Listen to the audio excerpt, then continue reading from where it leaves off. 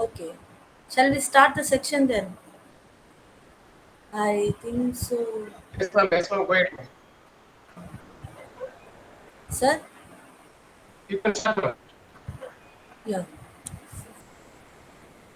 So, yesterday, as I was saying about the consumer behavior, uh, we will proceed with the further theories. Hmm? Yesterday, I explained the concept of consumer and customer. Can anyone answer that question? What? Who is a consumer? And who is the customer?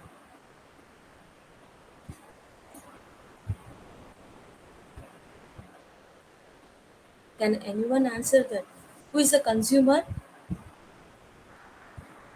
Consumer is who buy a product for personal consumption. Super. And customer? Customer buy a product and sell it to others. Okay. That's the So I believe that you know the concept now. We will start the behavior of consumer. Uh, I will show you the. I will present now.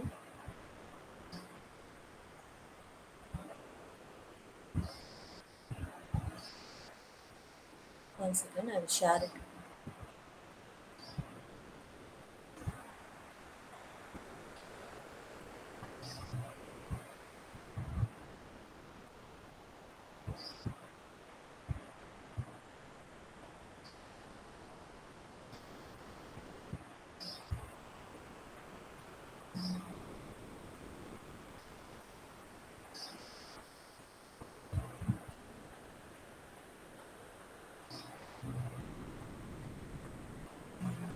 Okay. I will. I cannot share it. I have some problem, technical issue. I think. Okay, I will start proceedings. Okay, they are consumer are involved in types of involvement.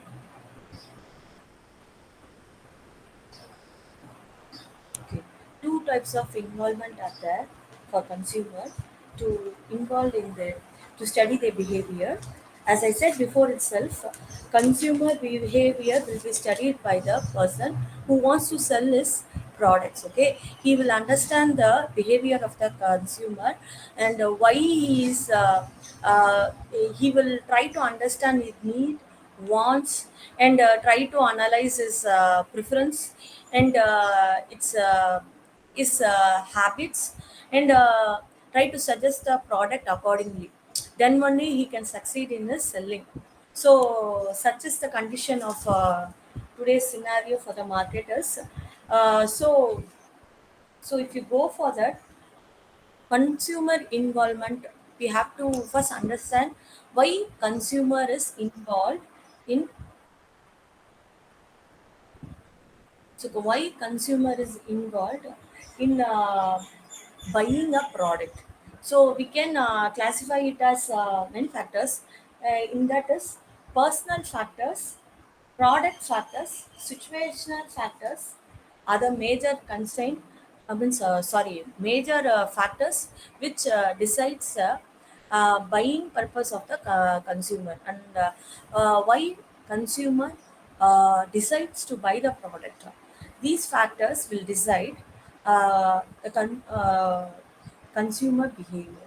Okay, so the personal factor being he will have some mindset, like what he prefers to buy, product how it should be, in the product presentation. Some people give preference to the product outlook.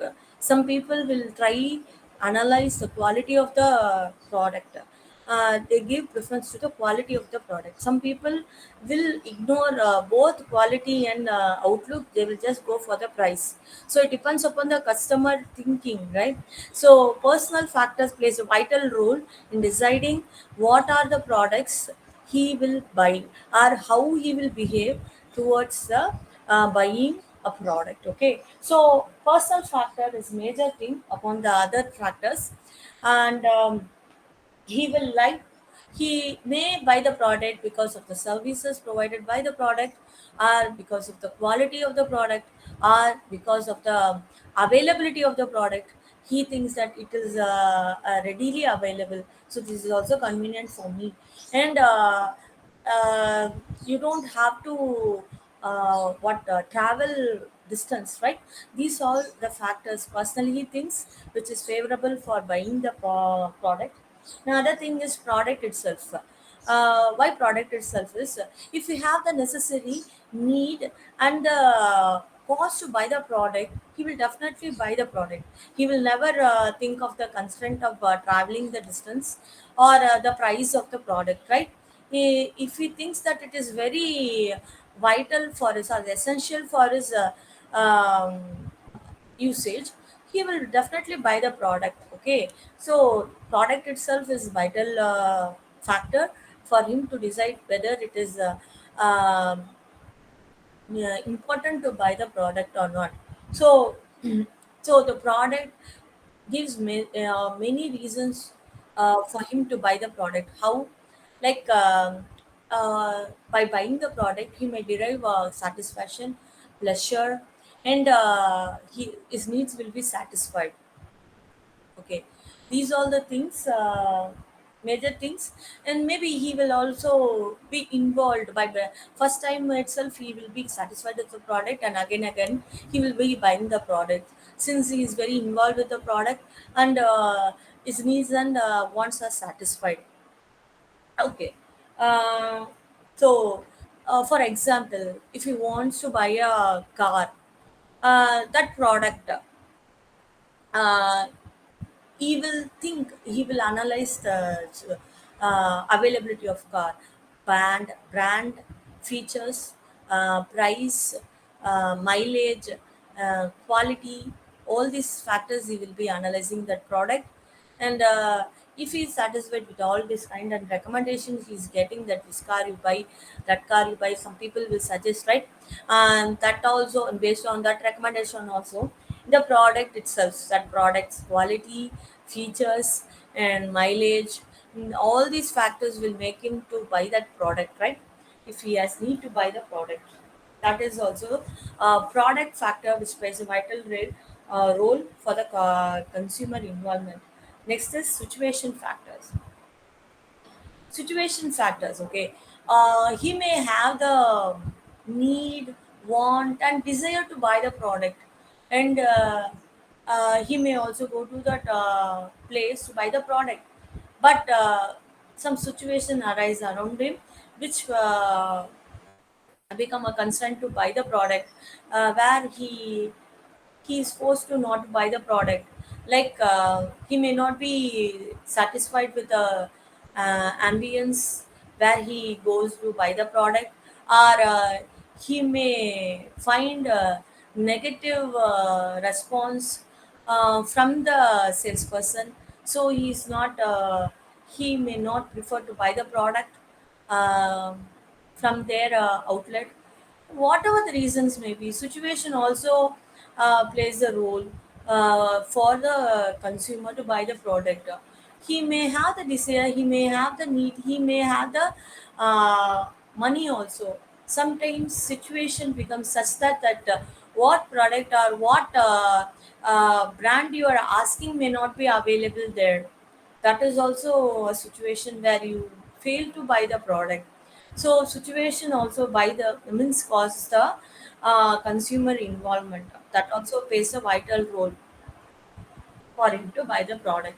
So these all play the vital role for the consumer to get involved. So causes for consumer involvement is personal factor, product factor, and situation factors. These all decide the involvement which consumer have with the product. Now, what are the types of involvement consumer have? Two types of involvement is that a situation and enduring. Situation, like if you situation something, uh, a scenario where you, suppose if you go to a mall, to buy you don't have any particular intention to buy a product or any type of product. You just feel bored and go to mall to spend some window shopping, time to window shopping only. You go to the mall and go to and visit various outlets to see, just to have the enjoyment of visiting stores and enjoy the and pass the time. That's what your intention, and go to the mall.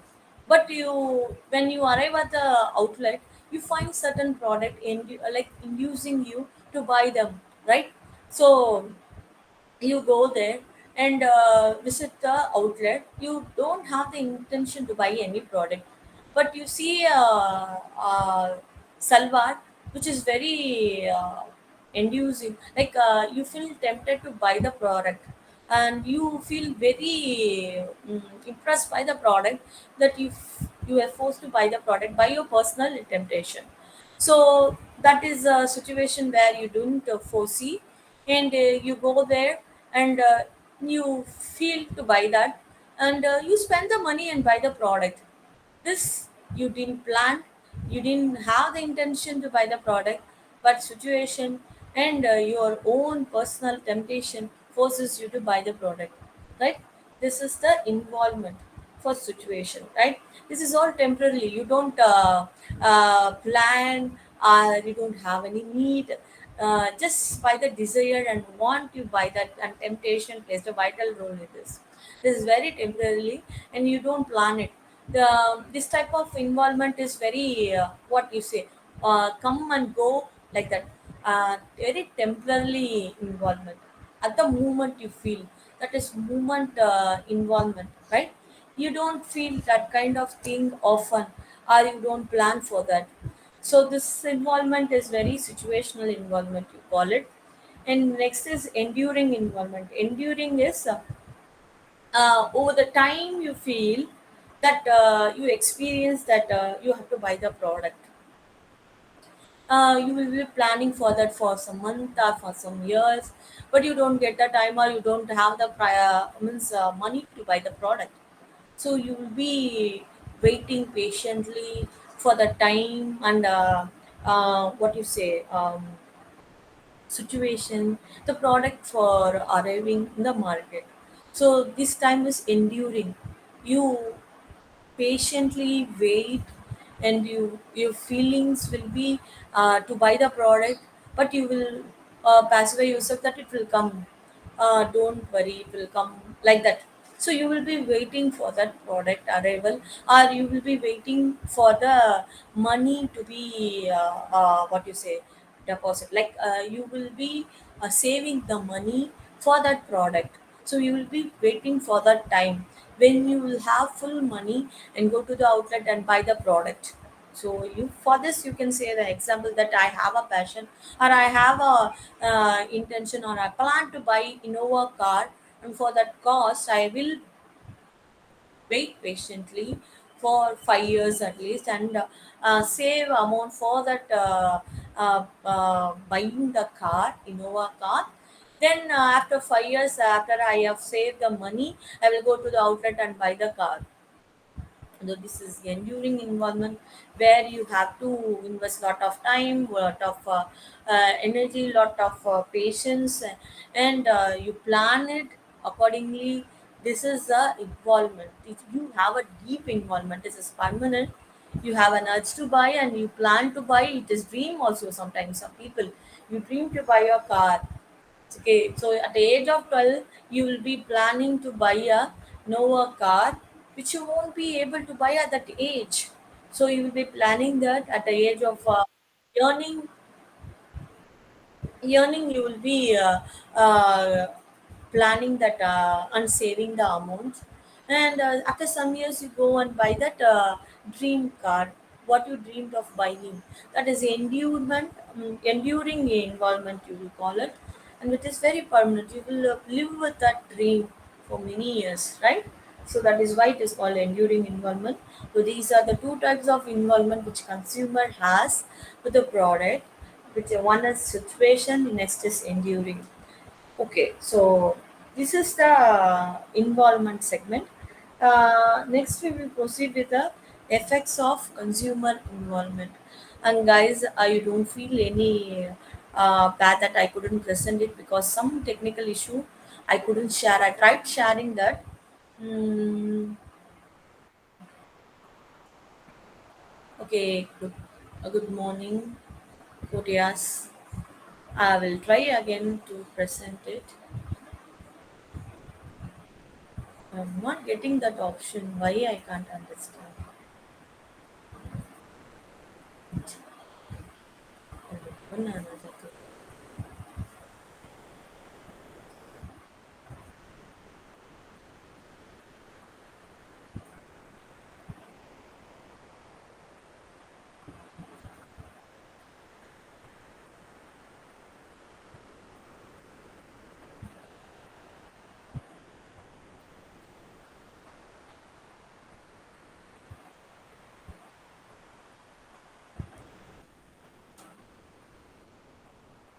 One second, guys. I'll be opening that window. Please wait.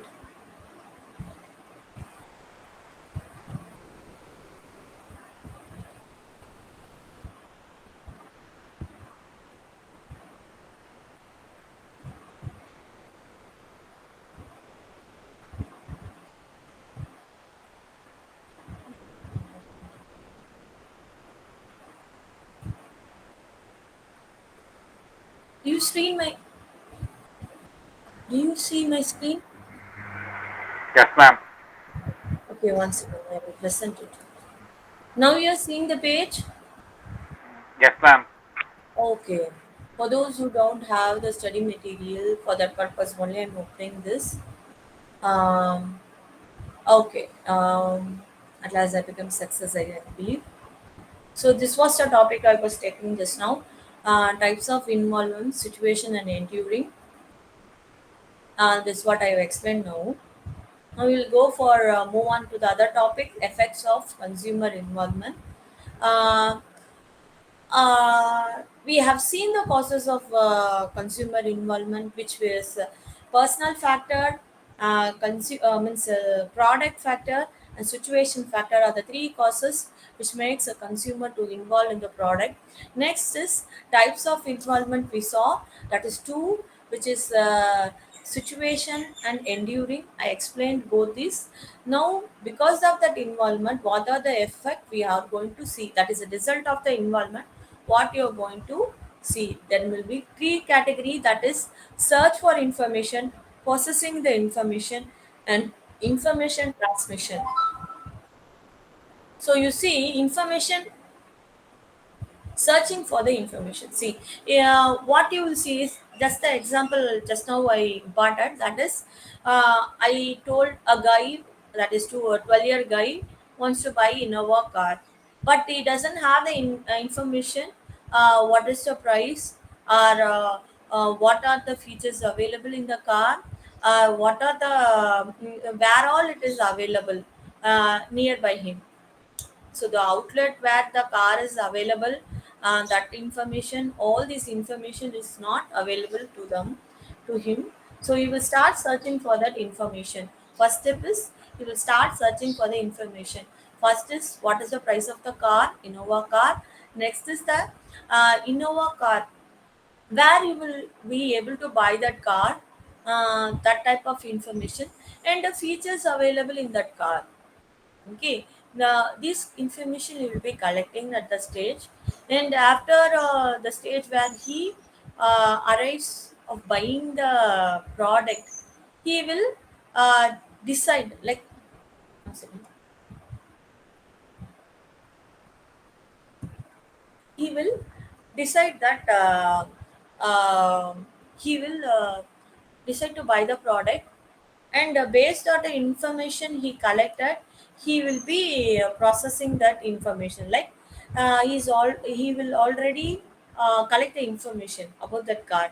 Then he will start processing the information, and he will start go to that outlet. He will already decide that outlet, here he will buy the car, and he will started saving the money, and taking the money he will go to the outlet and buy the car.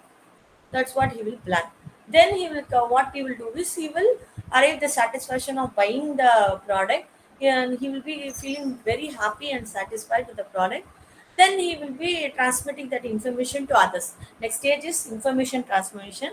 That is, he will transmit the information to others, that what all he did, how he collected the information, how he achieved to collect, means save the money, and buy the, how he bought the car, and how now he is arrived the satisfaction of driving the car, and how he is feeling. Like this type of information will be transmitting to others also, to his relative, to his friends, to whoever or to whomever he is coming to contact with.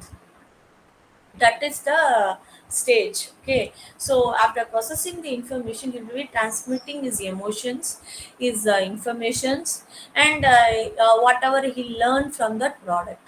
That is what transmission of information is called.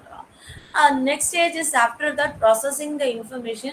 In there itself, there are three type of processing is that. That is depth of comprehension, extent of cognitive elaboration, and extent of emotional arousal. That information. So, while searching the information, he will collect the information and save somewhere in his brain or in his system and for phone. He will collect the information. Next thing is he will try to understand whether it is feasibility for him to buy the product. That was processing stage, right? Processing information. How he does that? He will understand the information which he collected.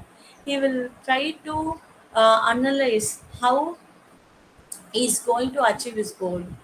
Goal is to buy the Innova car, right? Now he has already collected basic information. He will start saving the money. That is also a thing. Then he will understand the depth of collected information. So he will understand the feature of the car, and he will understand the price of the car. He will understand where it is available, where are all it is available. Now he will try to process the information, and there is not only one outlet where the Innova car will be available. He will be searching, he will be seeing what are all the outlet available. Then he will decide only one outlet which is very convenient to him, which is very nearby to him. So this is the depth of the comprehension. Depth of the comprehension is that understanding ability of the information he has collected. That is the depth of the comprehension. Then the extent of cognitive collaboration is he will collaborate the extent of his understanding with the choices available to him. That is was the extent of cognitive elaboration. That is deep understanding make him to analyze the choices available for him about the product. Then he will present himself. What happens if I go to this outlet and supportive argument and that is counter argument. What are the plus points and what are the minus point? He will analyze himself. If there is more plus point he's getting, then he will decide that outlet. If he is getting more negative, that is a counter argument against that outlet, he will refuse to go. That is, he will neglect that outlet. That way, he will be choosing a appropriate outlet to buy the product. Okay. Next one is in. I'm sorry, I've too jumped up. Okay. So extent of cognitive elaboration, extent of emotional arousal. Emotional arousal is feelings, your involvement towards product. That is what they're trying to convey in this segment. That is, after searching for the information, after processing it, we have shown that like cognitive elaboration and the extent of understanding. You first have to understand. You have to get the information you are collected, and uh, understand the meaning of what you are collected. Then you have to analyze the product, means choices available for you. Then you have to arrive to a conclusion, this is better for us, we don't have any negative thing, like that you have to arrive to a conclusion. Then you will go for a emotional involvement, where there are levels of emotional involvement, that is highly involved consumer or less involved consumer. That is what you will get. Some consumer will be highly satisfied with the analyzes, and he will be highly, this is the outlet we are going to buy the product, this is the outlet, he will decide it, that's all. No, he doesn't listen for anyone to change his choices. Okay, so he will be highly involved with that, he will plan the date, he will just waiting for the date and go to the outlet and buy the product immediately without any further output.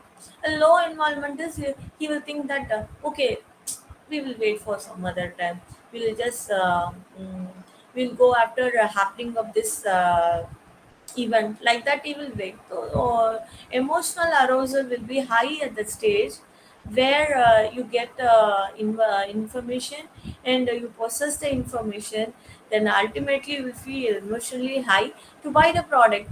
That is the next stage, right? So you will be inclined to buy the product when you will be waiting for the time. Okay, we are ready for buying the product, and when we are going, you will be excited over that. That is the level of commitment for that. So the next stage is, that is emotional arousal. The next stage is information transmission. Information transmission is whatever information you are getting, whatever you feel about the product, and whatever satisfaction you arrived after the buying the product, you will be inclining to communicate to other, that word of mouth of communication you say that. So you will be transmitting that information to your relative, your close kid, your friends, your to the person whoever you come to contact with. So that is what it is. Here they are given a example of Onida TV. So, I want to buy the TV, Onida TV. You will collect the information about the quality, features, price, and outlet. In which outlet Onida TV availability is less cost, and wherever the what you say offer is there, like that you will get the information and go to that outlet where there is cheaper than other outlet that Onida TV is available. Okay, there in that outlet you go and buy the TV, and say that you tell to others that in this outlet Onida TV is very cheap than compared to other outlet. Like that you will transmit a word of mouth information transmission. You will tend to tell others that this outlet is very um, you get very cheaper product. See, I bought a Onida TV there compared to other outlet. This outlet is very cheap. Same product, other outlet they are at least 1,500 rupees difference. You will communicate to others and transmit the information to others. That is the stage information transmission arrives, right? So this is the stages where you mm, first search for the information, then process the information, then information transmission happens. That is the effects of consumer involvement topic, right? Then this stage, uh, guys, do you understand till now? Do you have any doubt? You don't understand any part? You can ask me now itself. Guys, do you hear me? Is anyone there? Hello? Hello. Okay. Do you hear what I am able to communicate to you? Hello? Yes, ma'am. Do you understand till now what I took? Yes, ma'am. Yes, ma'am. Shall we proceed to Understand, the ma'am. next topic? Yes, ma'am. Okay. Models of But a consume. little, madam, please Yeah. shortly explain the processing information and Oh, that you have doubt over effects of. there. Yes. Okay, processing information. I will go to the topic then. Processing information, depth of comprehension, extent of cognitive elaboration, and extent of emotional arousal. Right? These are the three factors means processing information has. First one is depth of information.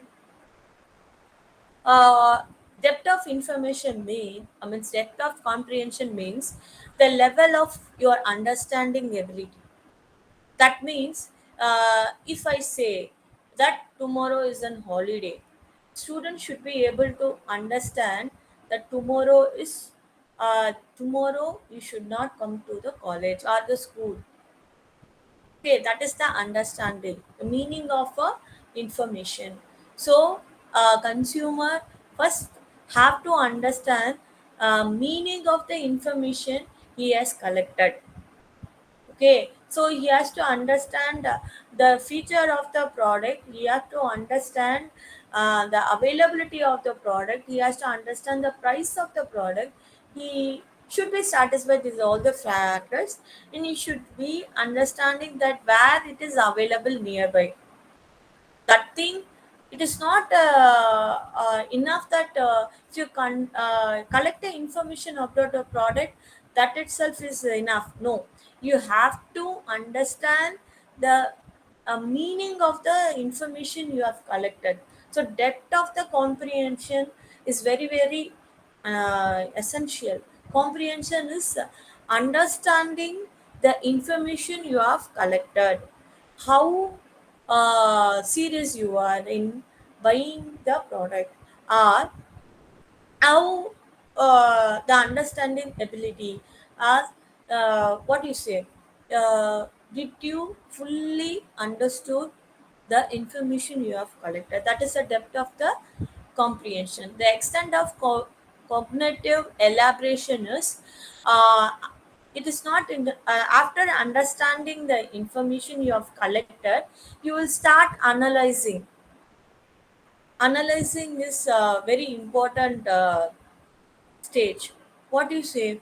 Like after understanding deeply, you will you will you will debate yourself within yourself.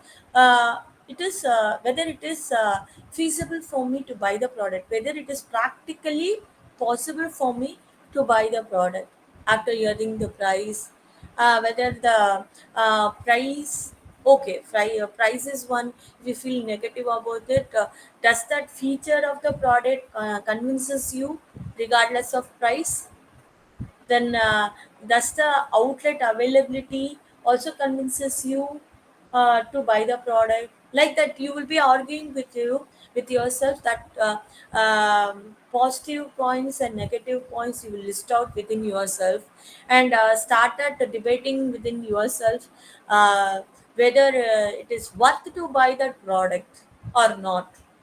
So you will be debating yourself, pros and cons about the products. You will be analyzing with that collected information and understanding. After understanding the information, you will be debating yourself about the pros and cons of the product. You will be analyzing yourself and decide. Okay, there are more pros available than cons. That is more. Positive factors are present in that product than negative things. Even though at some features or some aspect I may feel no, that is not possible for me. After studying the whole thing, I feel comfortable. Okay, it is worth to pay the price for the product. You will arrive to that conclusion. That is what extent of cognitive elaboration. Debating with it yourself whether you have to buy the product or not. So you will be analyzing yourself the positive and negative of the product. Then you will come to a conclusion of buying the product. The next thing is emotional involvement. After designing, okay, I feel comfort in buying the product. You attach your with that product emotionally. Your emotional involvement will be high towards buying the product. Okay, after collecting the information and understanding the information, you will be processing the information. Like you will be debating yourself whether to buy the product. You will analyze all the plus factor, advantages factor. Then you will be analyzing the disadvantages factor also. Then you will come to a conclusion. Okay, okay, I am satisfied with the product. Okay, this.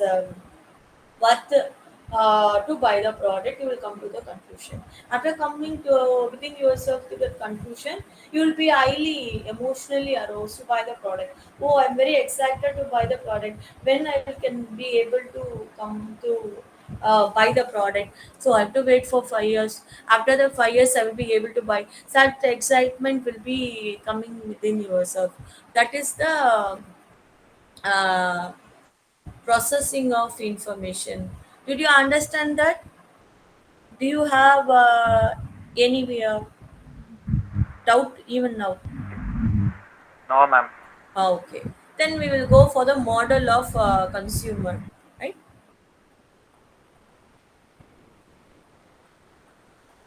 Yes, ma'am. Okay. Model of consumer involvement. For buying any product, the consumer have to involve himself, right? So if he is not involved, he will not be favored to buy the product. He will have to force, will be very lazy. He will just postpone the buying the product, right? Will buy after this, will not go there, like that he will be doing that. So to study that involvement, there are four models presented here. So I will show you the figure there. Then I will explain. See, this is the chart they have given. Uh, Four boxes are there.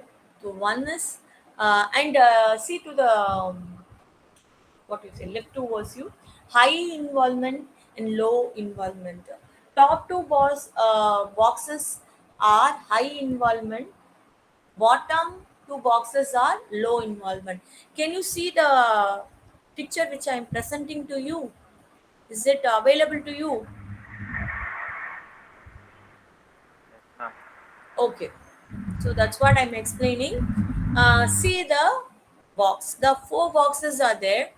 Top two boxes uh, is high involvement. Just present about the high involvement. They discuss about high involvement of the consumer, and bottom two boxes low involvement of consumer. That involves about the low involvement of the consumer. And top you see, top of the box you see thinking to feeling. So some people will decide by thinking only.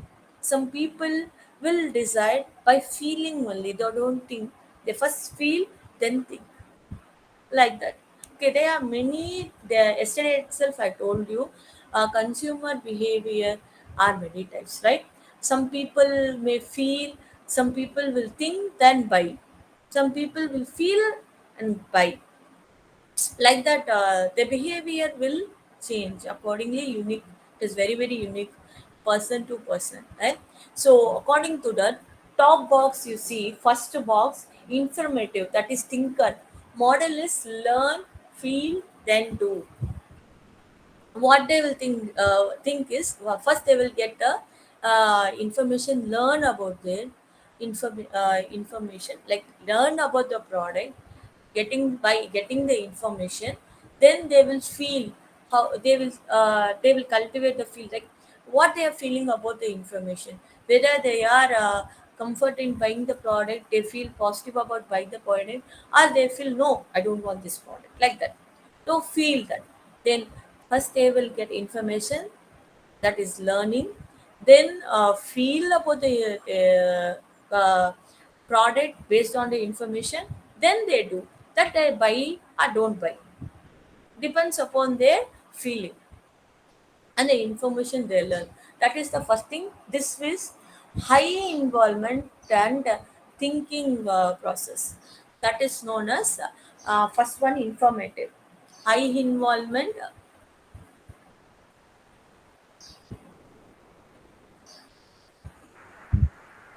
high involvement, high thinking. Yeah, that is what they think a lot. They think a lot. They get the first. If they want to buy the product, if they even if there is need there, they want is that desire is that they won't buy the product until they get the information about the product. They feel that they are comfortable with the information what they receive, then they will buy the product. That is what the first information is. That second one is effective. They will first feel, then learn about this, then do something about that. That means high involvement in the what you say, feeling about that. What is, they first see the product, they get impressed by the product. This is very good, I want to buy, like that they will feel. Then they will go near it, ask the salesperson, learn about the product, what is it, size of the product and price of the product, then whether it is suitable for them, or whether they can able to buy the product or not. They will learn about that, then they will buy the product. If the price is very high, you don't have the money, they won't buy. Then if the price is very low, they can afford to buy the product, then they will buy. That is the second thing, that is high involvement and feeling. They merge with the feeling, they will do the behave. That is the involvement get. Okay. Third one is habit formation. Habit formation is doer. What they will do is, um, this thing is a low involvement price.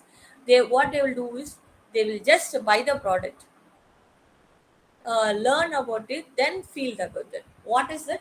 They will buy the product based on the situation, or based on the what you say, um pressure, or whatever it is. They may feel emotional pressure, or what uh, force by the outside, or for example, in your college they say that uh, buy what you say, book, this book, um, what is a stats book, for tomorrow class, they will say. Here you don't what you say, there is no point in feeling or learning or getting the information about it. You straightly go to that stationery shop or bookshop and buy the book, right? So you do it. First you will do it. Do, then learn about it. Okay, this outlet, uh, the product is available was very high or low, like that you will learn. Then you will feel, oh, I did a mistake. Instead of buying this product here, you would have buy that there itself. Okay, what is the use now? You bought this, like that they will be. That is a low involvement behavior, and thinking after it is, thinking comes after doing. This is what habit formation. Sorry, habit formation, you will have the daily regular process, right? You go say, classic example will be buying a milk. uh, some people will be drinking coffee daily, right? So what is essential, milk is essential, they will be buying this milk. So they won't think about, they will won't be getting information or thinking whether you have to buy the milk or not, like that they won't be thinking. They will just go to the shop, buy the milk, then come to home and feel that, okay, you are satisfied. That is habit formation. This stage is habit formation.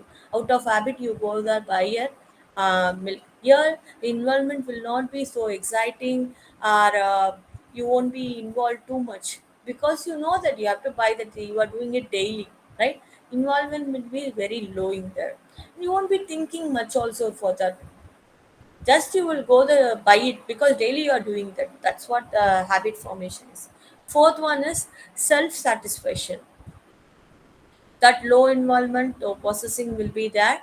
Here is also, first you will buy that, then feel, then learn. After buying, you will feel it, then only you will learn. That is the change here. Here it is low involvement and low feeling. Here, self satisfaction reactor is major, plays a major role. See, First column is high involvement, high thinking. Second is high involvement, high feeling. Third one is low involvement, low feeling. The buying the milk is not you don't feel anything. You just do it. Just doing everyday time. Like that is why low feeling. Next one is low involvement, low thinking. You won't be thinking about much, like buying a pencil or buying a pen. You won't be thinking about much. You need it, you go and buy it. So there the excitement will not be much. Involvement is also not be much. You will be just okay, you have to buy, that's all. Low involvement, low thinking, that's what the image depicts about that. Did you understand the model of consumer involvement? You have any query in that? So first one, information, high involvement, high thinking. Second one, effective, high involvement, high feeling. Third one is habit formation, low involvement, low thinking. Fourth one is self-satisfaction, low involvement, low feeling. Did you understand that? Yes, ma'am. You have any doubt in that? No, I think no. No. Okay. Then we will proceed with the next process. Level of message processing model. So, okay. That means what is uh, the information you are getting about the product, you will be assessing, like debating yourself, as I said before itself. Consumer involvement tends them to process the messages. Okay. So what you say is, first you pay attention, then you focus product, full focus will be projected. Then you will understand about the product, what is you are feeling, what is the information available about the product. Are you satisfied with both seeing the product and feeling the product? Then that then you will think, started collaborating with, elaborate with yourself, like okay, you justify yourself of buying the product. So these type of thing will be good. Pre-attention is just, you will be like window shopping, you will say, right? Just you will be seeing, visiting the product. Your eyes will be grasping the product, but you won't be feeling anything. You won't be focusing on that. You won't be thinking much about that. Okay, but next stage is focal attention. Here, the focus of the product is 100%. You will be involved. Then, after focus attention, comprehension. Comprehension part will be coming. Comprehension, as I have already explained, understanding the product. Like you go to the shopping zone, go to an outlet by window shopping. You will just thinking, like you will be passing through your eyes. Okay, this type of product is available. Like that, you will be thinking. Okay, after seeing one particular kurta, you will be turning your returning your attention fully, wholly. Okay, that is focal attention. Okay, your whole concentration will be turned towards that product. Okay, then you will be starting going go near to that product, and by touching that, feeling that product, you will be your brain will be processing like whether to buy the product, the quality of the product, price of the product. You will be feeling the product in your hand, and seeing the price, you will be feeling that you will understand the information, like price of the product, quality of the product, size of the product. Like that, you will be processing in your brain. That is comprehension, understanding the product, that is information about the product. Then elaboration, between yourself you will be seeing the price, the size, and the colors, and quality. You will be debating yourself whether to buy the product or not. Like that, you will be elaborating. Then, after coming to the conclusion that you are satisfied with the price, color, size, and quality, you decide to buy the product. That what is the level of message processing model. Okay, then you will buy the attitude of buying the product. That's what that is thing. Okay, next one is um, process versus brand involvement. Okay, so this is the process of buying a product. Next thing is you will debate. Some people what they will do is they will be very brand oriented buying products. Okay, some people will be thinking I will buy a product when it is only brand. That type of mindset will be there. Okay, uh, that is brand involvement. Okay, for example, if I want to buy the sports shoe, means I won't be ready to buy that product unless it is the Adidas brand. Like that, they will have a mindset. Okay, they feel that brand gives them comfort. That the brand has quality, endurance. That brand is very status oriented. If I say that I bought Adidas shoes, means I feel proud about expressing that buying particular brand. All these factors plays the role in brand involvement. Okay, product involvement is you don't um, uh, you don't have any idea about the brand, or you don't have feel that you should buy only brand product. If the product you are satisfied with the price, quality, and presentation, you buy the product. That's what it is. In this segment we are going to see uh, product and brand involvement. What are the differences between the two? Okay, so just now I have explained about the product involvement or brand involvement. For me, in product involvement, for me, brand is not a criteria for me.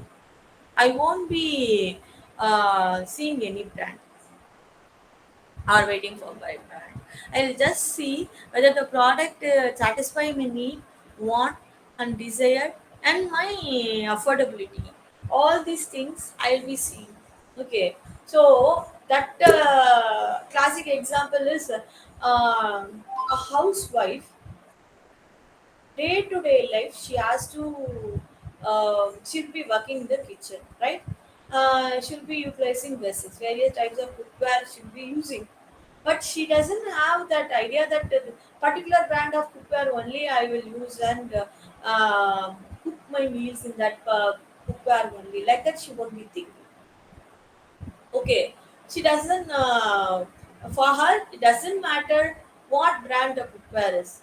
She will just think the endurance, the quality, the comfort, the affordability, and the comfort zone where she will be satisfied only when she's be able to cook the meals in her style and in her comfort zone. That is what that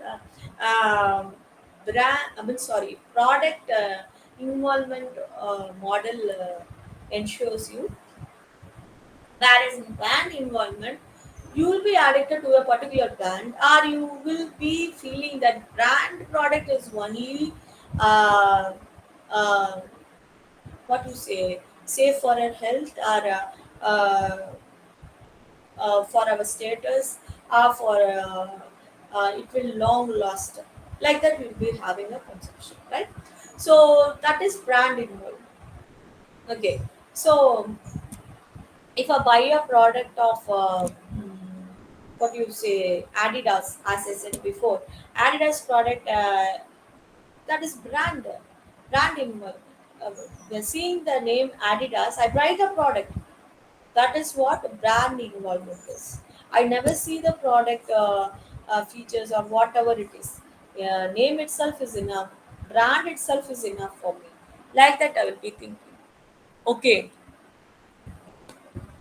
So that is the brand involvement. Okay, then brand loyal.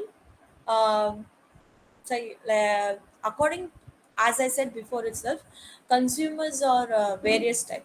Their involvement will be various. That what we were seeing in previous modeling, consumer involvement model itself. There are four segment was there like that. Many type of consumer will be there. Accordingly, four categories has been prescribed. Brand loyal. Yesterday itself, I discussed about this brand loyal. Again, they will be buying that particular brand only. They will never switch over to other brand. Whenever they want to buy the product, they will go like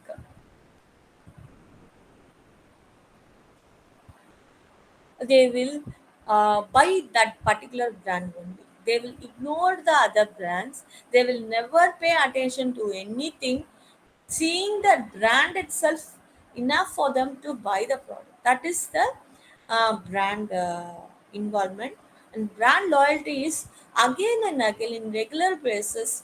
If you need a product, they will buy that brand product only. They will never go to other brand products. For example, uh, given cigarette smoker or paper readers. Okay, for buy Hindu paper and read that, I will just buy Hindu paper daily.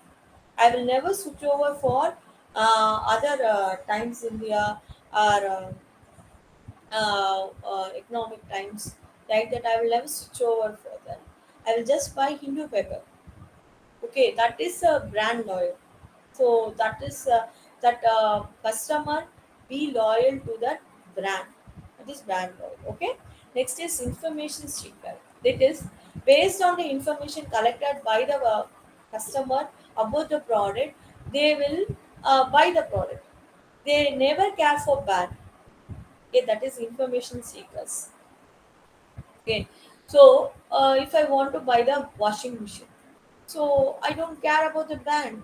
I will just go to the outlet. I will see the features and the price and the uh, quality in the previous feedbacks. Then I will buy the product. Okay, that is what here brands doesn't plays a role. Okay, one time I will buy the Whirlpool washing machine. After the term and period, if I'm not satisfied with that, I will not buy the brand. I will buy IFB brand washing machine. Like that, for me, brand doesn't matters.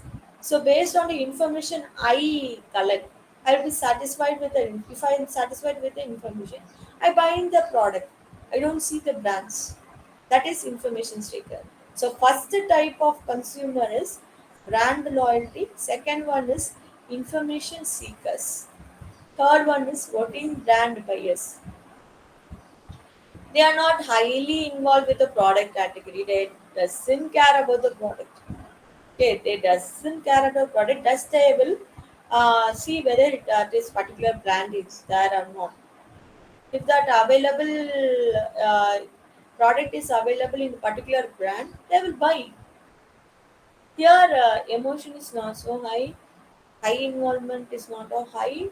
They will just they are just simply tied to the brand. Okay, product category they are not attached at all. They are attached to the brand. So in product category, they have low involvement, emotional involvement, whereas for brand, they have high emotional involvement. That is what you say. So for that example, you will say a particular type of soap. Okay, hammam soap. I have been using it for 20 years. Okay, I'm satisfied with that. I will be buying that product again and again. Okay, that is routine brand buyers. Okay, brand switching. This is after trying out a brand, I'm not satisfied with that. I will be switching my brand. This is a example. Classic example will be stationery items or fashion products. Okay, after buying a lipstick in maybe Maybelline, I'm not satisfied with that. Maybelline brand, I was highly satisfied previously, or I was planning to buy Maybelline brand product, so I bought a lipstick on that brand. But after buying and using it, I was not satisfied by that. So I switch over that. I will switch over the brand itself. So I will go for some other lipstick brand. Uh, that is brand switching. Okay, that is brand switching. So this is the types of here hence the types of consumers. The four types of consumer: brand loyalty, information seeker, royal, routine brand buyers, brand switching. All these are the types of consumers will be available for the types of like buying the product. So some may give preference to brand. They'll be loyal to the brand. Come what may, they won't switch the brand. Some will be addicted to the information. Based on the information, they will be buying the product. They are never care about the brand. They just buy the product if you feel comfortable with the information they are collected. That is the second type. Third type is routine brand buyer. They will be routinely buying a particular brand of thing. They won't switch for any reason. Uh, that was I gave soap as an example. Next is brand switching. So, after I have a mindset of buying the product brand, particular brand, I bought it, but I'm not satisfied with that brand, so I'm switching the brand. That is also the fourth type of consumer. Okay, till now, did you understand the information which I've imported? Any doubt or query about it? You can ask.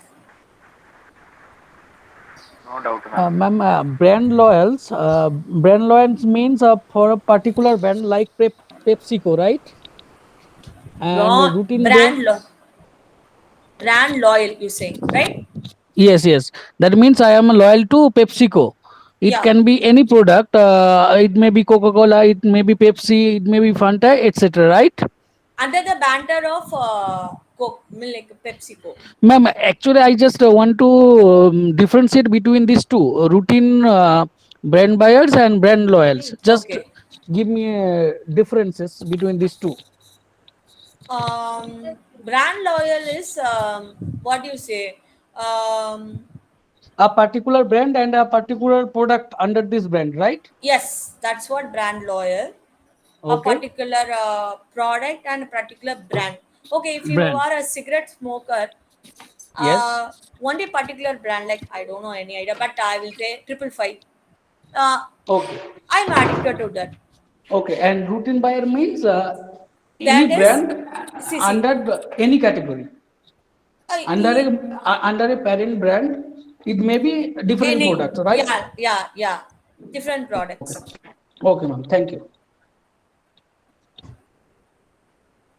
Anything, anyone else has any doubt?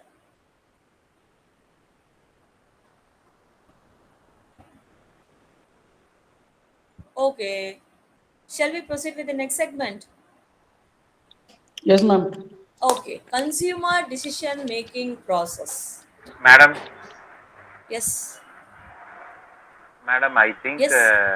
the next professor will waiting for you, mankind.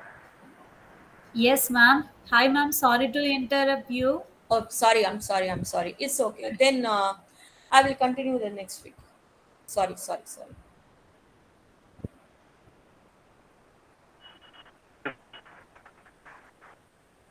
Okay, guys, we will meet next week. Thank you. Thank Thank you, you. ma'am. Good morning, ma'am. Good morning. Thank you, Daniel.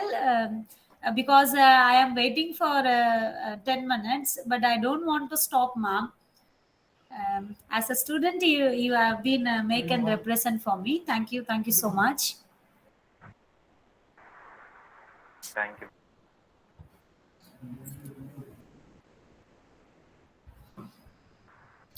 Yeah. Now can be discussed about the subject which have been discussed in a previous class, a management control system. Let me share the slide. I have been taken the slide because I am using my lab here. Management control system.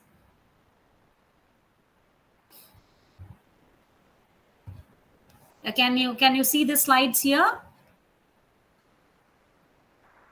Yes, ma'am. Whether the slide is moving?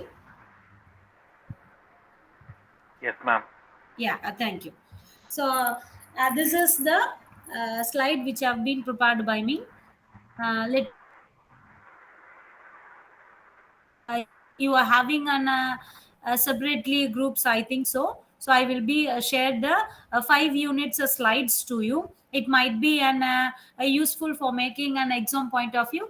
This content will be helpful for you to making an exams, for preparing for an exams. So these information has been discussed in a previous class, management control system, and then a purpose of a management control, nature, and then I think even we have been discussed about elements of a control system. I think so. We have been discussed the 4 elements: controller, amplifier, actor, and then feedbacker. So the new management control system, which is making 4 elements of a control. This might be an first concept in paradigms of a management control system is elements control system. So the basic 4 elements is that controller, amplifier, and then actuator, and then feedback. So these 4 concept is making a elements of a control system. So the controller, which is the second process, while we are making an input. After a input, we are making a controller. So the controller is Madam. that to making, yes. Madam, but yesterday you told like detector, assessor, effector, and communication expert. So this is right. Yeah, sorry. That's why I thought we didn't be discussed. So we shall be moved to the next slide. Organizational structure. So the organizational structure is that the responsibility and the different functions and the process of making full entities or full department, and also we can say as work groups in a single people. So the organization structure is the important sector for an organization to know what work is going to do and how it is going to do. It is that a basic defines how the activities will be allocated, and how the task is allocated, and the coordination and the supervision which has been directed towards the achievement of organization. So the organizational structure is that allocation of a work, and then a direction towards the achievement. That is the organizational structure. Who is going to assign the work and who is going to do the work. So the structure might be different in any other industries, but we are having most probably 7 structures, or we can have most probably 4 structures also. But now we are going to discuss about the 7 structure of a organizational structure. The first one is an hierarchical structure. So most probably the industries were framing this type of structure, that is the top level to bottom level. Any other duties or responsibilities will be allocated by the top level to the bottom level. For example, the CEO will be directed any other information to managing director, and managing director to HR, I mean managers, any other branch managers, and then manager to supervisor, and supervisor to employer. So this is the order we are receiving the task by making an hierarchical structure. So this is the structure most probably followed most of the industries. So it will be an effective structure. it can be the decisions and the task will be only authorized by the top level. So the task will be followed to the lower levels. And then next one is a horizontal or a flat organizational structure. So this structure is suitable for small scale industries, and it is at least a level of, most probably the middle management will be discussed to the employers or the staff to making a touch. So they won't be discussed any at the top level, so they will be discussed to the middle person, and the middle person will be touched with the other staff. And also it is mostly used by the startup or small business, only by making a startup for a small business. And also it cannot be used for growing to a new industries or growing for an higher industries. Only it is a small scale businesses. So the intermediate or the middle management will be discuss the process and what to do and how to do the works here. They will be given the task by a middleman. That is an horizontal or flat organizational structure. And then a matrix organizational structure. So this structure and this type of instructions we can also say as an cross functional or a team functional process. It is that if we are making a different project managed by the supervisor, the project team leader will be given instruction, and the team leaders will be lead their members. So it might be the form of a multiple chain of command. So it never being a single command. It will be reached to the multiple command. For example, we have been seeing the chart here: project A and project B and project C. So the information will be given to a team leader, and the team leader will be discussed to the team members. That is a matrix organizational structure. And then a functional structure. So the functional structure is that the organization will be divided into smaller department. So the small department will be operate their works. So the department will be given each manager and each workers will have their responsibilities, and they need to report to their departments. So it will be divided in a small departments. So the small departments will organize their work, and they will be report to the managers what is the work has been done here. So for example, this chart has been a project coordination. So the work is done for a project coordination. For that purpose, they are having an R&D, finance, and marketing. So these are three members will be discussed, and then report to the general manager.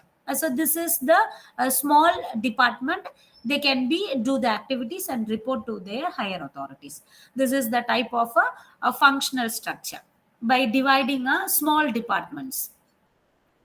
And then by making a divisional organizational structure.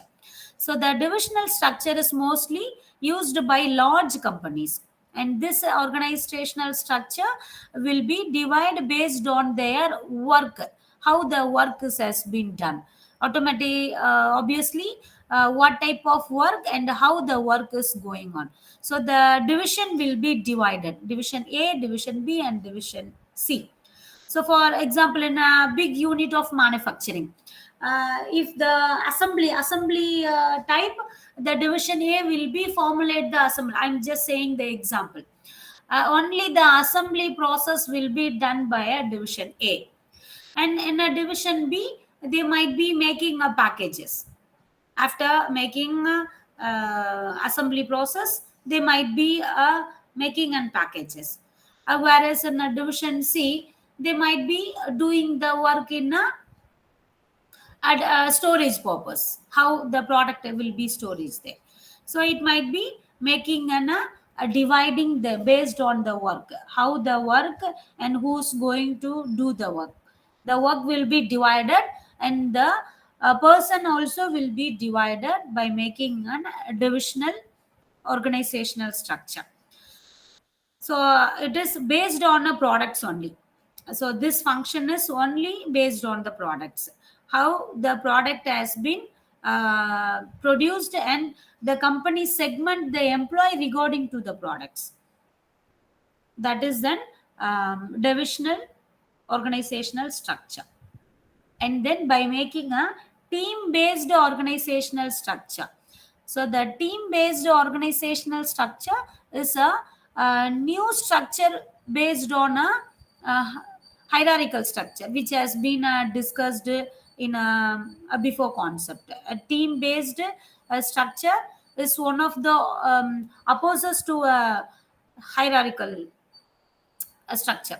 So the team based is nothing but the several team will be work together for a common goal, for performing a specified task. So they encourages their structure and allowing organizational more flexibility for their professionals. So they will have a small task with them itself. So based on their task, the team will be over here and the team members will be do the work, and then they will be report to the projects. So team based is that by making a several teams for a common goal for their performing. And that's all. That is the team based organizational structure. So these are all the structure of organizational. So I have for your convenient purpose I have made a slide here how the members has been discussed here. So if you are seeing in your notes, it will be visible for you because I have shared the slide, so it has been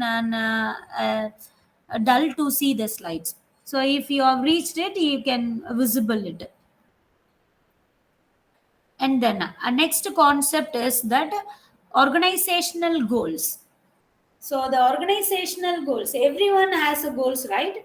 We will be make a target regarding a goals. So the goals has been discussed in a short term goal and then long term goal.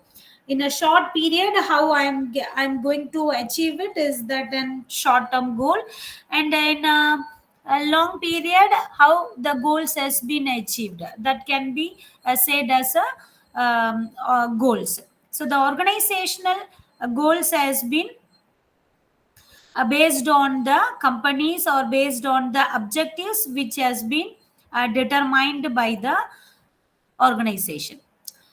So the basic strategic objective, and then the expectation of the outcomes, what will be the profit to the organization, that will be the goals of the organization.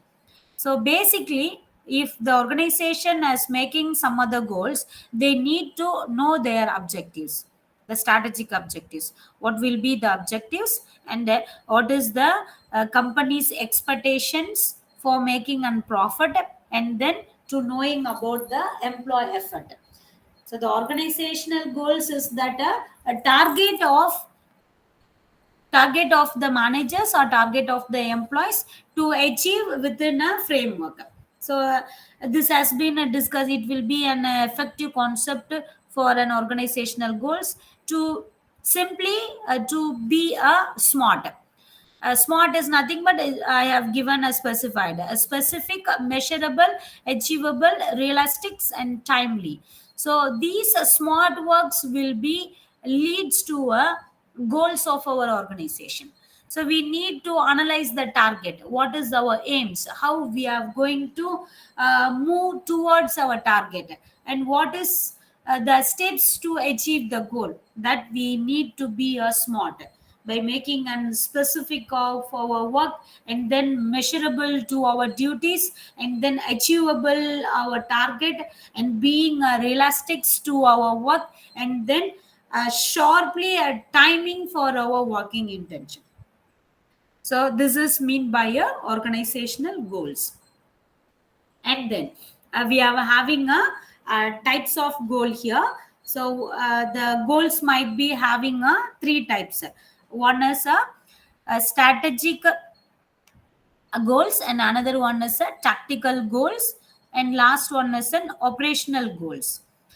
So the strategical goals is that to making an increasing of our revenue, and then by becoming a suitable, and then a growing of our company and reducing the production increasing the production and reducing the production cost.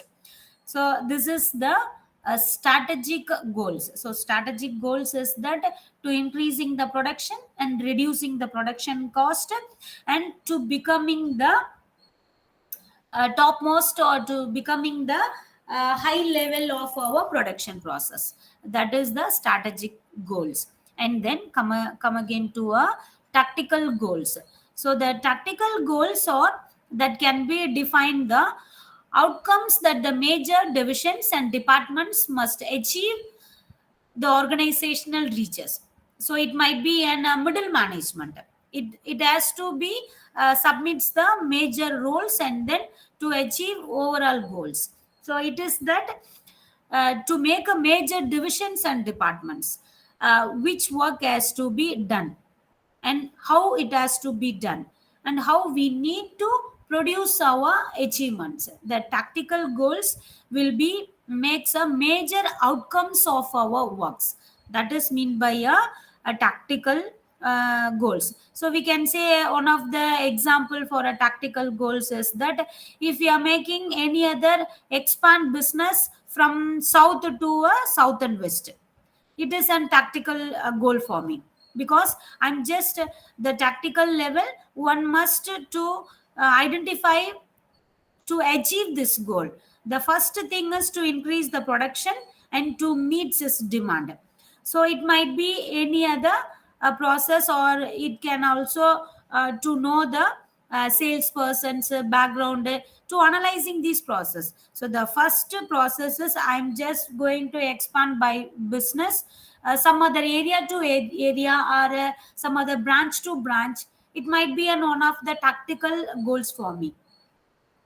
And then next concept is an operational goals. So the operational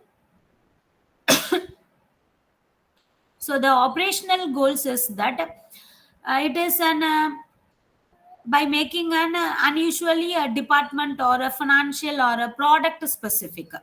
So these three concepts will be making an operational goals. So the basic concept is to knowing a product specific and to knowing the financial status and then to analyzing the department. For example, if the company strategic goal might be an improve to the customer service, offering by making an new products or offering an quality of products. So it might be an operational goals for me. I'm just defining my product, what will be the product and to what to attract the customer. That is an operational goals. So the operational goals will be a change in some times. It might be an duration of only 3 months, or it might be duration of a 6 month. So the operational goals will be even a day-to-day activities also can be changes, because in our challenges of our products, we are just knowing about a dynamic environment. We are not having an same taste and preference. We are just having an alternatives. We are the customer is moving to a new product and then moving to the old one itself. So they are making an variations to their product. So the operational goals might be an day-to-day goals, or even it may take 2 or 3 months or 1 years. So the operational goals will be changes. It cannot be remain the same. It has some dynamic changes to the goals what we need to expectations. So these are all the types of organizational goals. The first thing is to know the objectives and what we need to do it. And second tactical goal is to make a development of our organization.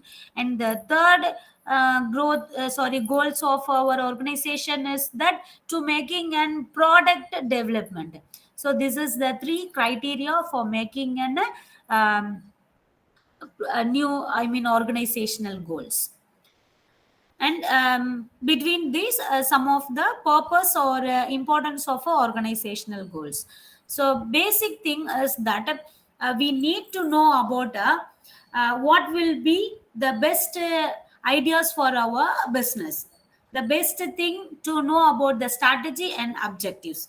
So what will be our objectives and what is the strategies of our business? So we need to analyze it. So based on the decision making, we need to analyze the objectives and then targets to our organization. So it might be give the goals. So whether if I'm not aware about our objectives, I don't know what purpose I'm going to start the business, then I couldn't fix the goals, I couldn't set the targets here.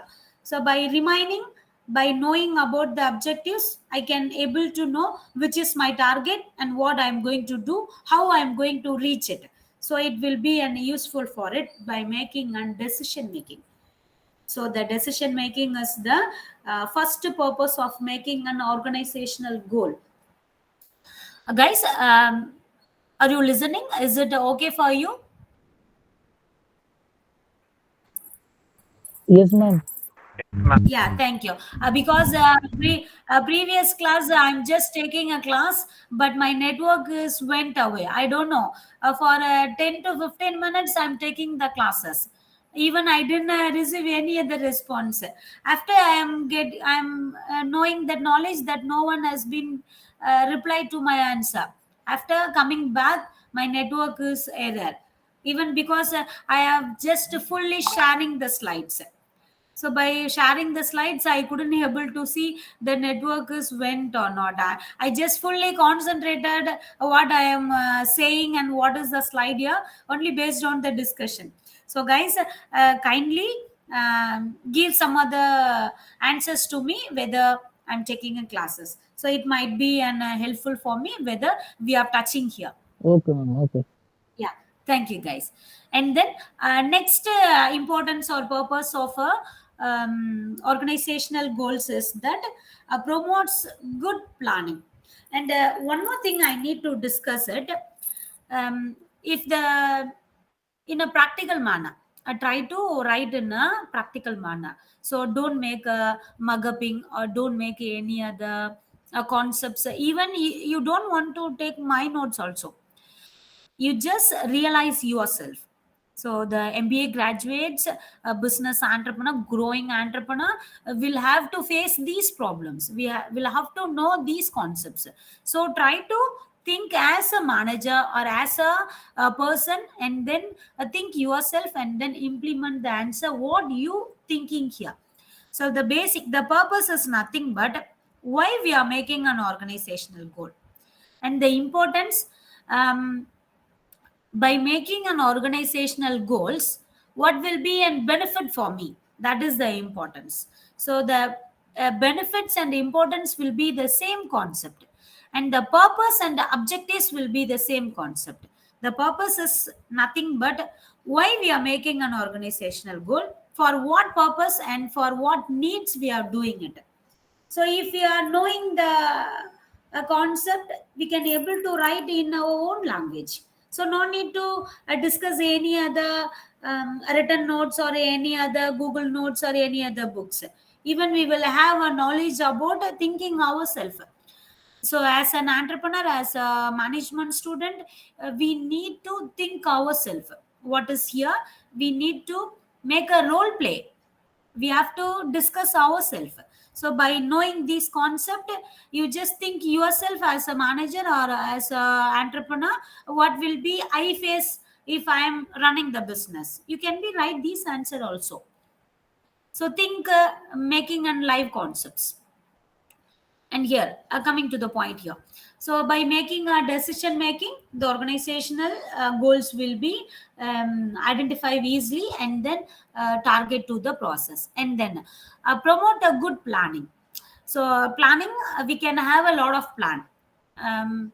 We are just collecting alternatives of plan, whether which will be an effective to our industries for making an organizational achievements. So we need to promote a good planning. The planning might be a future course of action, right? So what will be an best plan for me? So all the plan will not unsuitable for us.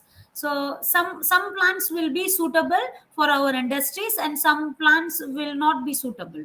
So we need to promote a good plan which will be suitable for us, so which will be leads to the achievement. So we need to promote a good planning. And then define a relationship. So the relationship is nothing but we need to get an employer and employee relationship. So the employer and employee, these two relationship has to be defined well and known. And the relationship between them has to be a good relationship. We need to identify by making a good relationship with the employer and the employee. They need to give the employee motivations and employee needs and employee engagements. So these process will be a benefit for an making a good relationship to the organization.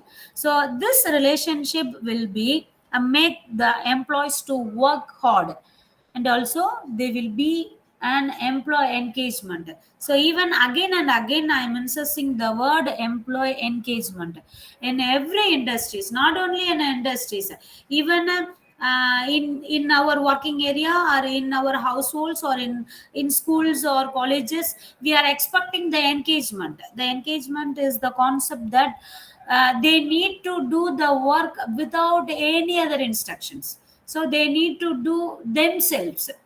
They the employees will not make to push them to work it with their own intention. They need to do it. So the organization will accept this process to do the work.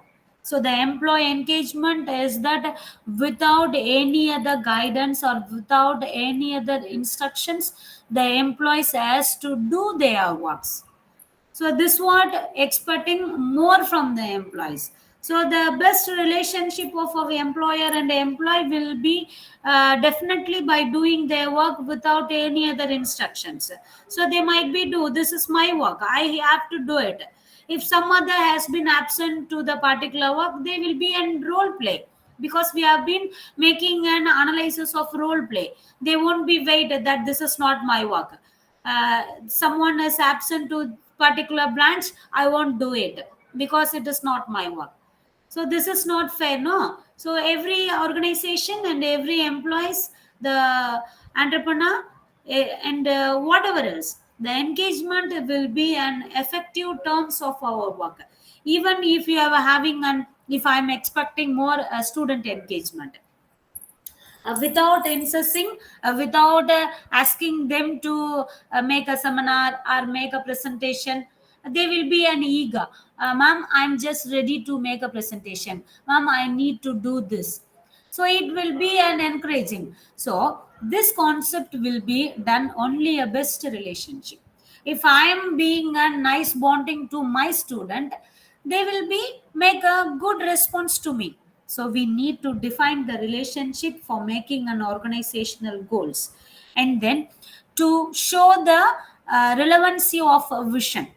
So the major concept, how we are making an vision, what the vision is going to make here, and how it has been generally achieved. So most probably we are having a concept of a mission and vision.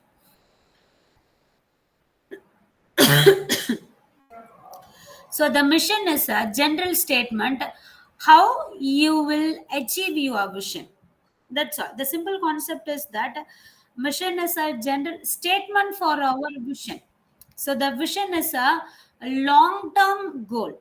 We are having a long-term goal. For long-term goal, what is the statement to achieve the long-term goal? For example, I'm just want to be an number one business a person in India, not in a world. I want to be a growing entrepreneur. I want to be a number one businessman in India. So that is my vision, right? So by knowing the vision, how I'm going to achieve it. So that is the mission statement. We need to know the statement how I need to achieve the vision. That is the mission. So we need to have a clear about a vision and mission. So vision is a long term achievement, and the work process what we are going to do for achievement of vision, that is the mission statement. So make a clear about a vision, mission, and also make a clear about strategies. So these three concepts will be repetitively in all the subjects in the management. We will have a what is meant by a mission, what is meant by a vision, and what is meant by a strategy. So it might be a process here. And the strategy is nothing but if I am framing any other statement for a mission, the statement has to be in a tactical, in it has to be a smart worker. The smart process will be reach the vision. The smart process, the word I'm using, the smart process, that is the strategy. So in between the work done by a mission and vision, what I am moving, how I am acting here, what is the process by making a smart to me, that is the strategy. So everyone has to know about the strategies for framing a mission to achieve the vision. That's all. So we are aware about a vision. And then to make a direction of evaluation and control. So we have been discussed the concept in previously, what is meant by evaluation and control. We have to make a previous current and previous process, and then measuring the work how it has been done. And then more important concept is that we are just making a motivation to the employees and then giving an importance to the motivation. If the employees motivation is here, we can easily achieve the organizational goal. The main purpose is a employees motivation. We need to make a employee motivation. By what purpose the employees will get unmotivated, whether it has they will be get an financial motivated or non-financial motivated. So how the employee will be motivated by having the sources. So we need to conclude about the financial and then non-financial motivated. So whereas the financial motivation, it is that directly given to the employee by having an money, by giving an incentives, directly a monetary. By non-financial, it has been an making an incentives by like giving a employee benefits, and then social events, emotional needs, and by making a psychological needs. So these needs will be make the employee satisfaction. So we just make an identify the employee motivation, and then give a priorities for a motivation. It might be make an organizational goal effective. And also the next major concept is a management function. So we have been in the last class we have been discussed about the management function. Do you remember about a management function? Anyone else, can you please say the what is the functions of a management?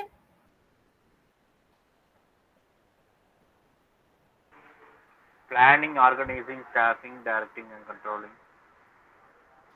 Yeah, very nice. Thank you.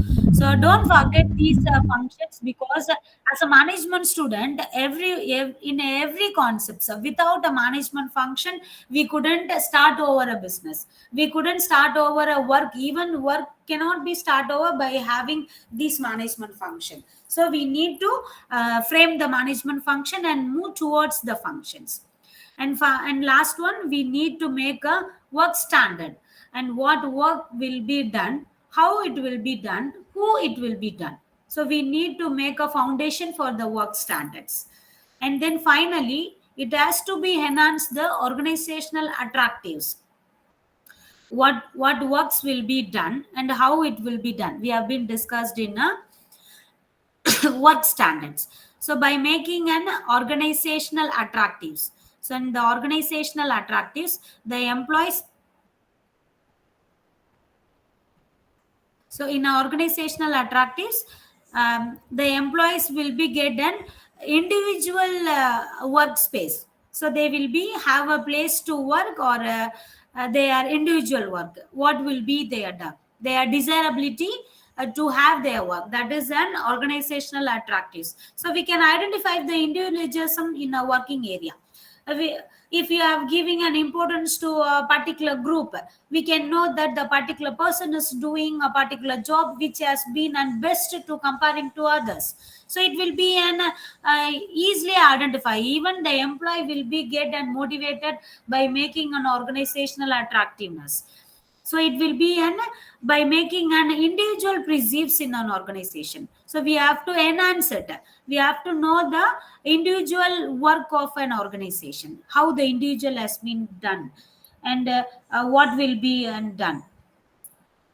This is the enhances of an organizational attractiveness. So these are all the importance of organizational goals. Is it clear? And then next concept, organizational climate.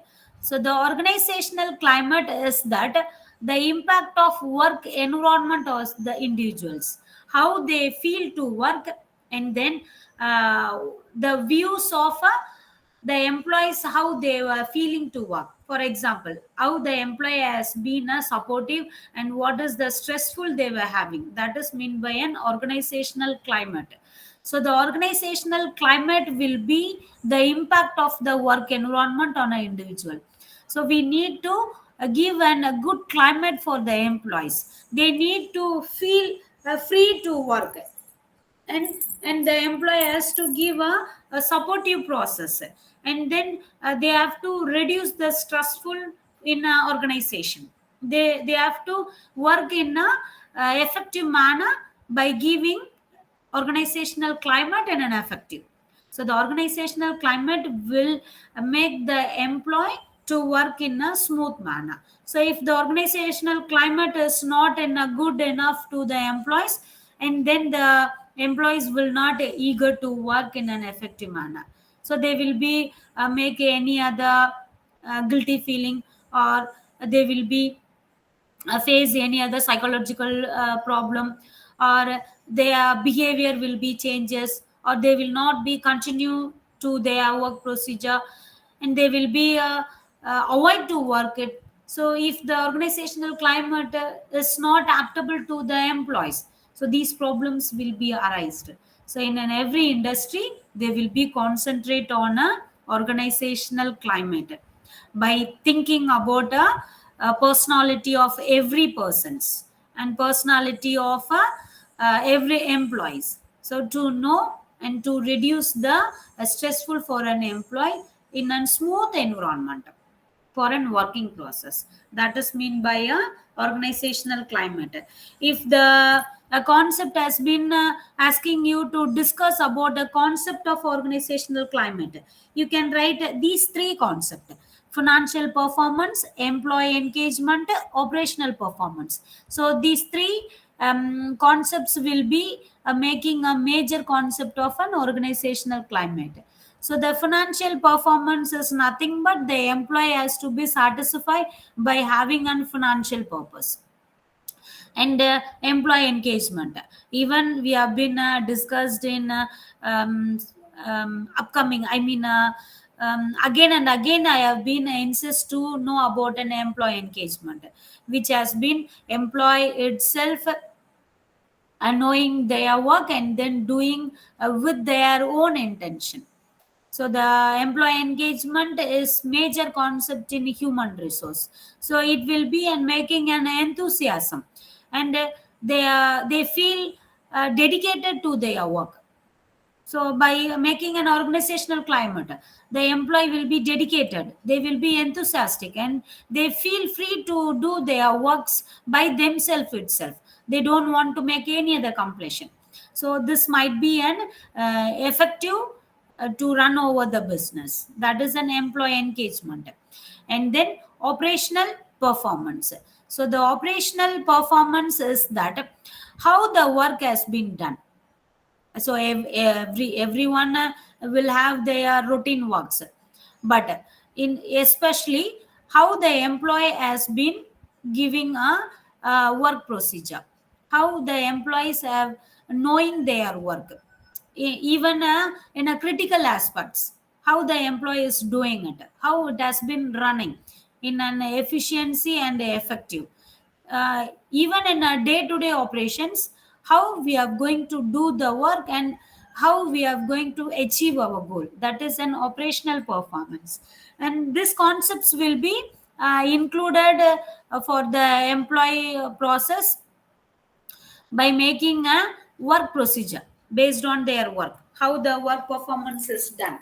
Even we can be have an comparison to the individuals, what type of work is done by the employees. So these three concepts will be an making an organizational climate.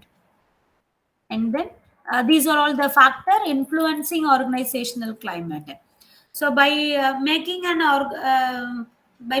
organizational climate, the first factor is to know about the organizational structure. So we need to know which structure we have been following here. Some of the employees will not having if you are framing a hierarchical structure, the top level will be instructed to the lower level. But as some of the employee will not accept this procedure, so it might be influences here, it might be make a major problem also.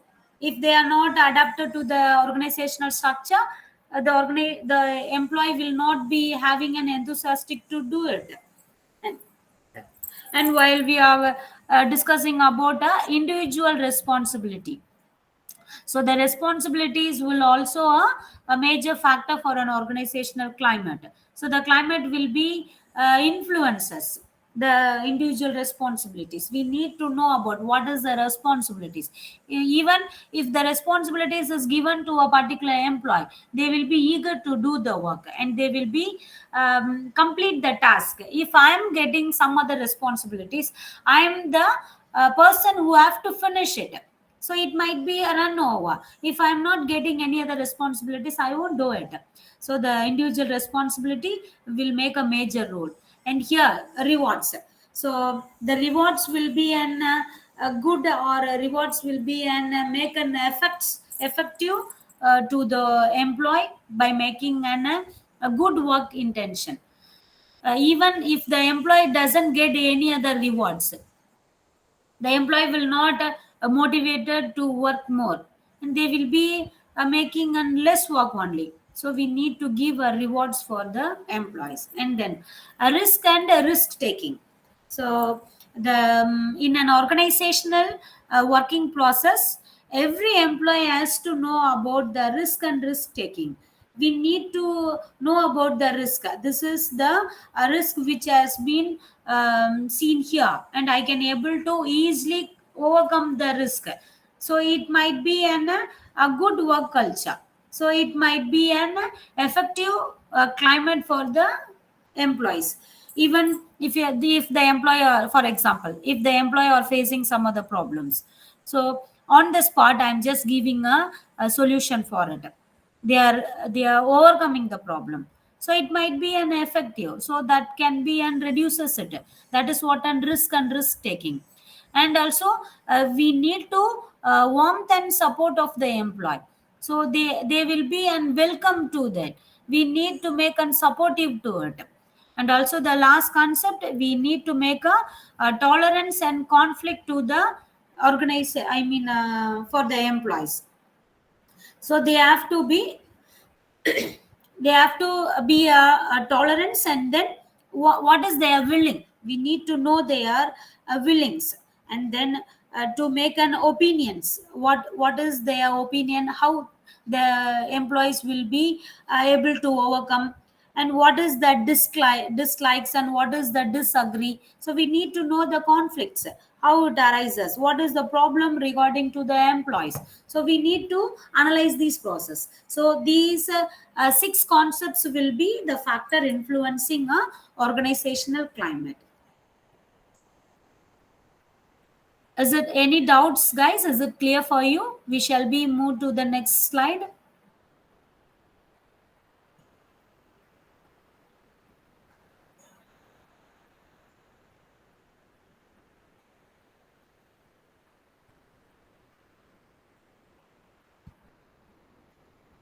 So anyone, kindly give me a response. Is it clear for you?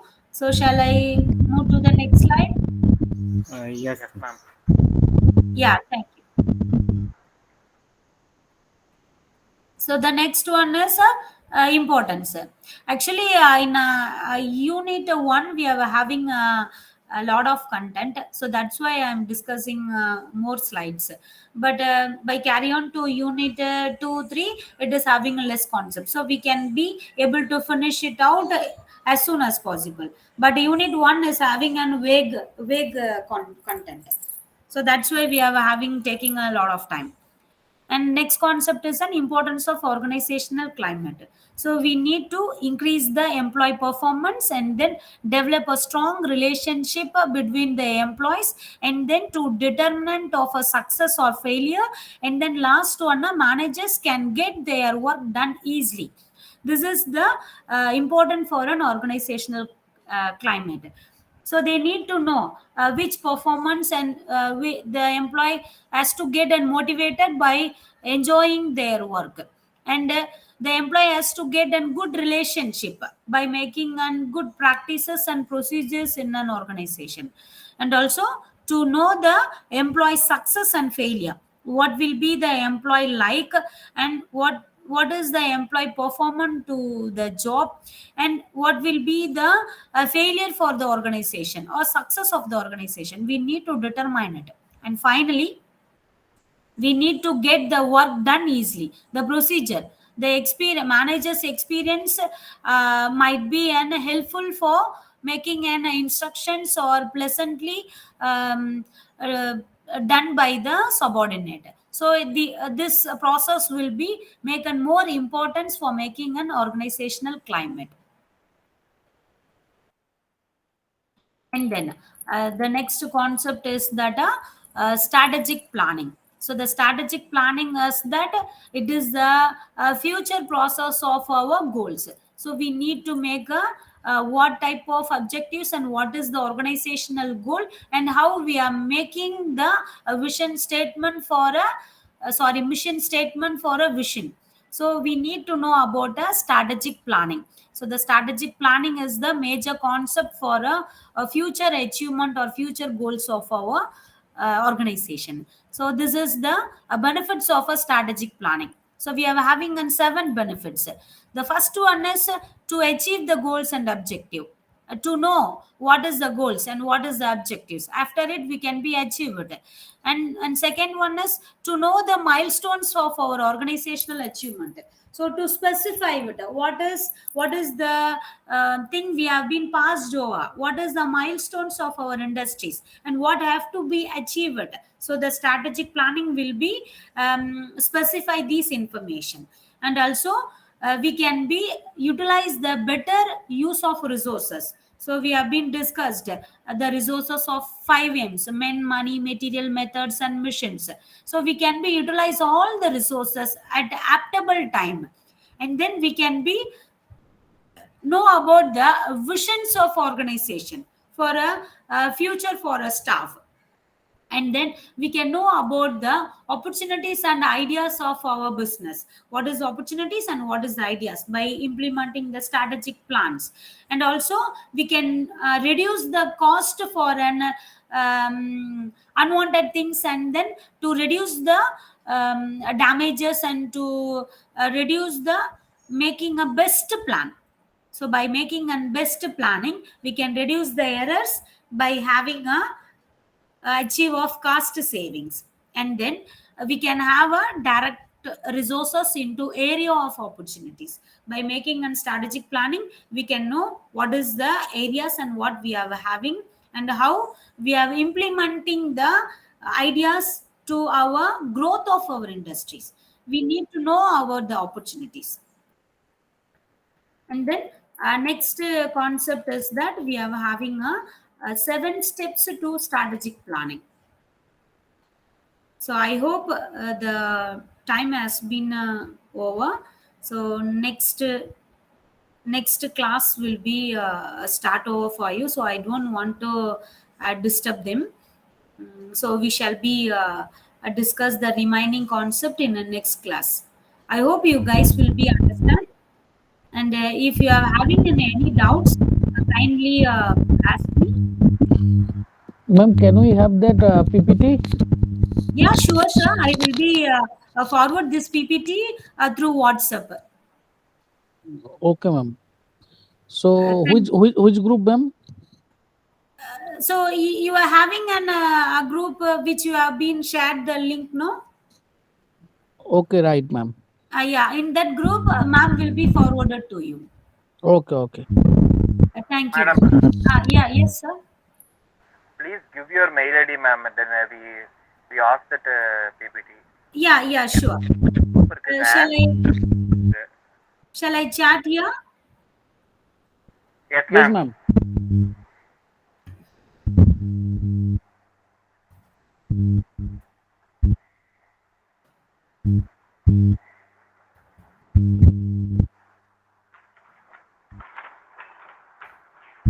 Yeah, I have sent a chat message to you. My mail ID is gvsuji@gmail.com.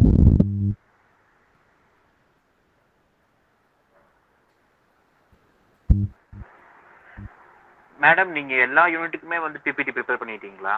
Yeah, yes, sir. I have prepared all 5 units. Okay ma'am. It will be benefit because in a short period we couldn't able to get all the details. This PPTs will be an helpful for your last minutes of exam point of view. Yes, That's why. ma'am. Actually, we didn't receive the study material yet, so it will be very beneficial for us if you share the PPTs, whole Yeah, PPTs. sure, sir. Okay, Thank you. ma'am. Yeah, I will be forward to. If you have need in a mail, kindly send a mail ID Yes, to ma'am. my Yes, ma'am. mail. I will be forward through your mail also. Right, ma'am. Okay, thank you. Yeah, thank you, sir. So we can see it in the next class, sir. Thank you. Yes, ma'am. Thank you, ma'am. Thank you so much. Thank you.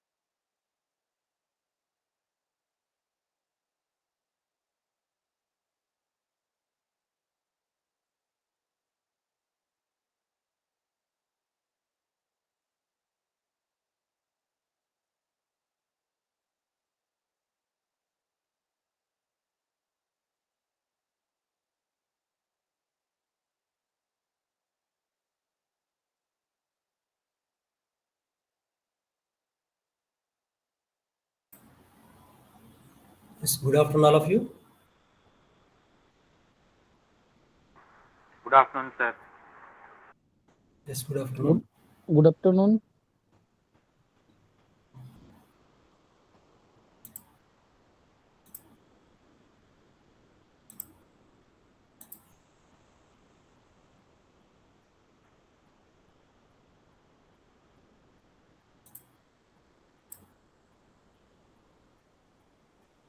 Yes, my PPT is visible to you.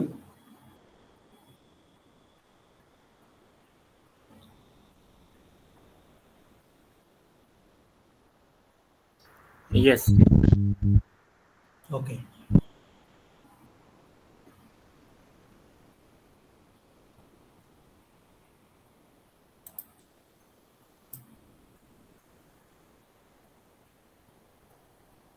So in the last class, we discussed about various important financial services in the Indian financial market. So what are the fund-based financial services, non-fund-based financial services, modern financial services, or innovative or new financial services which are available in financial markets? We are discussing in the last class. Am I right? Yeah, now come to the merchant banking.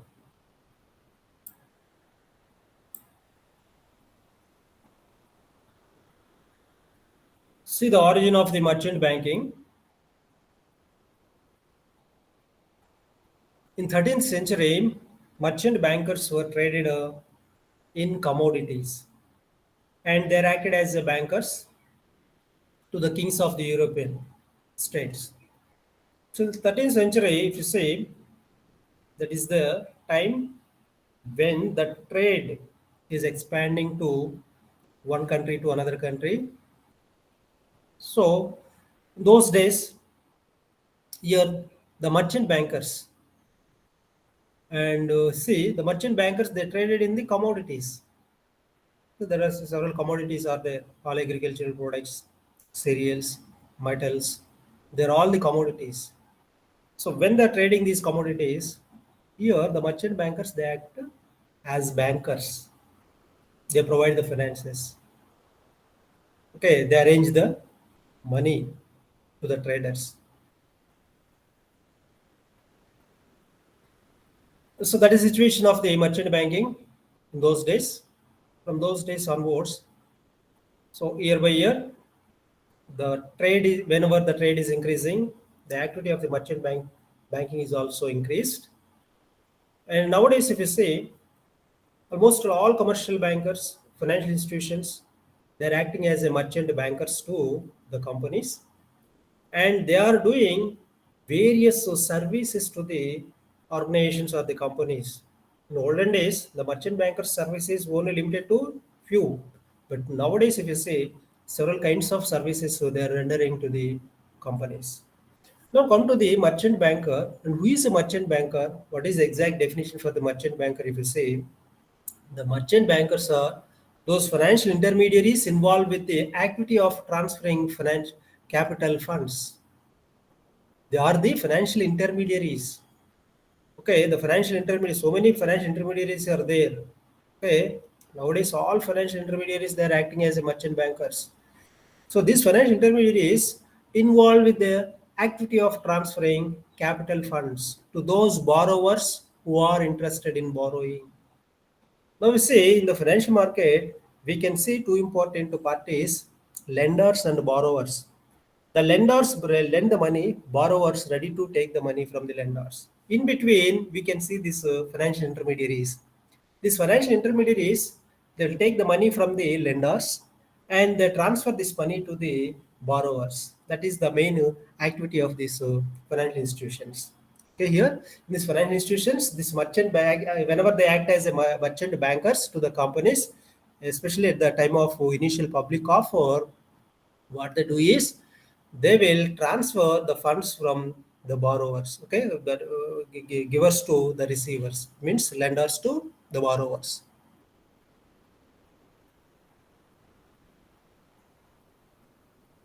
And if you see the merchant bankers, generally in the initial public offer, they guarantee the success of the issue. In what way? By undertaking, or sorry, so by underwriting the issue. So underwriting is a one important activity of the merchant bankers. Later on, we will discuss in depthly what is underwriting. So through underwriting, these merchant bankers, they guarantee the success of the issue. So here the underwriting means, so there are different types of underwritings are there. Later on we'll discuss. But underwriting is a subscribing the entire issue of the companies. So by subscribing the entire issue, they guarantee the success of the issue of that company. So here, if you see the merchant bankers, popularly they known as issuing and accepting houses. Issuing and accepting houses. So issue means the issues the shares and accept the public money. That is the activity. Nowadays, if you see, so previous activities of the merchant bankers different. But nowadays, if you see, the primary activities of the merchant bankers mainly depends upon or based on non-fund based. Non-fund based. In yesterday class we discussed fund based and non-fund based. Non-fund based activities are also called as a fee based. The merchant bankers generally nowadays they are doing non-fund based services. For each and every the service they will charge you the fee. And also they offer a package of financial services apart from this. So okay, merchant banking services, the variety of services so they are offer. Later on we'll discuss portfolio management services. They will act as a registrar of the issue. Okay, they will act as a merchant banker, they will act as a agent, they will act as an underwriter. Okay, they will act as a, okay, the advisor, okay, to provide the advices at the time of companies restructuring. All various services nowadays these merchant bankers are providing. That's why they offer a package of financial services to the company. So the basic function of the merchant banks is a marketing corporate and other securities that are guaranteeing the sale and distribution of the securities. So the basic main function is guaranteeing what they have, they can guarantee. So the sale and distribution of the securities. So whatever the companies they issue the securities in the primary market, so that sale and distribution of those securities, these merchant bankers they will guarantee. And next come to the registration of the merchant bankers with the SEBI. See, the SEBI is a one regulatory authority in a stock market.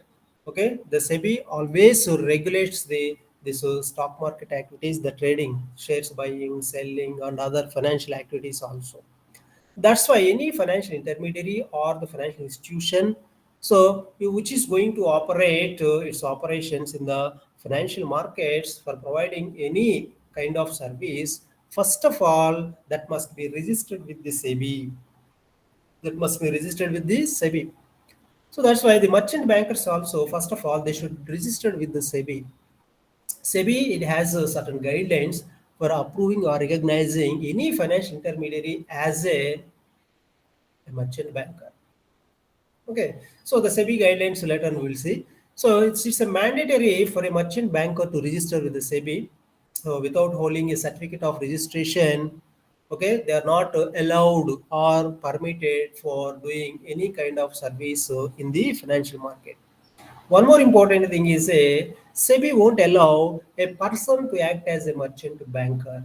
So the merchant banker means it should be only the corporate body, not individual person. A corporate body, only a body corporate other than the non-banking financial company. So that will be eligible to get registration as a merchant banker, and the applicant should not carry any other businesses, and the businesses which are connected with the securities market. If somebody is having the any other business which is connected with the securities market, either buying or selling of the securities, whatever may be, so they are not allowed or permitted to act as a merchant banker. First of all, SEBI won't recognize.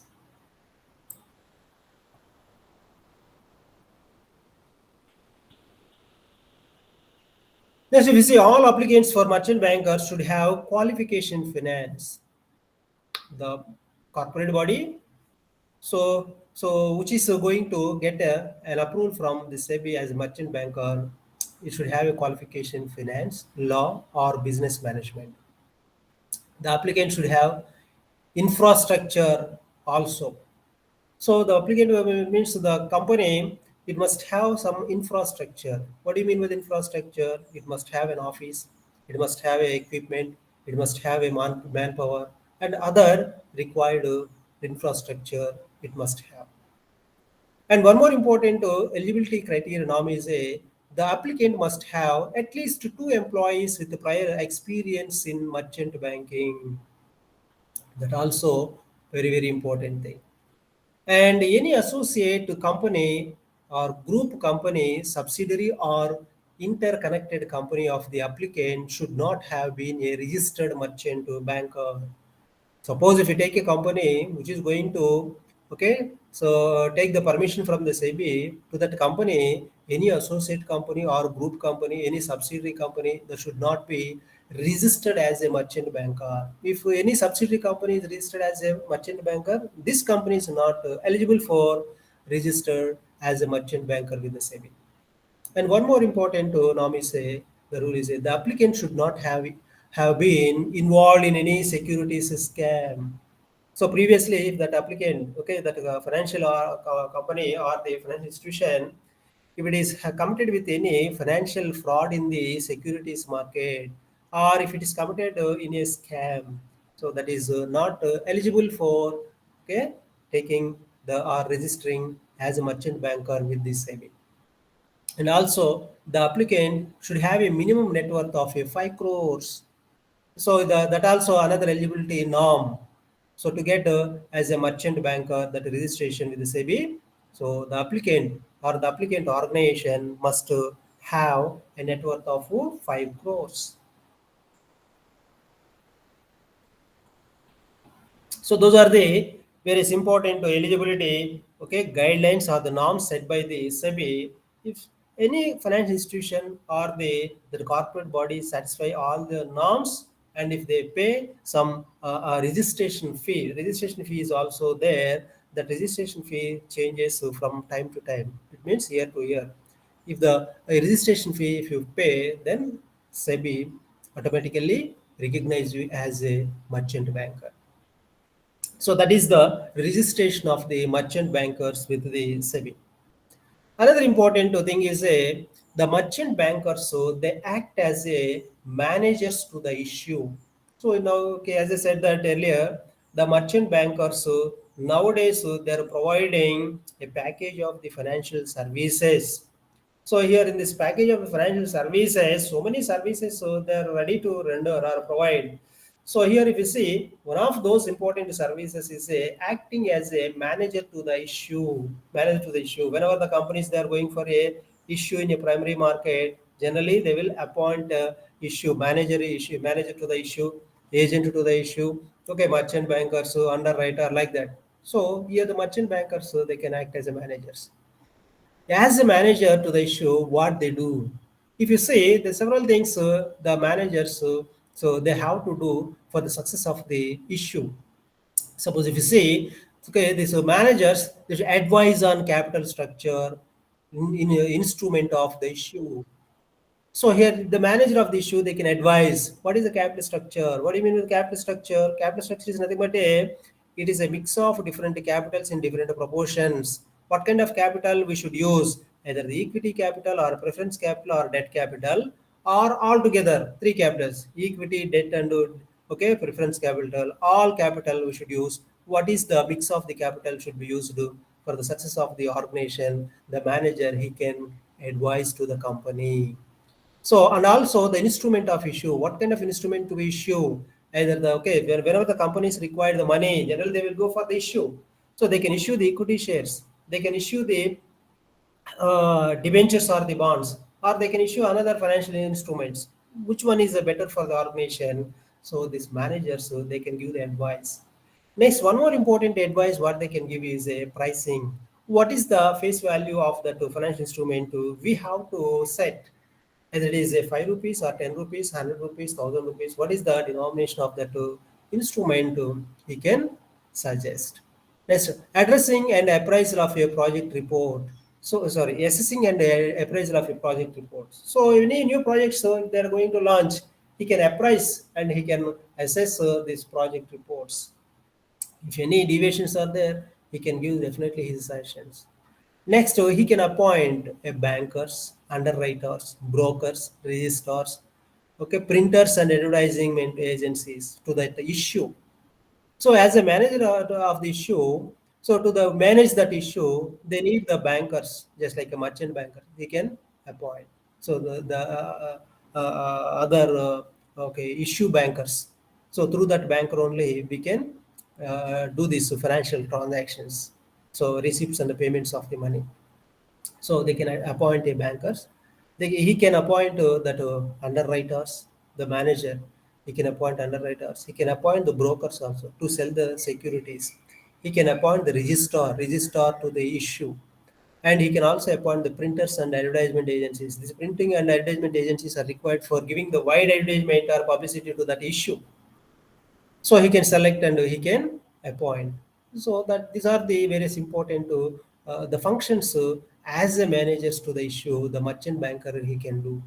And also he can holding brokers and underwriters. So you can hold the brokers and underwriters. That is also another important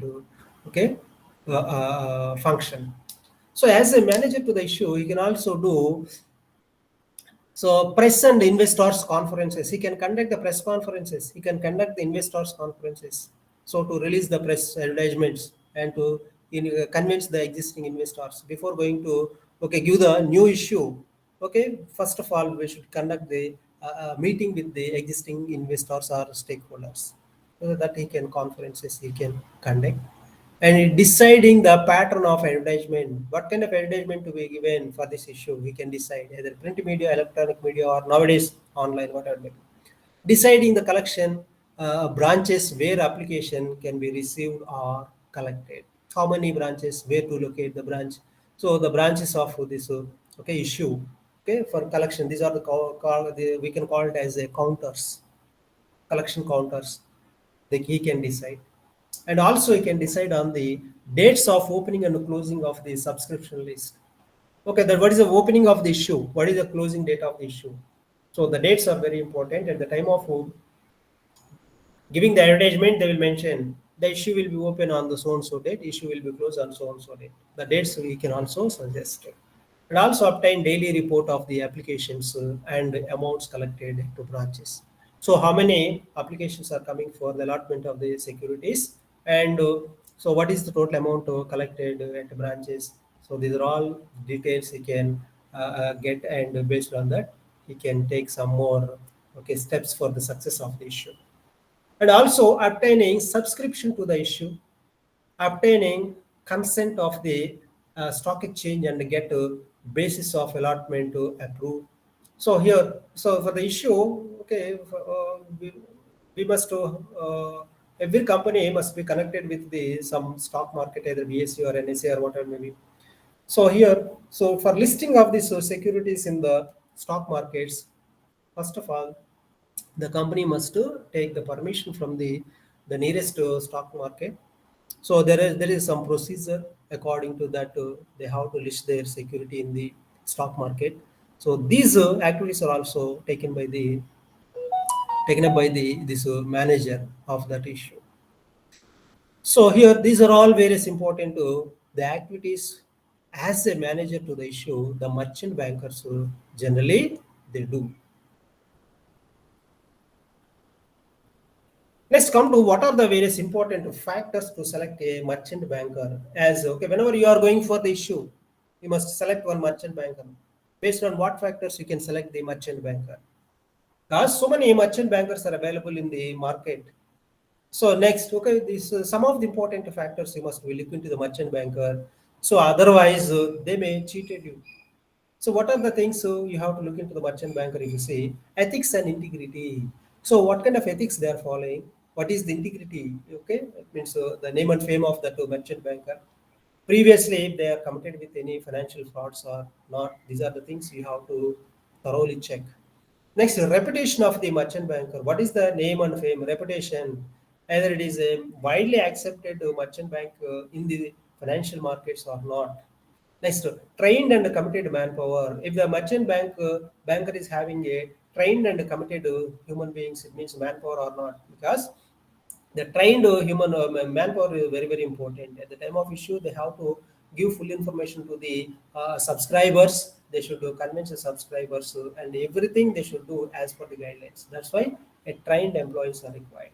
Next, concern and interest of clients. So the merchant banker must have a full concern and towards the clients, and also that should have a much interest of the clients. Okay, suppose if the merchant bankers, if they work for their own profits, that kind of merchant bankers are not good for appointing. The merchant bankers who should take care about the clients more, who gives the preference to the client's interests and the client's benefits, that kind of merchant bankers, first of all, we should select and appoint. Next, liaison and networking. So this merchant bankers, so many merchant bankers are available. All merchant bankers, we cannot say they have good connections with the all stakeholders, in the society. So the merchant banker, which is having a good network, good connections with the creditors, public, subscribers, stock market, that kind of merchant banking agency you have to appoint. And infrastructure point of view, the merchant banking organization which is having good infrastructure, because to provide the good services, that must have a good infrastructure. Otherwise, how can they provide? So infrastructure you must see. Next, past performance. Yes, that's very, very important. Track record of the merchant bankers. For how many companies they are acted as a either the manager of the issue, underwriters of the issue, or some other kind of financial services they provide. What is the success rate of this merchant banker? These are all the things you must be looking to this merchant banking agency before going to select that merchant banker to appoint, right? And now, if you see the factors to select a client, so the merchant as a merchant banker, the merchant banker is also, suppose if the client interested, the merchant banker, so suppose so and so merchant banker, immediately the merchant banker it won't accept the client. The merchant banker also it has its own interests and its own criteria for selecting its clients. So, what are the factors to select a client? Suppose merchant banker's point of view, we say track record of the company. So merchant bank, before going to act as a merchant banker, the merchant banker sees what is the track record of the company. So for how many times so it has gone for the issue, what is the success rate of the issue, what is the name and fame and goodwill of the company. So what kind of securities it's going to issue. These are all the things first it analyzes. The company name, goodwill, as per the credit rating agencies, what is the credit rating given to that company. So firstly, these merchant bankers they will see in clients. Next, if you see the track record of the promoters, say company okay, but who are the promoters? So what is the track record of the promoters? That also we should see. Suppose if we say company is good on the books, but the promoters that track record is bad, we should not accept. Maybe definitely they can do some unethical kind of practices.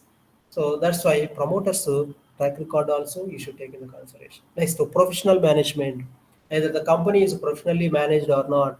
So professional, how can you identify the professional management? So if the company is following all the ethics and the rules and regulations which are prescribed by the government, is SEBI and the regulatory authorities, then we can say it's a professionally managed. Because that kind of professionalism is not there, we should not accept that a client, and we should not act as a merchant banker to the client. Maybe if the client is bad, that impression also comes to these merchant bankers because of the client. Right. So that is one more important thing. Next, to financial strength of the promoters and the company. What is whether the company is financially good or bad? What is the financial soundness or financial strength? Suppose this merchant banker, so they do services between. So whenever they are going to provide the funds from the subscribers to the company, after means transferring the funds from the subscribers to the company, if the company financially insolved, who will be the responsibility to the subscribers of the issue? Merchant banker. So that's why, what is the financial strength of the promoters? First of all, you have to see. How can you see? If you see the past 5 years, the annual audit reports, the net profits, return on investment, okay, what is the liquidity position of the company? You can easily understand the financial strength of the promoters. And the economic viability of the project. So suppose if we say the project means here, okay, that issue, suppose if we say that is economically viable or not, you have to finally analyze. Economically viable means, so in terms of the costs and benefits, if the benefits are more than the cost, then we can say it's economically viable. So that also we have to take into consideration. So these are all various important things what we have to look into the clients before to select the client. Right? And come to the objectives of the merchant bankers. There are some important objectives to the merchant bankers. First, we see providing long-term funds to the projects or the companies. Yes, obviously the merchant bankers' primary objective is providing the long-term funds. Second objective is a project counseling. See, at the time of the company is going for adopting a suitable project, the merchant banker, it can give some counseling. either the project is a financially viable or not, good project or bad project. Because merchant bankers always they do some researches on the projects. They give some suggestions to various companies with their experience and knowledge. They can suggest whether the project is a good or bad. Next, loan syndication. They can also do loan syndication. In the last class, means yesterday class, we discussed loan syndication. Loan syndication is nothing but the arrangement of the funds by more than one bank. That is called as a loan syndication. So merchant bankers they can go for the loan syndication, and project appraisals they can do. They can arrange the working capital. These are all various important primary objectives of merchant banking. And deciding the capital structure, already in the previous slide we discussed what kind of the capital structure the company should maintain, what kind of capital structure is good for the organization, either the use of the equity capital or debt capital or both capitals. Suppose if the company is going to use the both the equity and the debt capital, what proportion? 50-50 proportion, or 70 is to 30 proportion, or 80 is to 20 proportion, or 40 is to 60 proportion. So this mix of these capitals, generally the merchant bankers they decide in the capital structure. So here if you see this proper mix of the capitals in this capital structure ultimately influences the value of the firm. And also portfolio management. The merchant bankers, okay, they also undertake the portfolios of the companies they manage. Later on we'll discuss what is the portfolio management. Next, underwriting. That also very important thing. So that also later on we'll discuss in detail. So underwriting is nothing but subscribing the entire issue. Entire issue is called as underwriting. Next, corporate advisory and issue management. So what are maybe the advices required to the corporates in terms of the capitals, in terms of the funds, in terms of the restructuring, in terms of the issues.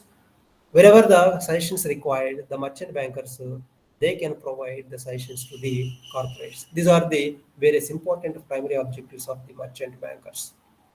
And now come to what are the various good qualities required to a merchant banker so to called as a good merchant bankers.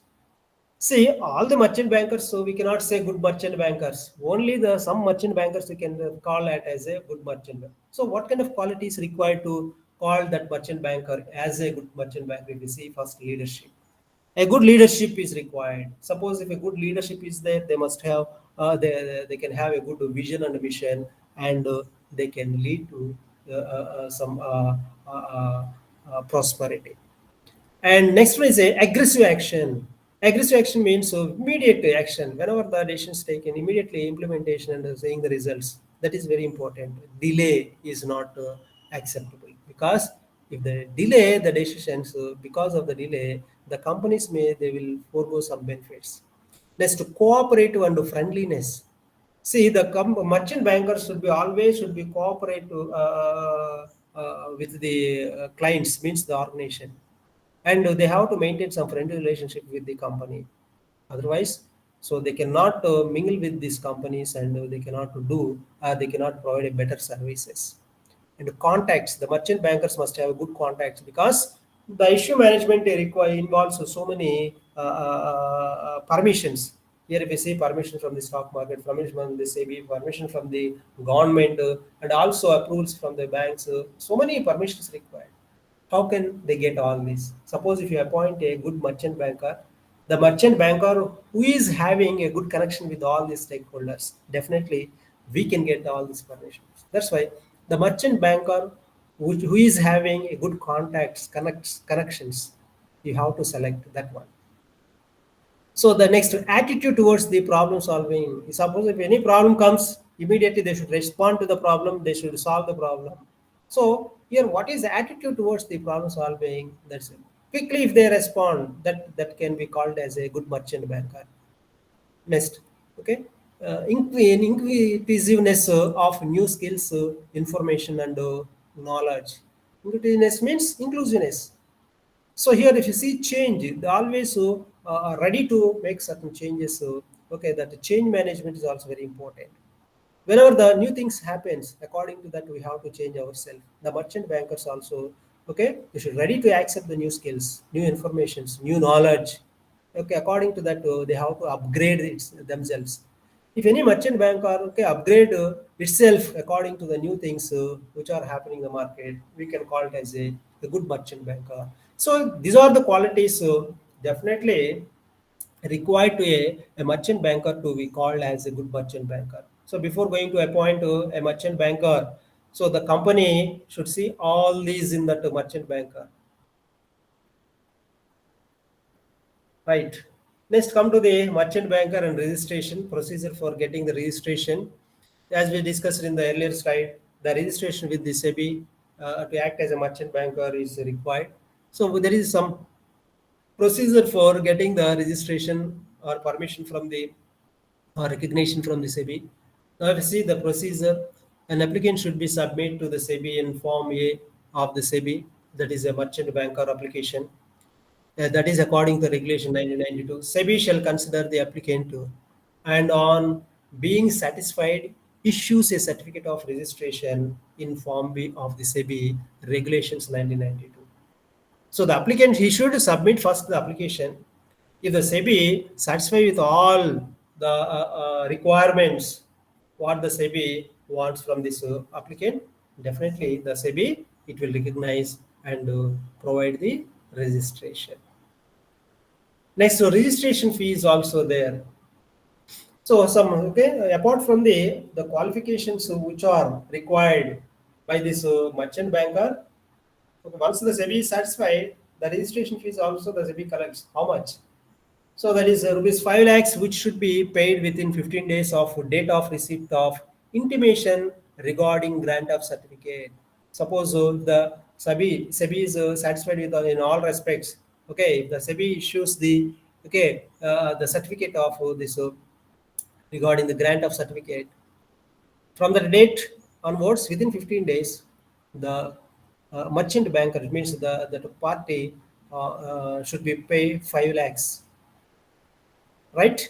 And next one, if you see the registration is valid to 3 years from the date of issue. After 3 years, again they have to go for the renewal. Again, they have to pay the 5 lakh rupees or whatever maybe. Okay, the fees increased by the SEBI, that increased fees also they have to pay, and they have to get the renewal. Okay, and 3 months before the expiry period, an applicant along with the renewal fee of 2.5 lakh should be submitted to SEBI in Form A of the SEBI Regulations 1992. Okay, before the expiry of that membership, okay, the 3 months before, how many months? 3 months before. So this merchant bankers, so they have to again apply to the SEBI for its renewal. Once the SEBI is satisfied, then the SEBI again give the renewal for next 3 years. So that is the procedure for the registration of the SEBI and the payment of the fees by the merchant bankers to the SEBI. Right. Next, to come to this merchant bankers, they will also act as a portfolio managers to the companies. Now we will see what is the portfolio management. See, the companies, they will always maintain different portfolios. Portfolio is nothing but it is in a combination of 2 or more securities. Generally, we can call it as a portfolio. 2 or more securities. Nowadays, if you see the companies, they are holding so many securities. So they are having so many portfolios. The company itself, it cannot manage all the things. That's why they appoint to the portfolio managers. Right, there are portfolio management agencies. Here, the merchant bankers, they can also act as a portfolio managers. Now, if you see, the portfolio management is nothing but it's an effective management of securities. It's an effective management of securities. How effectively we are managing securities, so that always reflects the return from that portfolios. Suppose if you effectively maintain the securities in the portfolio, overall portfolio return you will get more. So the effective management means based on the return of the securities, from time to time you have to make certain adjustments. Suppose if the company is doing good, retain the security. If the company securities are not doing good, that security you have to sell out in that place. So you have to take a new security. In this way, we have to make some adjustments in the portfolio so that we can ensure the overall high return of the portfolio. Right. And next one, if you see, the taxation and inflation are taken into the account while advising on investment in different securities. So here, the portfolio management, as a portfolio manager, he should give some advices where to invest. what are the securities are good for investment at the time. Okay, you will also take into consideration the taxation and inflation. What is the rate of inflation? Either rate of inflation is going to increase or decrease. What is the government taxation? These are the things we have to take into consideration before going to invest the money in different securities. Okay, this kind of analysis done by these merchant bankers as a portfolio managers. So here that advices they can provide to the companies. Next, the merchant bankers also undertake the functions of buying and selling of the securities on behalf of the client or the company.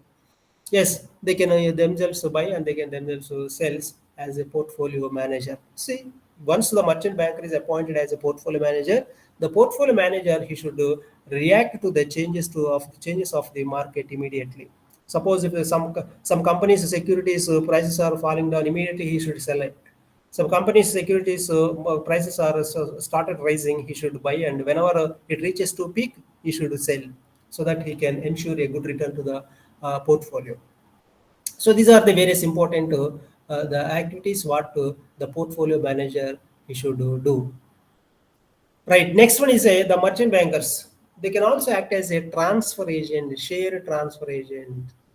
So what are the various important functions of the share transfer agents? If you see, that register. Okay, we'll discuss the share transfer agent later on. First, come to the register to an issue.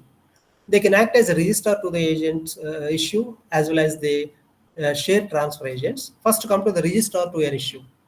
As a registrar to the issue, first of all, he should register the issue of the company. Okay, so what are the various kinds of roles this merchant banker he should play as a registrar to an issue? If you see, collecting applications from the investors with respect of an issue. First of all, as a registrar of the issue, he should collect the application from the investors. Next, to proper maintenance of the applications.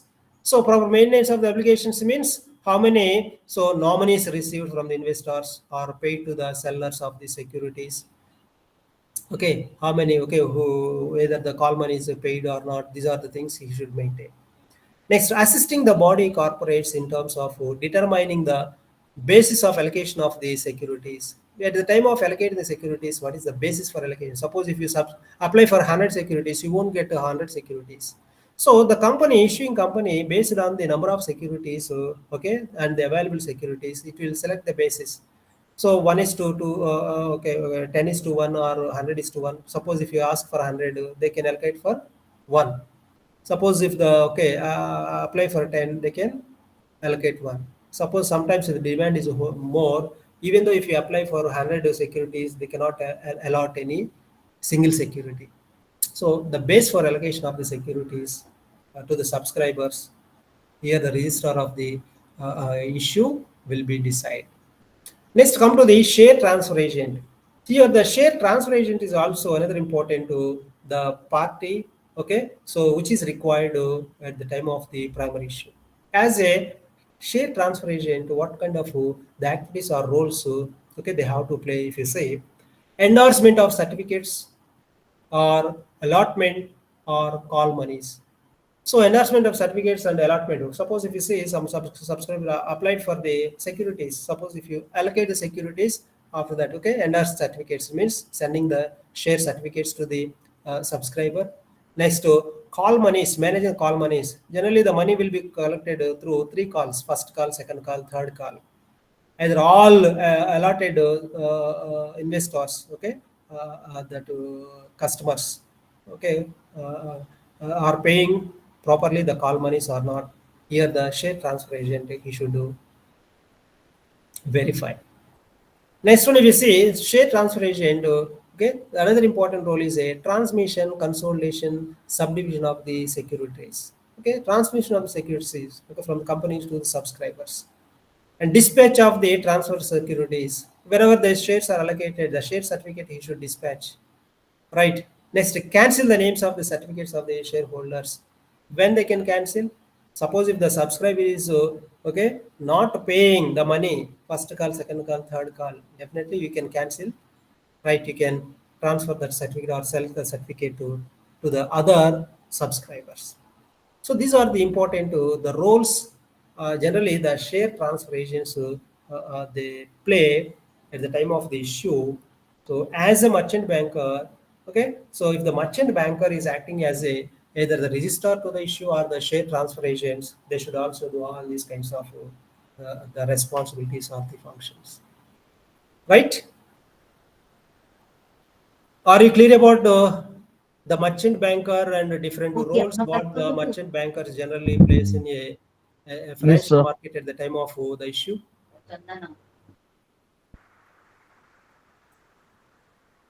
Yes, sir.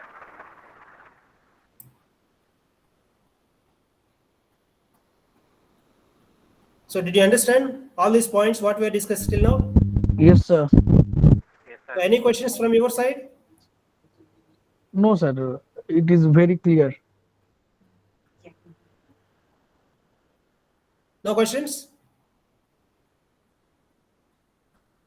No, sir.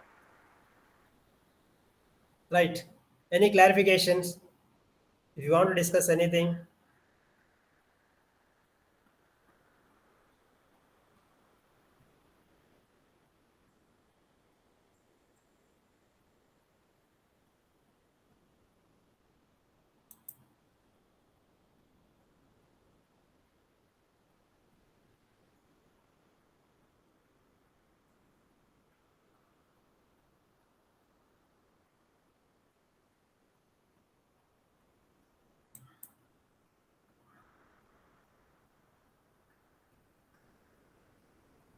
so if there is no questions from your side, I think today we can stop here. So the remaining concept, okay, we will discuss in the next class. Okay, Okay, sir. right. Okay, right. So thank you for joining and listening. Thank you, Now sir. we can log out. So much. Thank you, sir. Right. Thank you very much. Thank you, sir. Thank you.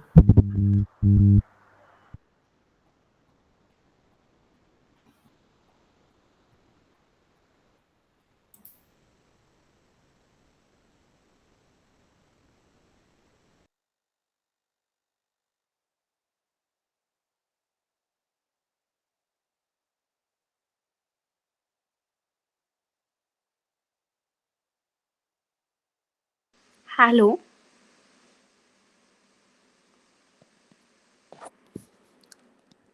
Hello. Hi guys. Anyone have created a MBA in general whom can you please share that link? For it will be helpful for our studies also. We can discuss there in the group.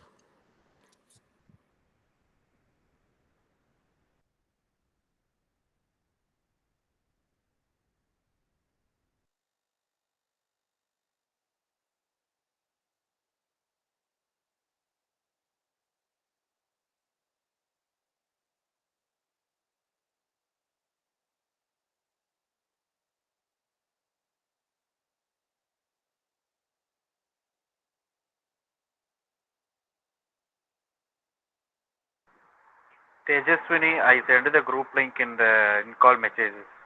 Yeah.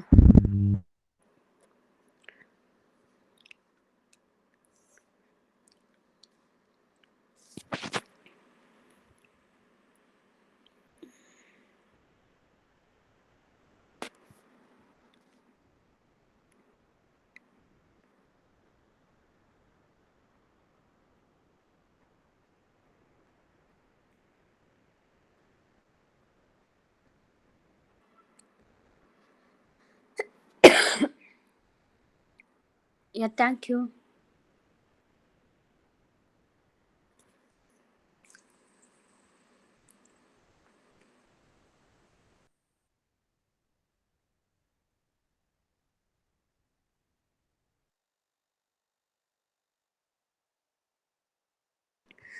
Anyone can receive the study materials.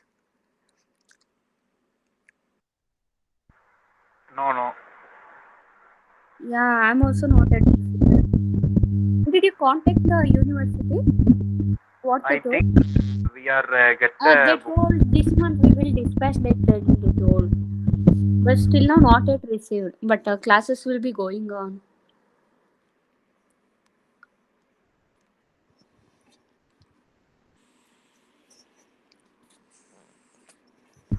I think we are receiving the books on next week. Yeah, okay.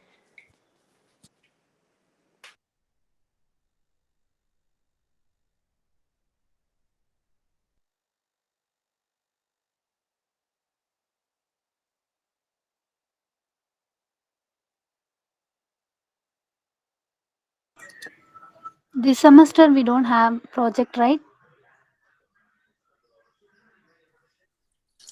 No. Next semester we have a project work. Okay, thank you.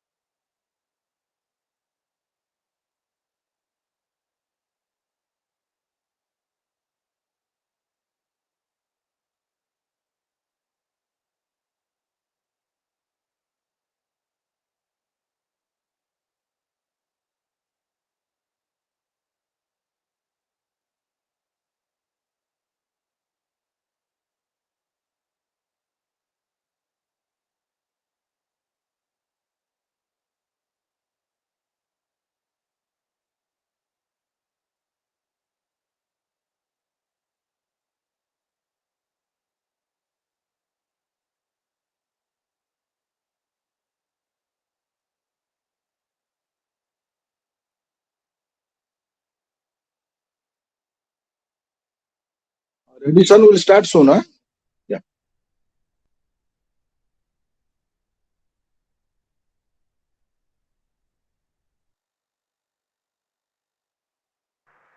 Sir? We'll Hello? start soon. We'll start in 5 minutes. Okay, sir. Okay, sir.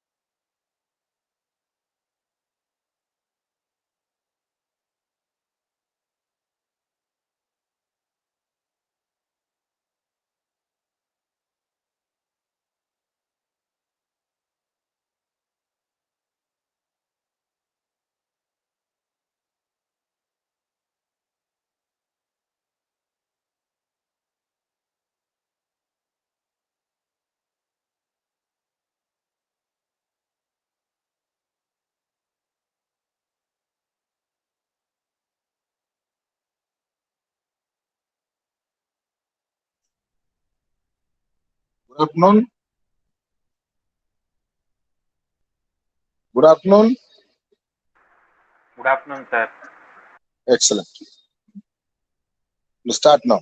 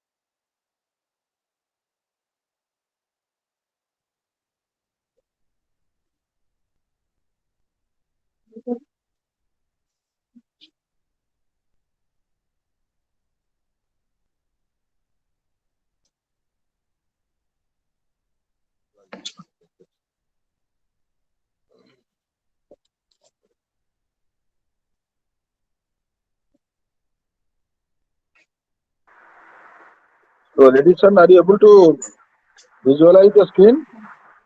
Yes, sir. Okay, thank you. So, as a part of continuation of our discussions,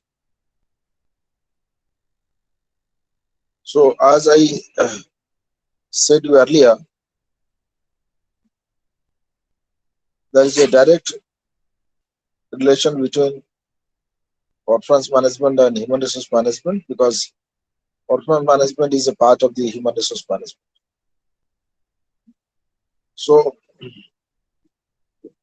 therefore, I feel it appropriate to discuss with all about some of the important characteristics of the SRM.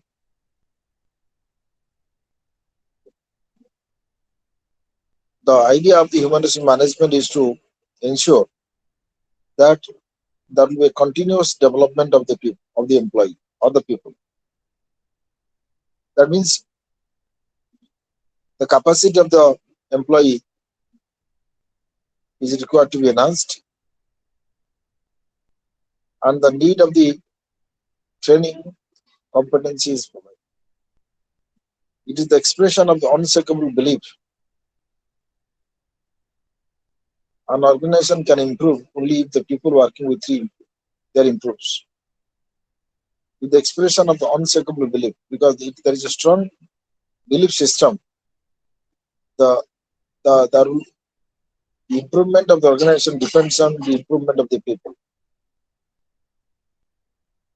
Thus, human resource management is a proactive function. Thus, human resource management is a proactive function. It anticipates future needs through human resource planning and acts accordingly. Human resource management is a proactive function. It anticipates future needs through HR planning and acts accordingly. Human resource management takes into account its interfaces with all other parts of the organization. That is true. Because an organization, whether big, large, or medium, is controlled by the human resource development or human resource management department. Therefore, human resource management takes into account its interfaces with all other parts of the organizations, whether it is marketing or finance, or it is administration, accounts, or research and development, supply chain, inventory, logistics, sales, public relations, corporate social responsibility called CSR. So, human resource management takes care of all the organizations, all the departments of the organization. HRM includes, scope of the HRM includes all possibilities of improving organization and people. Human resource management emphasizes on the satisfaction of higher needs for motivating people, such as autonomous work groups, challenging jobs, creativity, etc. Human resource management is based on better performance, as it is a source of satisfaction and high morale.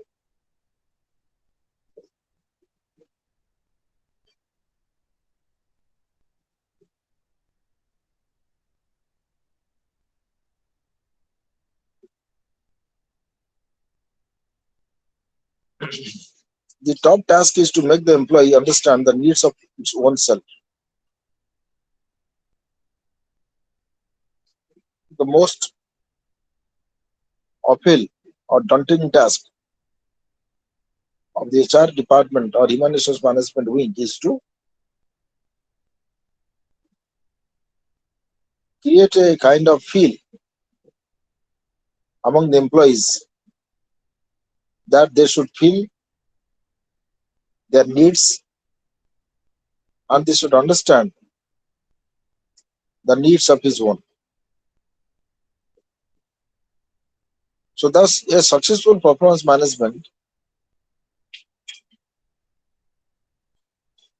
is something that emphasizes on interests of the employees clearly understood by the employers, and accordingly the employer renders helping hands to develop employees' career as well as his performance. So therefore there is a kind of employee and employer relationship. A kind of employee and employer relationship. And the relationship between employee and employer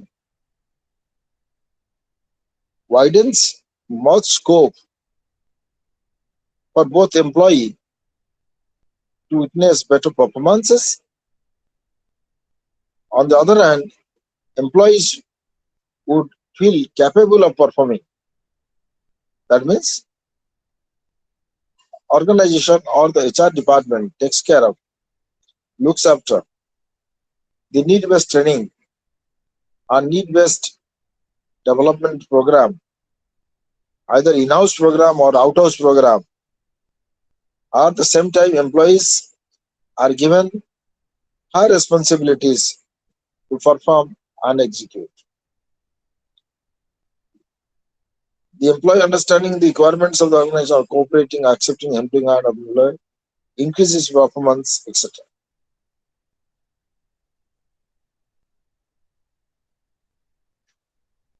So principles of performance management include transparency, employee empowerment, organizational values, culture, and amicable workplace.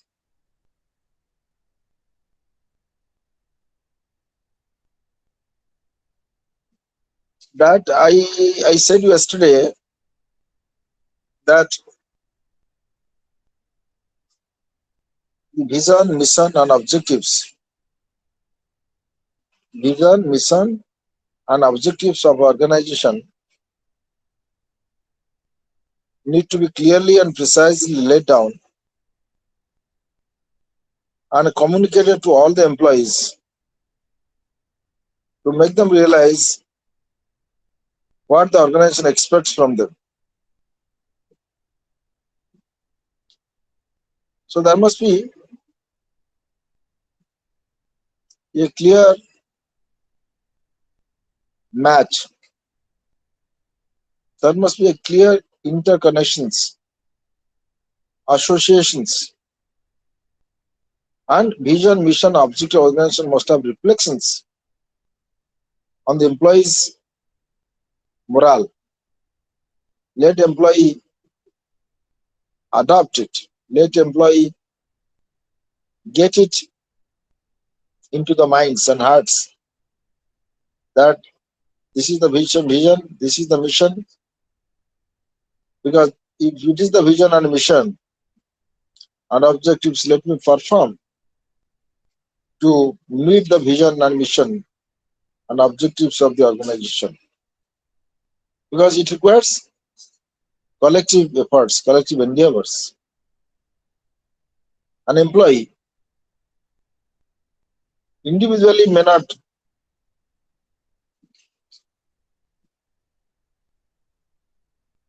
contribute much, but a group of employees would collectively work together and contribute, then organization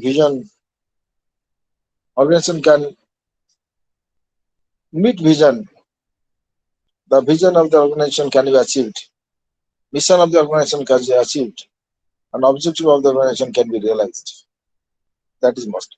And this can only be realized with consistent performance and credible performance, sincere, honest performance, performance with difference. So in order to make the vision, mission of the organization, there must be performance management planning. Like human resources planning, there must be performance management planning. So planning is all about, it is a well-defined documents to get the work done systematically, methodically, so that an organization would not face difficulties in future as the organization is moving in a systematic, methodical, organized manner.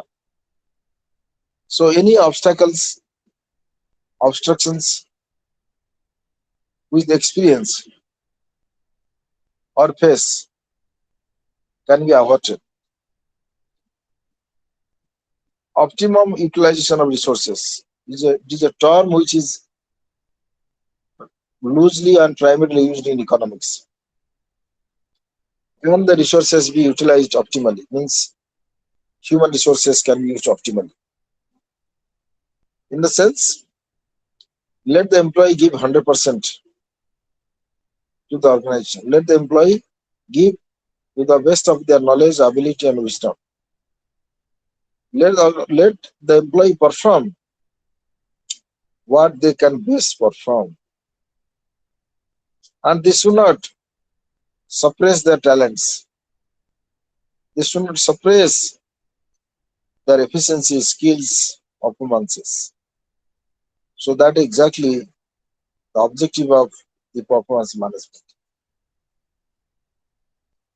So we need to get optimum utilization of resources or human resources. We need proper placement of employees, that is called job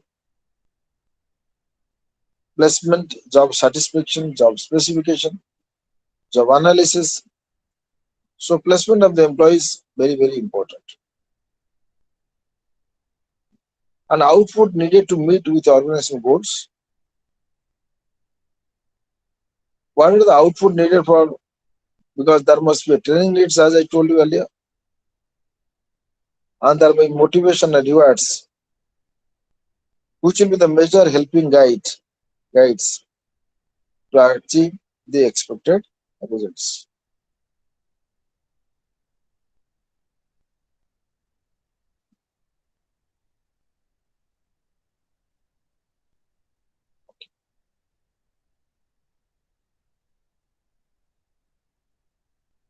As I told you,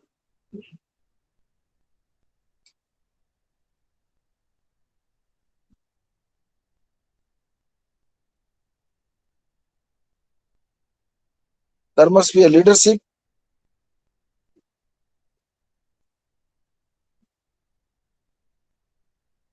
because there must be a need for a smart, dynamic, result-oriented, competent leader. Leader means in the organization we call the management, mostly chief executive officer, managing director, chief operating officer, chief finance officer, chief revenue officer, etc. Because the success of the organization depends on the chain of command. Success of the business organization depends on how best they appoint very senior, experienced, knowledgeable leader, business leader, who must be qualified with IM or international management degrees, with so much of exposures and so much of experience of handling the business problems. So the scope of the performance management includes providing employees a better understanding of the role and responsibility, increase the confidence of the employees through recognizing their strength, identifying training needs to overcome the weak areas, improve the relationship in the working area, improve communication between superior and subordinates, improve teams and team spirit,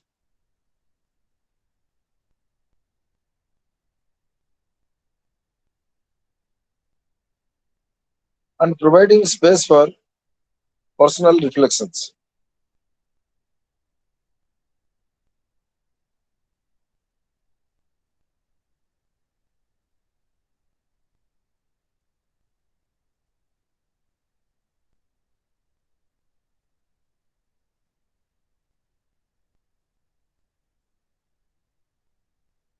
Performance management helps the overall organization effectiveness and development. Performance management helps the overall organization effectiveness and development. Effective business environment, improve HR practices, motivation, improve work culture, sustainable workforce, optimal utilization and productivity from the workforce.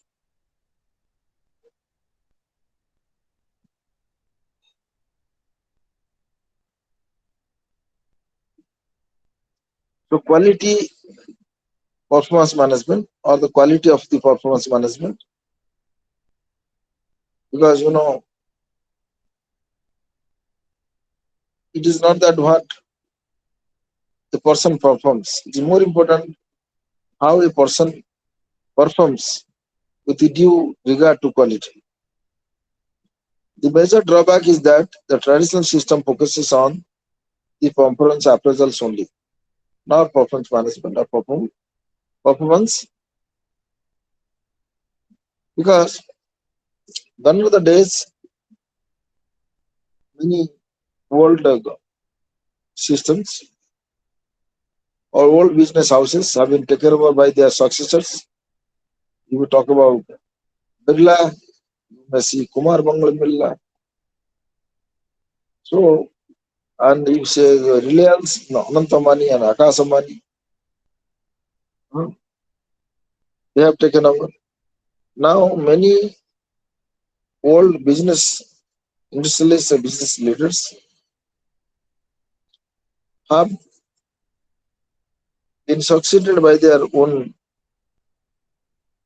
son or daughter. So what I'm trying to tell you,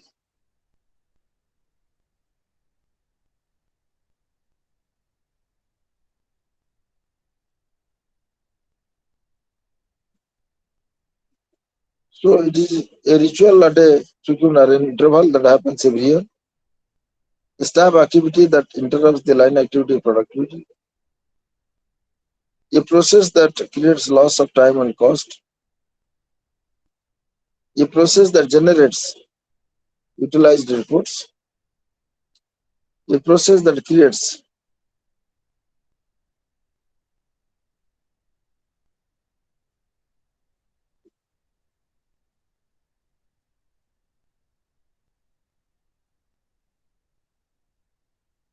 a process that generates utilized report. A process that creates grievances arising on all sides of the employees. A good performing employees thinks he is not properly rewarded and not performing think he is underestimated or appraised with biased view. These are the two demerits of the performance appraisal. Because a process that creates grievance rising on the sides of employees, a good performing employee thinks he is not properly rewarded, and non-performing thinks he is underestimated or appraised with biased view. A process often used as a fault-finding tool by the superior. A system that decreases morale in the workplace. Ultimately, however, a process that creates lack of trust among employees towards the employer. A pay negotiating stable.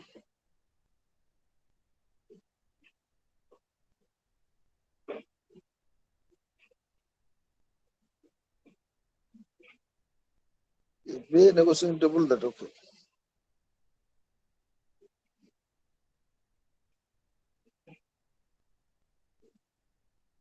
So this is why the companies have strung the idea of performance appraisal to incentive decision appraisals in reality. Hence, the concept has to grow to the other level, not from not being mere appraisals to a quality performance management system, where a continuous process of assessment assistance to overcome the gap between the real performance and the desired performance. Just a moment.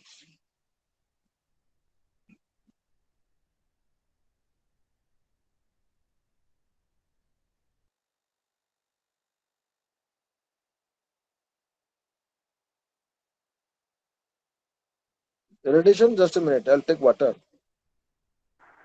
Okay, sir.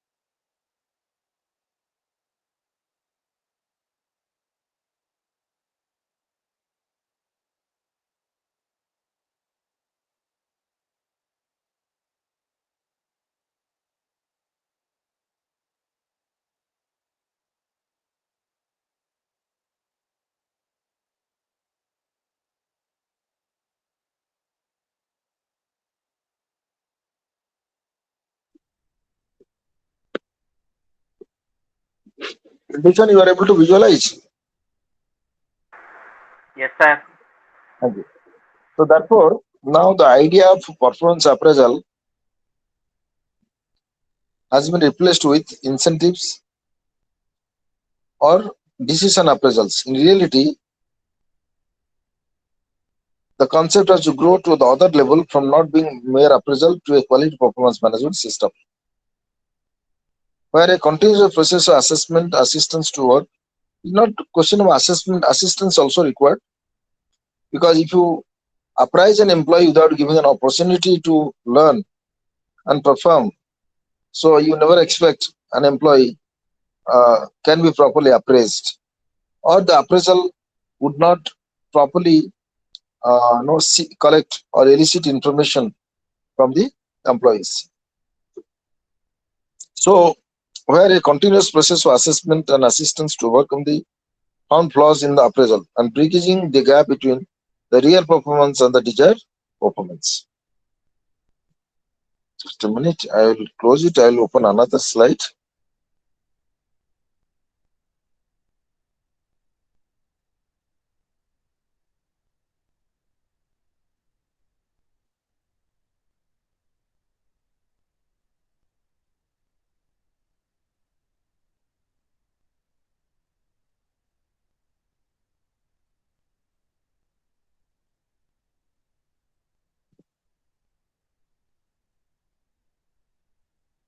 Addition, you are able to visualize performance management system? No, Yes, sorry, sir. sir. Yes, sir. No, Yes, sir. no, this is a wrong slide.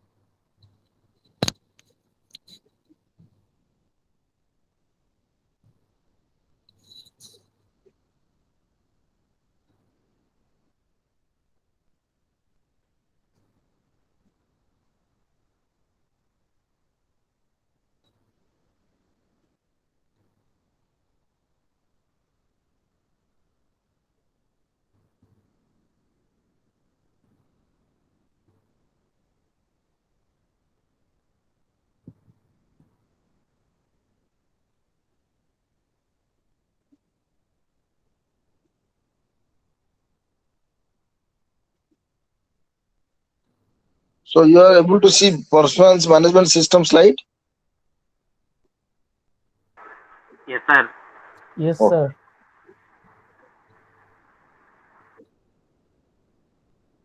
So why do we need a system? Because we want a system which can take care of the continuous and consistent performance of the performance management of the employee. There must be a system in the place. The system will try to identify right talents, try to hire right talents, and at the same time, the system will assess and assist, and the system would process. System will adopt rules and regulations. System will implement them for the interest of the employee, and how the scope for learning can be created, how an ambience can be created, how an ecosystem can be created. With the ecosystem, an employee would feel to learn more. So that is all about the system which is required to take care of the performances of the employees. So therefore, the name has been given performance management system. So this is a system that aims to meet the needs, size, and resource availability in an organization. So frankly speaking, or frankly saying, the basic model of performance management system comprises 4 major components.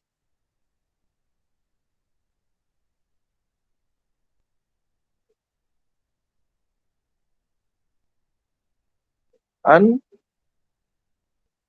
the performance system is developed mostly according to the needs, size, and resource availability in organization. The basic model performance management system comprises 4 major components: setting of performance standards, measuring of evaluating performance, quality improvement processes, progress monitoring, reporting, and rewarding.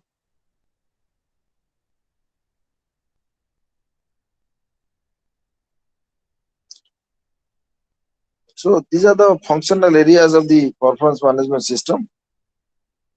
As I told you exclusively today on vision,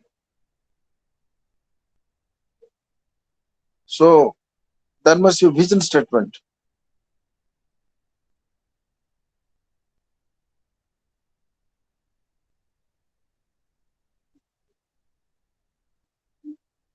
So performance management includes visioning, goal setting, strategic planning, business planning, analyzing results,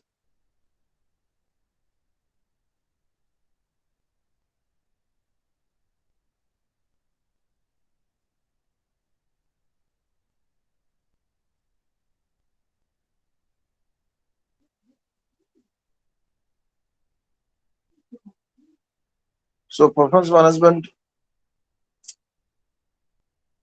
sets a goal. Because there must be a clear vision, mission. There must be goals.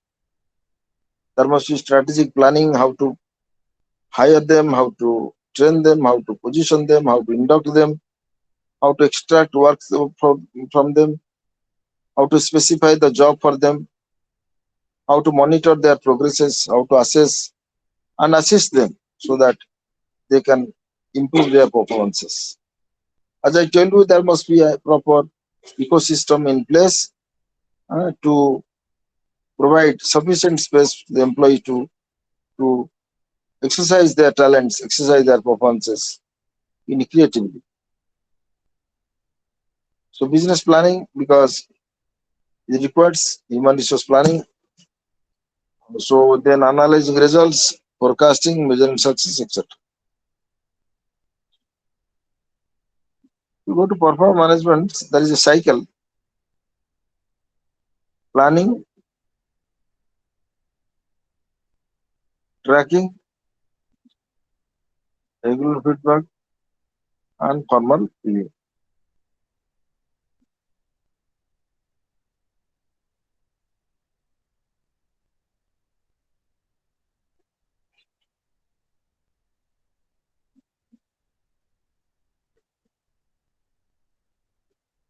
So performance management cycle includes planning, tracking, regular feedback, and formal review.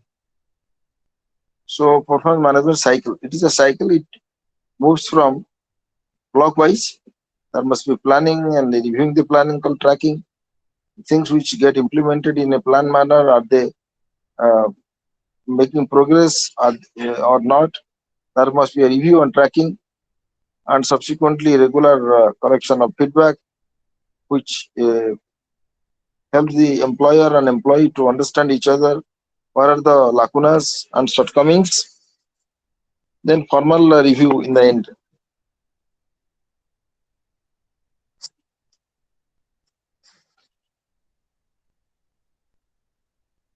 So performance management is based on four important aspects. This is the efficiency. So when the word efficiency signifies, as they says,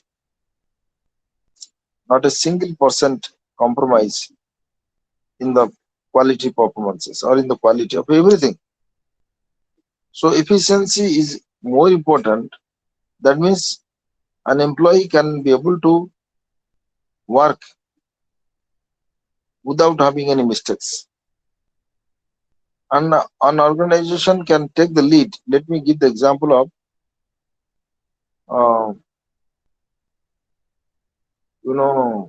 PQ Hotel, one startup company, travel company in Chennai. So it ensures that each one will efficiently perform.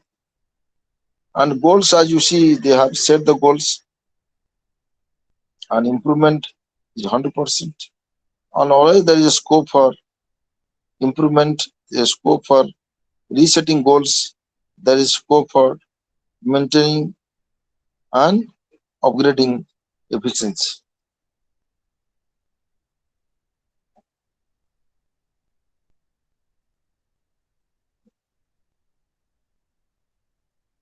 In other words, it is a cycle of planning, performance, reviewing, developing the employee's performance as a continuous process.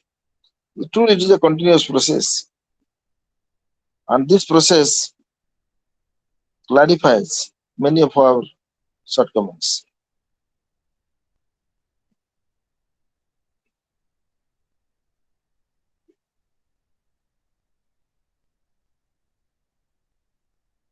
So, primary influence, organization most influential. Secondary influence, personality, attitude, and behavior. And tertiary influence, workplace. So, this is the way a system can be created in hotel, research, airlines. It can be set in other sectors also. So, primary influence, organization most influential. Secondary influence, personality, attitude, and behavior. And tertiary influence is workplace. How is the workplace where an employee is trying to perform better by the sheer motivation.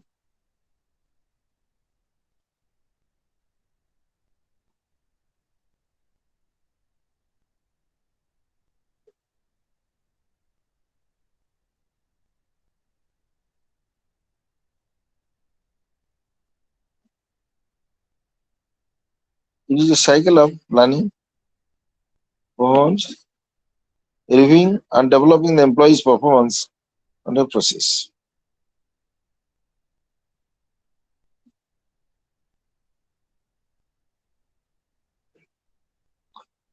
Organization, the primary influence, the influential factors in an organization are follows. There must be organizational structure, employee motivation, workplace and its implication like workplace privacy, workplace violence and harassments, workplace harmony and cleanliness, management technique and methods.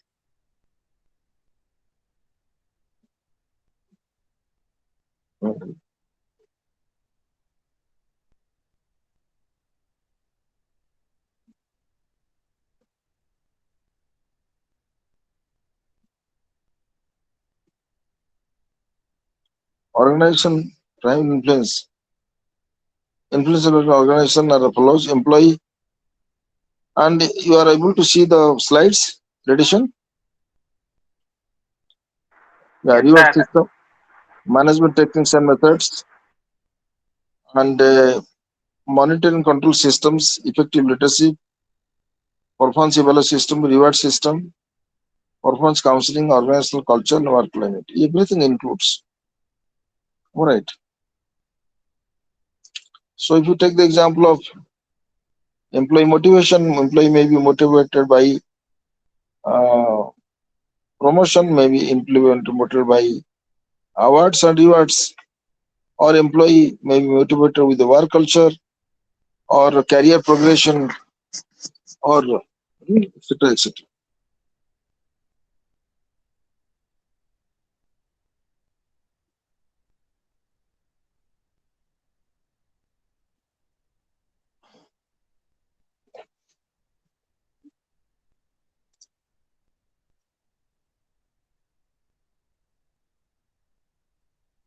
What we have discussed so far, the performance management is developed according to the needs and size and resource availability and organization. Because you may say learning management system, performance management system, and the learning outcome-based management system.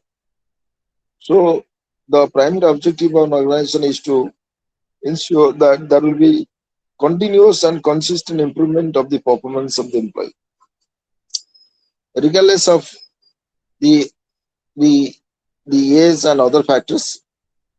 How can an employee will be employable?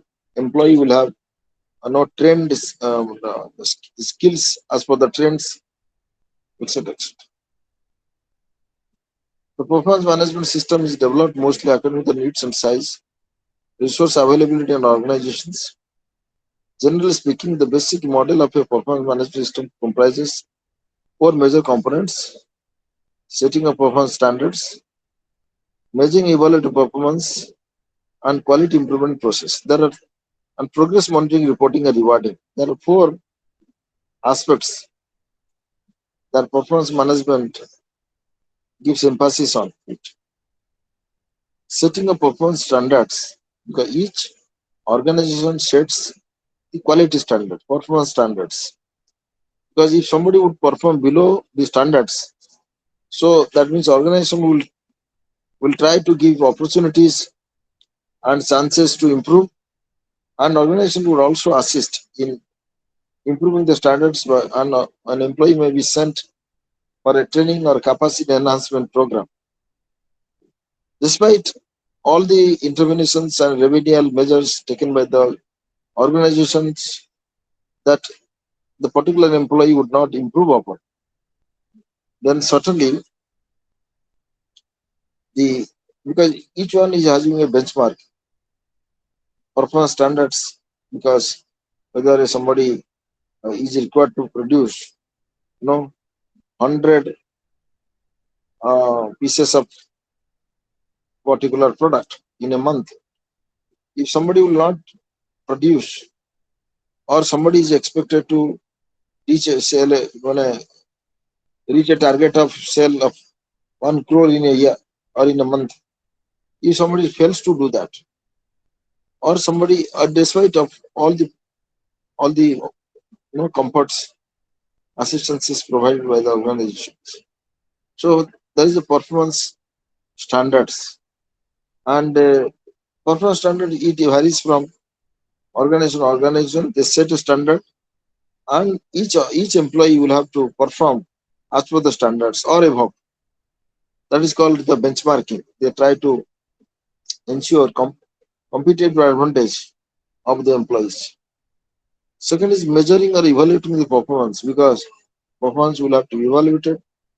Performance will have to be measured in terms of the time spent, in terms of salary paid, in terms of other comforts they, and on the other hand, how are they how do they become productive? How are they becoming productive? Are they productive to the organization? Are they helpful to the organizations? So there are measuring, there are yardsticks to measure. There are tools to measure the performance. And each organization, you take the example Tata, ITC, Reliance, and there are thousands organizations in the worldwide. So they have their own performance standards and own yardsticks or own methods of evaluating the performance and quality improvement. They also try to ensure that there will be quality improvement process that must be very robust and strong, so that the employee's quality can be improved upon. If an employee is unable to speak, unable to write, unable to comprehend, or the employee is unable to participate in the process of producing a product or designing a proposal, etc. So that means, in the process of the improvement of the performances, there will be they can ensure the quality and all. So progress monitoring, reporting, and rewarding, which is a continuous process. The monitoring always goes on by the subordinate supervisor, and it is reported to the boss or the authority.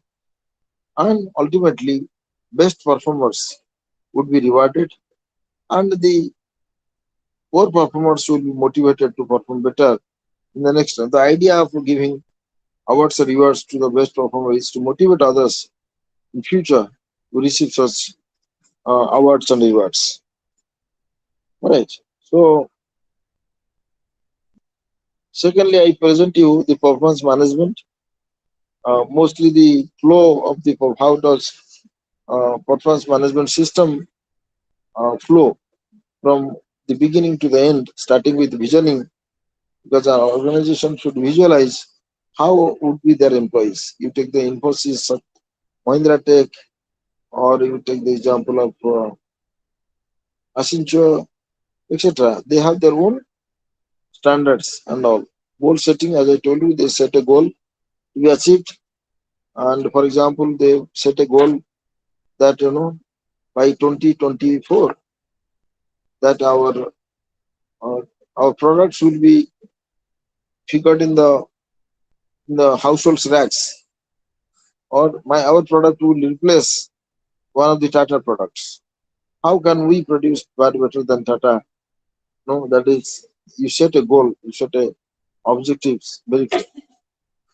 That must be strategic planning, because planning is essentially necessary, because there will be huge investment on hiring human resources, and if they are not properly trained, properly placed, they become negative from the beginning. That will be a threat to the organization which trains and hires them, but it is a big loss to the tourism industry and their oneself. Similarly, the business planning is also required, long term, short term, medium term, and long term planning. Because long term planning, you set a target of, long term planning is nothing but for performance management, for digital integration, or ICT, or they can take a decisions. Okay, so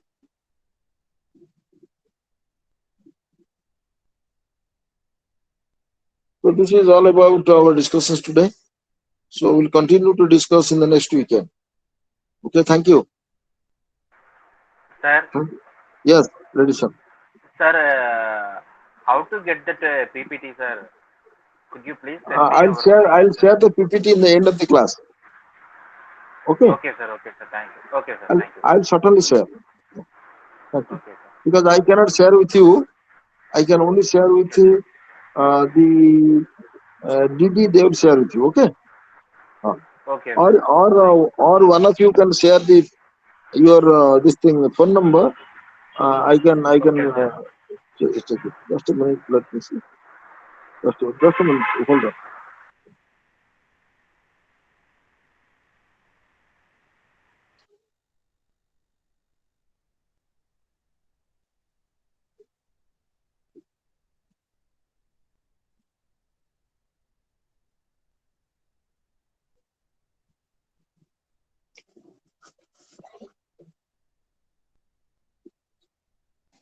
Ready, sir? Sir, So you can leave the class. So I'll share the slide with you. Result. Yeah. Thank you. okay, sir. Thank you, sir.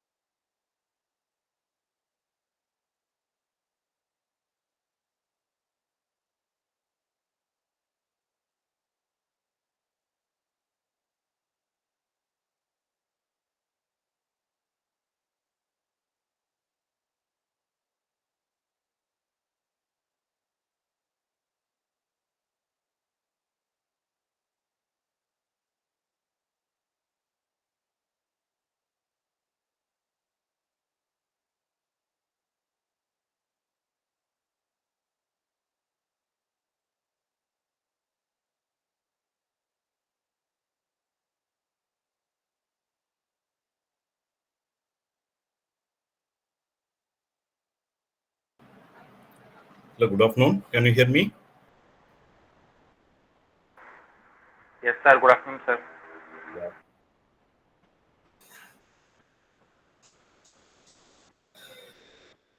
Yeah, shall we start now?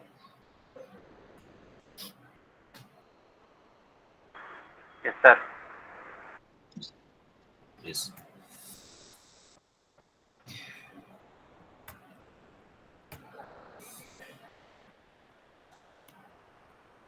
Can you see my presentation slide? Yes, sir. Yeah. Okay. So I hope yesterday's problem will not come again. So last class we discussed about the general things. How should be a entrepreneur should create what are the qualities required to develop himself, and some practical examples also we have seen with comparing um, some leading business model. Whether my voice is very clear and audible? Yes, sir. Okay. So today we are going to start some important points. So what are the basic points is required, or what is the difference between the different types of entrepreneurs?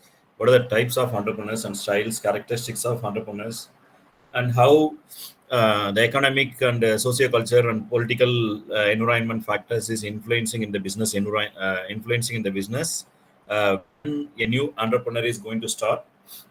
So how the conditions of your country supporting to him or supporting to them to start business, and various rules and regulations, policies, etc. Everything we are going to discuss now. Normally, entrepreneur means when a person is trying to do something with innovatively, when he is coming forward to do something with his own idea, it's called entrepreneurs. So, what are the process? What are the steps to be taken by him to set a business? This is the process is called entrepreneurship management. When he is keep on continue the process until the success of the business, this everything is considered as management. So entrepreneurship management is very much important to stable in the market or to develop consistently. It is a practice of using knowledge, skills to start the business and operate and grow new and existing business, whatever may be the maybe the a person who trying to bring out the existing business or develop the existing business, or a person going to start the new establishment. Um, the both are considered as entrepreneurship, and here the knowledge, skills, and whatever the ideas having by the entrepreneur is acting vital role here, and the leadership qualities also required, because we cannot believe everyone with the idea alone. We cannot run our business, so we need certain other qualities also, like how to manage the business, how to control the people, how to allocate the work, division of work, and some basic management principles also, qualities also required to a person to become a entrepreneur, because he is the person going to lead the business. He is the person going to take the decisions in all regards, like acquisition of resources or utilization of resources in all the aspect. This is a single person going to take decisions. So leadership quality is very much important to a person. Can you follow me? Yes, sir. We are following, sir. Yeah. Okay. Thank you. And so, how an entrepreneur is different from a normal person?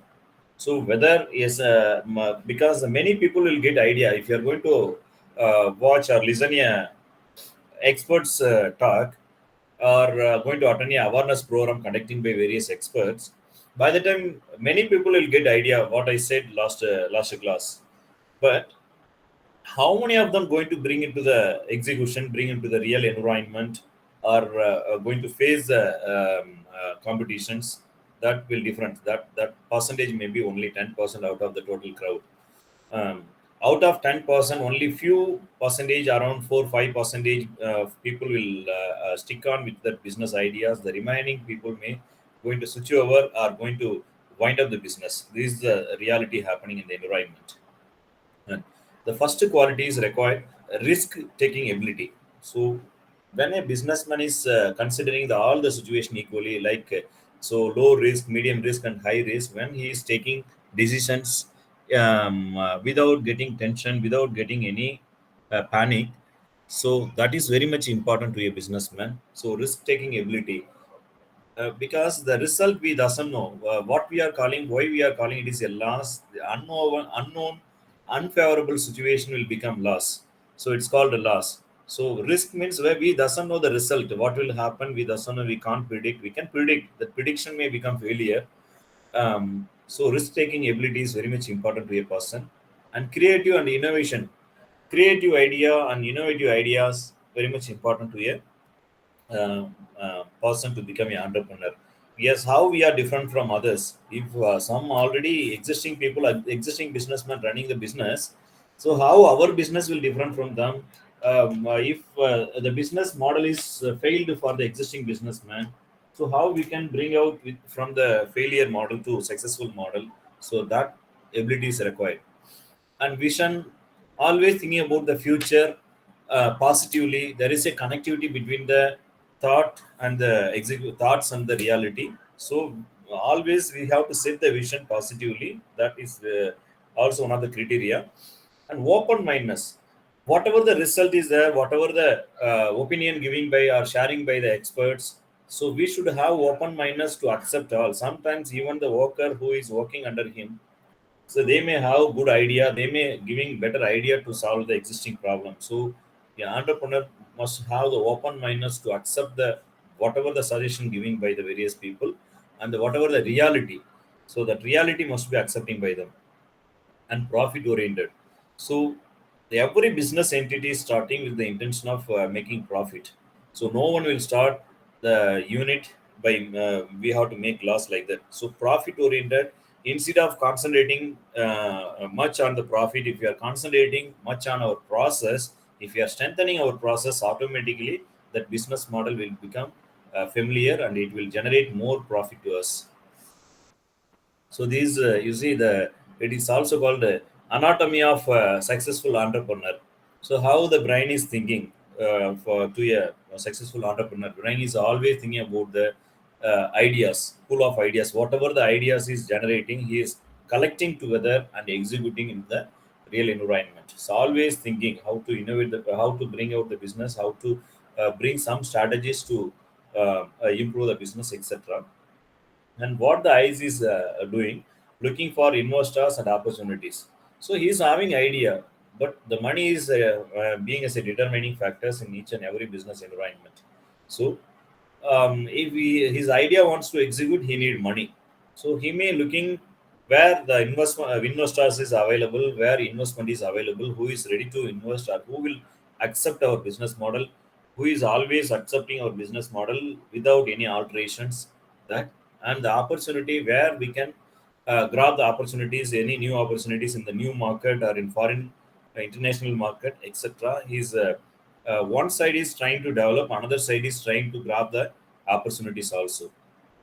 On mouth, always communicating vision. If you are going to look at any startup or any big business, there is always motivational quotes and vision of the company, visions of the business is screened by them. Sometimes they are preparing the foam board and sticking on various places. So because the mission of the institution, mission of the organization, mission of the business, etc. Because uh, that will indirectly stimulate our mind to travel towards attaining our vision. Yes, listening to the customer's feedback. So like open mindedness. So whatever the feedback, sometimes the customers directly and daringly will share the feedback to us. So it is a responsibility of businessmen to keep passionately to listen the customers' feedback. So that practice will give more benefit to us. And stomach trust gut. So whatever the risk tolerance capacity, it means sometimes when we have fear, we our stomach may doing something. So the guts will start from the stomach. That means um, whatever the challenges in the business environment, this kind of people will accept that one. They will run towards the challenges. And the heart full of fashion. So what they are doing with involvement. That is called heart full of fashion. and feet dream high but stick to the ground. Okay, if you are trying to fly without balance, that will become danger to us. So we can dream high, at the same time the foundation is very much important. So what are the background work we are doing at the initial fundamental work, or fundamental business ideas developing at beginning. So we have to take time to develop properly. So if you have business idea, directly you should not go to start the business. We should take some time to conduct the research, gather the information, collection of information. That information will help us to take proper decisions in future. So that is very much important. And legs keeps them going in touch the time. Okay, that means on time, reaching the goals on time. So this called some experts are mentioned that anatomy of a successful entrepreneur. So these are the characteristics of entrepreneurship and types of entrepreneurship. So it will vary from country to country depending upon the environment. So how their country is helping us. That means entrepreneurship is different from entrepreneur. Entrepreneur is a person. It is indicating a person who is doing something innovatively. And entrepreneurship shows it is a process what they are following. So, for example, social entrepreneurship, what they are going to do, the people those are having idea to provide some facilities or solve the existing problem of the society, they are called social entrepreneur. So whatever the steps taking by them to set up their business unit towards a social or solve the problem of society, they are called social entrepreneurs. So that process is called social entrepreneurship. So yesterday I was narrating a story, real story of a person like Muruganandam, Arlanand, Velayudham Muruganandam something. He's from Tamil Nadu, Coimbatore, who started a business unit for the purpose of solving the problem facing by the people in the society, especially women gender. So making the low cost pad in their home itself, with the cheapest cost, with the cheapest investment. So lifelong they can use, they no need to go and depend anyone for this purpose. So that was his intention, and he made it also, and he proved himself also after facing the n number of struggle. So the primary goal of them, to solve the society's problem. So whatever the common problem facing by them, through that they will not focus too much on the profit maximization or obtaining the profit at short span of time. And the second one is called innovation entrepreneurship. Can you follow me? Yes, sir. Yeah, only Redison is answering. What about others? Yes, yes, we are following. Yeah. Thanks. Yeah, thank you. Okay. So if it is a direct class, will I feel happy when I'm interacting with the students. So since it is online class, always I want to know about whether I am alone talking or opposite side, whether it is a two-way communication.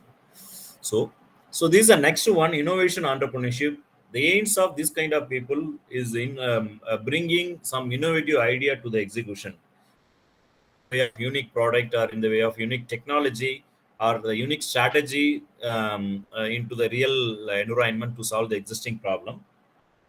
So here aims to delivering unique product to the unique product or service to the society. This is the main aim of the people. Those are all starting innovative and entrepreneurship.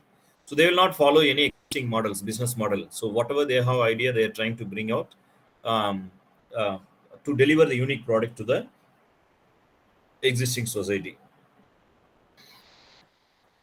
And the next one, big business entrepreneurship. These people are starting entrepreneurship with the intention of to become a big business. Um, like when we are going to talk about Amazon. So you see, Amazon at initial it started a small small business, and but now they're providing a number of services to the societies. They're even they're gathering information about a product and handing over to the required business peoples. So They are always trying to develop the business in big way. Um, it may be the existing product related to the life cycle of the business, or they are concentrating to stable in the market. So life cycle of the business will be a very wide in case of big business entrepreneurship. The small entrepreneurship is opposite to the first one, small business entrepreneurship. So, when people are starting some restaurant or some fashion salon shop, or some dry clean shop, or some small petty shop, some small juice shop, etc., pizza corner, etc. Somewhere they're opening some small business um, to stable in the market, or to satisfy the particular set of people, segment of people. They are called small business entrepreneurship. They're based on their size. It is determining. It is called a big business entrepreneurship and small business entrepreneurship. Size and capital and the number of employees working, etc. And the scalable startup business entrepreneurship. This is a wide area, so they're trying to grab the market, entire market. They're trying to change the entire environment of your country. So whatever the opportunities available in the market, they will trying to grab in the universal level. So also attract the investors by their dreams. Okay, the finance is not a matter for them. Those who are going to start the scalable startup business. um, so they are trying to collect, or trying to universe their business with a huge capital, even trying to develop their business into the international market. So this is called scalable startup business entrepreneurship. And there are many Examples are types of entrepreneur. Yeah. Hello. examples are that scalable startup business Scalable entrepreneur. startup. If Yes, any sir. for example, any businessman who is trying to start like export of Indian organic product to the foreign countries, or any food items. For example, there are many people from India, that especially from South India, they are exporting the cashew nuts to the foreign country, as well as the prawns exporting to the foreign country. So their business is wide area. They are focusing on the international market. Okay, very clear. Clear, sir. Clear, sir. Thank you. Yeah, thank you. And the types of entrepreneurs based on their business ideas, we can classify that a number of entrepreneurs are there. But according to our country, some category will not match, and the types of entrepreneurs will vary from country to country. It is depending upon the nature, or the how the environment is supporting to them to do the business. Based on that only, they can withstand in the market. For example, starting from around 10 entrepreneurs I brought here. Small business entrepreneurs. So again, it is repeating based on the process. So whether the large business or medium scale business or small business can categorize into that. Small business entrepreneurs, where their size of the business is very limited, their functioning also limited, working capital and capital requirements also very limited, and the place of business and targeting the people also very limited. Within the particular jurisdictions they are focusing and doing, and segmentation also very limited, etc. They are called small business entrepreneurs. Same again, we can take that tea shop, or now the tea business is become very familiar on, So there are many places the tea is become a brand now, like green tea, tea time, chai wala. These are all the brands in Chennai, familiar in Chennai.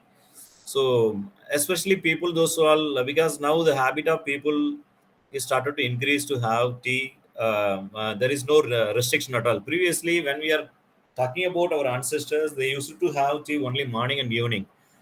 But now it's become fashion. So whenever they are going out, they want to have tea. So that too, they are searching this kind of shop. Even the people are there to travel 20, 30 kilometers to have a tea. So they are thinking that having tea will give more satisfaction and refreshment to them. So they are not at all thinking about the money and not at all thinking about any travel time and etc. If they want to have, if they want to feel happy, they want to satisfy themselves along with their friends, they're going. So it's become big business nowadays. If a person going to have tea, not only he will have tea, even the restaurant, those who are having the star, like star level restaurant, single star, 2 star. So whatever they are earning, that earnings may be the more, but when you are going to compare with the rate of return with the capital contributed by them, the rate of return may be the less than the those who are running the small shops. The small shop owners' profit ratio will be higher than the large business people's, because when a person going to have tea, along with the tea, he may choosing some snacks also. So almost he is ready to spend equal to a meal. If when he is spending 200 rupees to take a meal at afternoon, at the same amount he is spending when he is going for having tea. That too, the tea shop don't have proper table chairs and etc. So we have to take tea and have by walking or by standing, etc. So the capital what they are contributing to set up the business also very less compared than the restaurant owners, compared on the large business people. And capital is less, only the working capital is more. So whatever they are contributing, they can possible to take as a more profit. And large company entrepreneurs, so like where business size is more, and when we are focusing the international market and the national market, our the large companies entrepreneurs operations is more, resources more, capital contributing by them is also more, and etc. Okay, so here the lot of obstacles also there in case of small business entrepreneurs, where the functions is very limited, the targeted people, targeted profit is very limited, so he can directly handle all the situation. But in case of large company entrepreneurs, when they have many branches, many units in many places, each and every units, each and every branches may going to face different types of problems.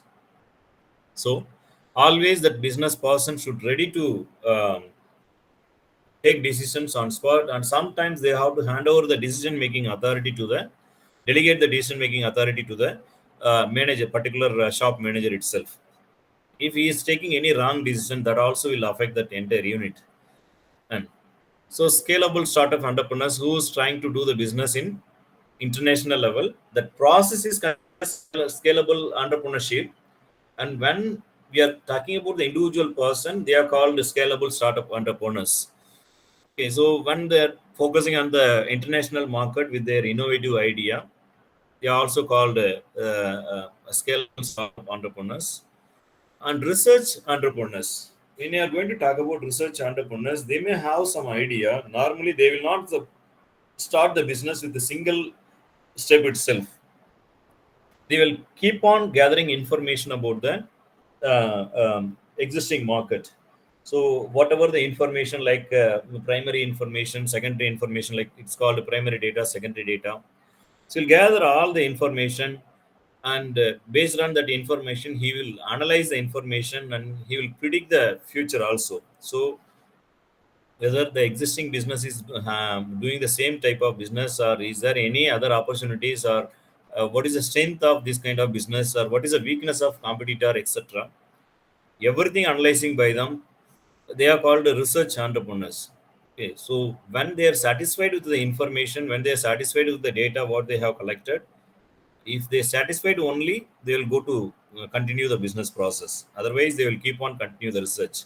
Even when we are going to start the business, we should not start with a single point or gathered information with the help of gathered information.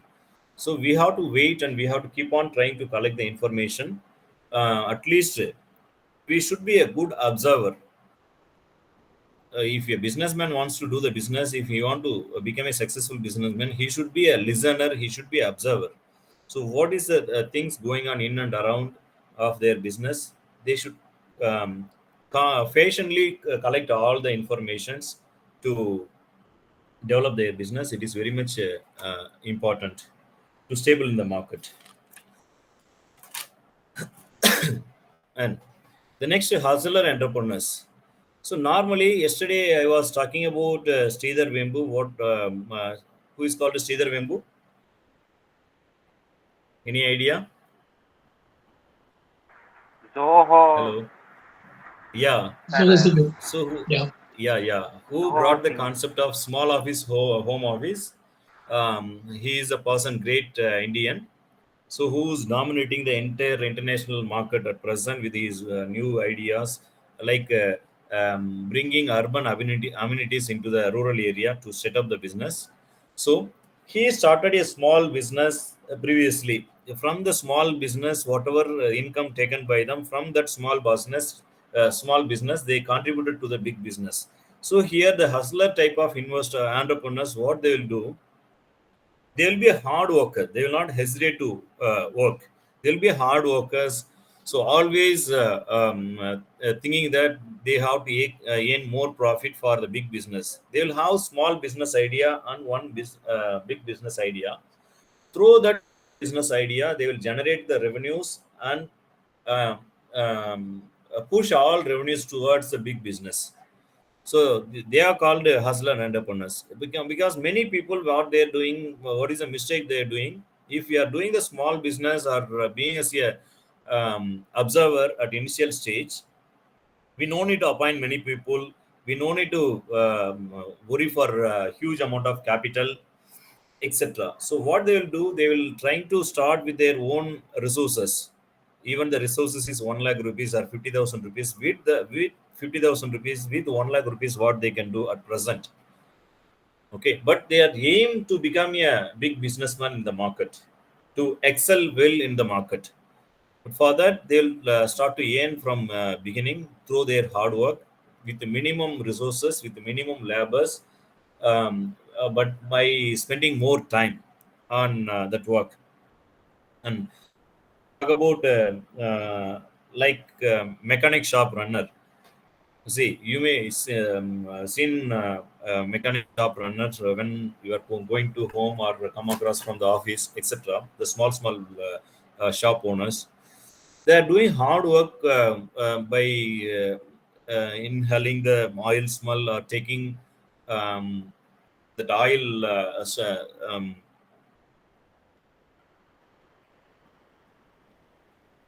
Hello, can you hear me? Yes, Hello. sir. Yeah. Okay. Hello. Thank you. Yeah. Thank you. So they will not worry about the stain on their dresses and etc. Okay, but they will do the hard work.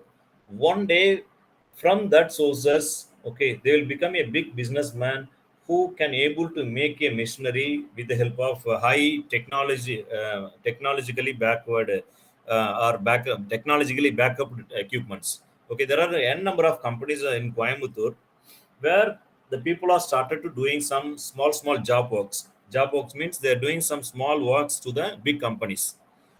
So through that income, the majority of people now they become a big businessman. How that means that they are taking order from companies to making a customized machineries, making customized motors. So whatever the customers are expecting, based on that, they can able to provide, because of they have the technology. They are very experienced with the technology. They are having technical knowledge because they spend time and number of years to learning the technology, because they were doing the small business. They were doing the small business on behalf of others in the name of job work. So through that, they learn many things. After that, after certain number of years, with that income, they will take the order directly from the customers. For example, if you are going to talk about uh, mixie grinders, even the mixie grinders company, they are making the grinding machines for the big modern rice mills. From where the mixie grinders making entrepreneurs nowadays, they are providing machines to the large companies, like big companies, those who are involved in this business, like grinding the or separating the rice from the paddy, rice mills, flour mills owners. Okay, this all came from the hard work. So they will not hesitate to do the work hard. And the next type of entrepreneur is called innovative entrepreneurs. So already we have seen innovative entrepreneurship. It is a process, and the people those who are doing, they are called innovative entrepreneurs. They will not follow any existing methods. They are always trying to bring out their brain child.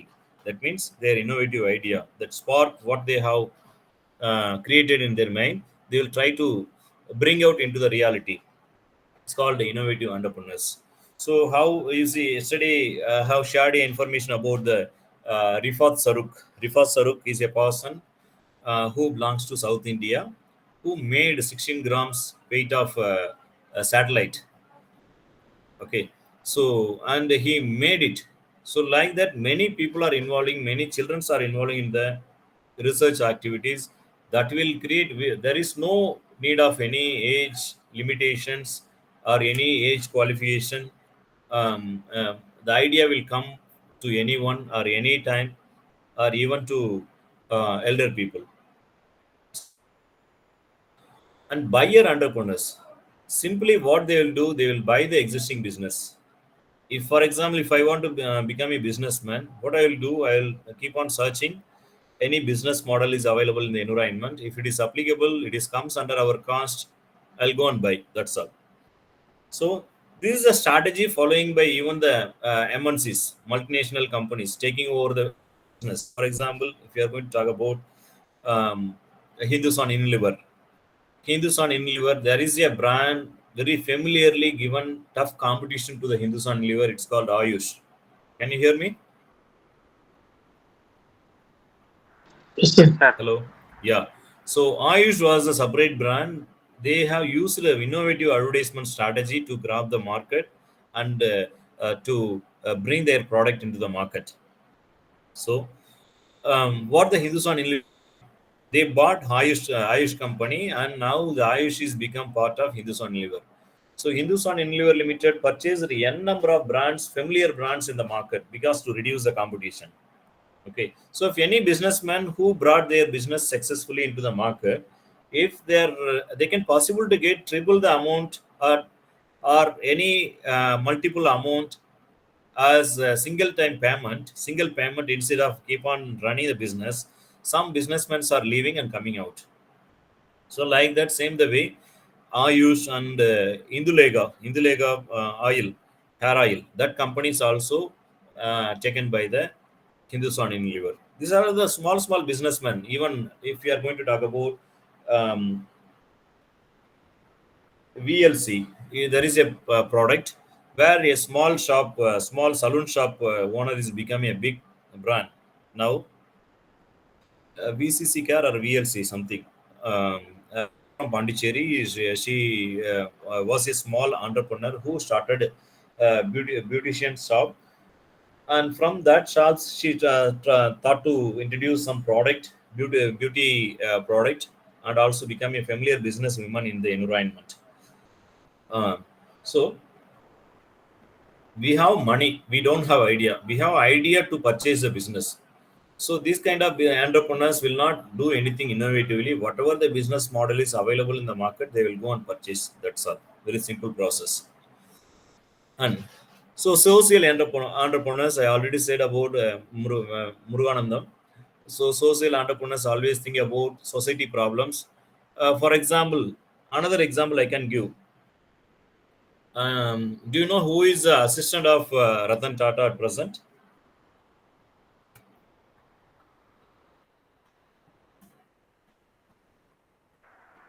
No, sir. No idea. Not sure, but His name who is, is the elder yeah, one? his Like, name, yes, yeah, yeah, yeah. not elder one, very youngster. His Yeah, name is younger, yeah, Santanu yes, I Naidu. think.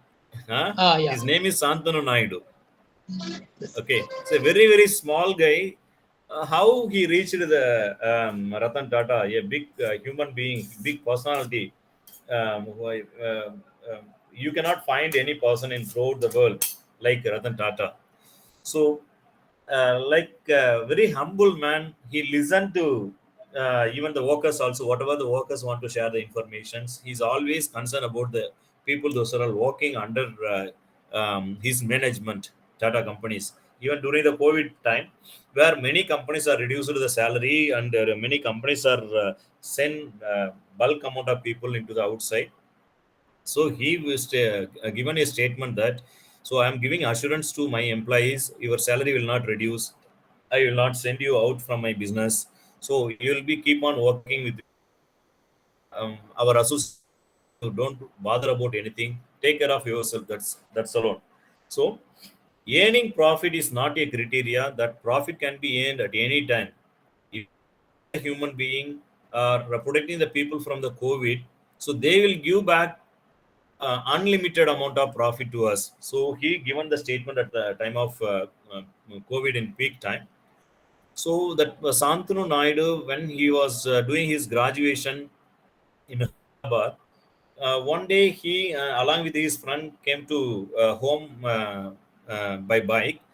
They both of them seen that a dog was made accident and it injured a lot. Then he thought to give treatment first aid to the dog and taken the dog to the veterinary hospital and given treatment. By that time, he thought to give some solve that problem. He thought to solve this problem. So why the dogs as well as the human beings are getting accident because of dog crossing? So how this problem can be solved, especially in during night time? If daytime is there, it is a manageable one. During the night time, when the dog is crossing the road, when a person is traveling by bike, it will be harmful to both either the dog or to the person. So he thought to prepare a reflector tape, so reflector belt. So with the help of his friends and whatever he had savings, with the help of their parents, he thought to purchase some reflector belt and started to tie the street dog on the street dogs. So, and this information is become very familiar in the social media. And one day, suddenly, Santanu Naidu came in India Today paper. And his father, when he don't have money, by the time his father said, Santanu Naidu father said, Tata is such a human being. He is a very good-hearted person. If you are sending a letter to him, so he will support you for your business model. So with the hesitation, he sent a letter. How Tata Ratan Tata is a big business, see my letter, respond to my letters. So even my letter will not reach him. With that perception, he sent a letter to him. Suddenly, he got back a appreciation letter from appreciation letter signed by the Tata. It stated that I like to meet you. So this time you come to meet me on this place. He noted that, and when he met him, so on the spot itself, he sponsored a huge amount for continue that process. And from that date onwards, the association is started between the Santanu Naidu and the Ratan Tata. And when he gone for higher studies in foreign country, that means US. So when he was doing the higher studies in US, by the time he sent a post to the Ratan Tata, that means my graduation in this day. I know that it is difficult to come. You cannot come here. Said I feel very happy if you are coming here to attend my graduation day. Then suddenly one day, unexpectedly, he went there on that day to attend his graduation day. So Ratan Tata, Santanu Naidu is very surprised. Then he asked a question. So what you are going to do after completion of your graduation? Okay, almost your higher studies is over. You got graduation also. What is your idea? So I'm going to search some job in somewhere which is suitable for me. I will join there. Then suddenly Tata said, no. So we both together have to do something to the society. We have a lot of work waiting. So come and join with me as the assistant. This is the way the Santanu Naidu's traveling time is started with him. So like that, we doesn't know when our life will change. Even the idea what we are considering is a big one. What we are giving importance, so that idea will bring our life entirely. So he concentrated on dog's life, and someone given good life for him. Okay, and imitative entrepreneurs. Can you hear me? Yes, sir. Yes, Hello. sir. Yeah, Yes, yeah, sir. yeah. Thank you. Next one. This is imitative entrepreneurs. What the imitative entrepreneurs will do, they will not do anything innovatively. Whatever the existing business is there, they will follow. For example, if a person going to keep tea shop, the another person who is on near, he will also keep the tea shop. If a person keeping the vegetable shop, he will also keep the vegetable shop. So like that. So they will not do anything innovatively. So whatever the existing business is available, they will follow. If anyone is doing trading business like purchasing and selling, that other person also will going to do follow the same thing, same methodology, same strategy. There is no any innovations involved in these activities. What they are going to do, that innovation they will apply only in the marketing. So how we can market? For example, I have to tell about one thing. It is very inspiring story about the Kalimat soda. Have you heard about Kalimat soda? Yes, sir. Yeah. So Yes, sir. actually, the Kalimat soda concept came from the south part of Tamil Nadu. A husband and wife, both were doing some coffee bean grinding business. They will coffee powder selling business. They will purchase the coffee seed and they will grind and packet it, and they will sell. This was the business. And one day, when that I think his, so when he went for some outstation, when coming back, he felt tired. By the time he went to a retail shop and bought a color, namely it's called color. Cool drinks is called color because it is a colored water. Na? So he bought a color and had. Then he came to develop a idea is called soda. Okay, this is a good idea. Instead of stick on with the single business, we can develop another business. So they discussed with their family members and started the Kalimak soda. So the Kalimak soda business became very familiar in the market. So how the Kalimak soda became familiar means he followed some unique strategy, a marketing strategy. So before sending the Kalimak soda to the particular retail shop, since it is a new product to the market, he went to the each and every shop and asked to give a soda, some other brand soda. After drank the other brand soda, he used to say, "So this soda is taste is very too um, average." So yesterday I had a soda in that particular village. The soda taste was very good. It's called Kalimak soda. If possible, you can buy and keep Kalimak soda with you. He not disclosed about that he was the founder of Kalimak soda. Okay, so he spreaded the information and sent a marketing team behind to distribute the sodas. Okay, if where the people went to the meet the shop after met by the uh, do you want to get Kalimak soda? This is a new brand in the market. It is very familiar. Where the marketing team is going, and the retailers started to purchase Kalimak soda. This is the way they developed the Kalimak throughout the South Tamil Nadu. And when in 1991, liberalization, privatization, globalization concept is came to existence. By that time, the Coca-Cola company came into the market. So Coca-Cola company almost they attracted the market except in south part of Tamil Nadu because of Kalimak soda. Kalimak soda was dominating the South India. So what they did, they identified that the Kalimak soda company purchasing or recollecting the bottles and cleaning the bottle and using the bottles for refill the soda, because soda bottles is using multiple time. It is not single usage. Even the Coca-Cola now it's everything is become plastic bottles. So previously, where glass bottles are used by the cool drinks companies, they will collect back the bottles and they will clean. After that, they will refill and with the new labels they will bring into the market. This is the idea. This is a process followed by a company. So what the Coca-Cola company did, they bought all the empty bottles of Kalimak soda and destroyed everything. Then when the Kalimak soda people went to the market to collect back the bottles, they unable to find the bottles. Okay, there was a stagnation time to the Kalimak soda. They don't had any idea about that because their family also scattered by that time. Because the mass strength for that business was the family business. The family people are scattered. Everyone started small business, but they come to know that the unity is the strength. So all together we have to take a decisions to overcome these issues. What they did, they collected the investment from their family itself, and they went to the France to purchase the new bottles.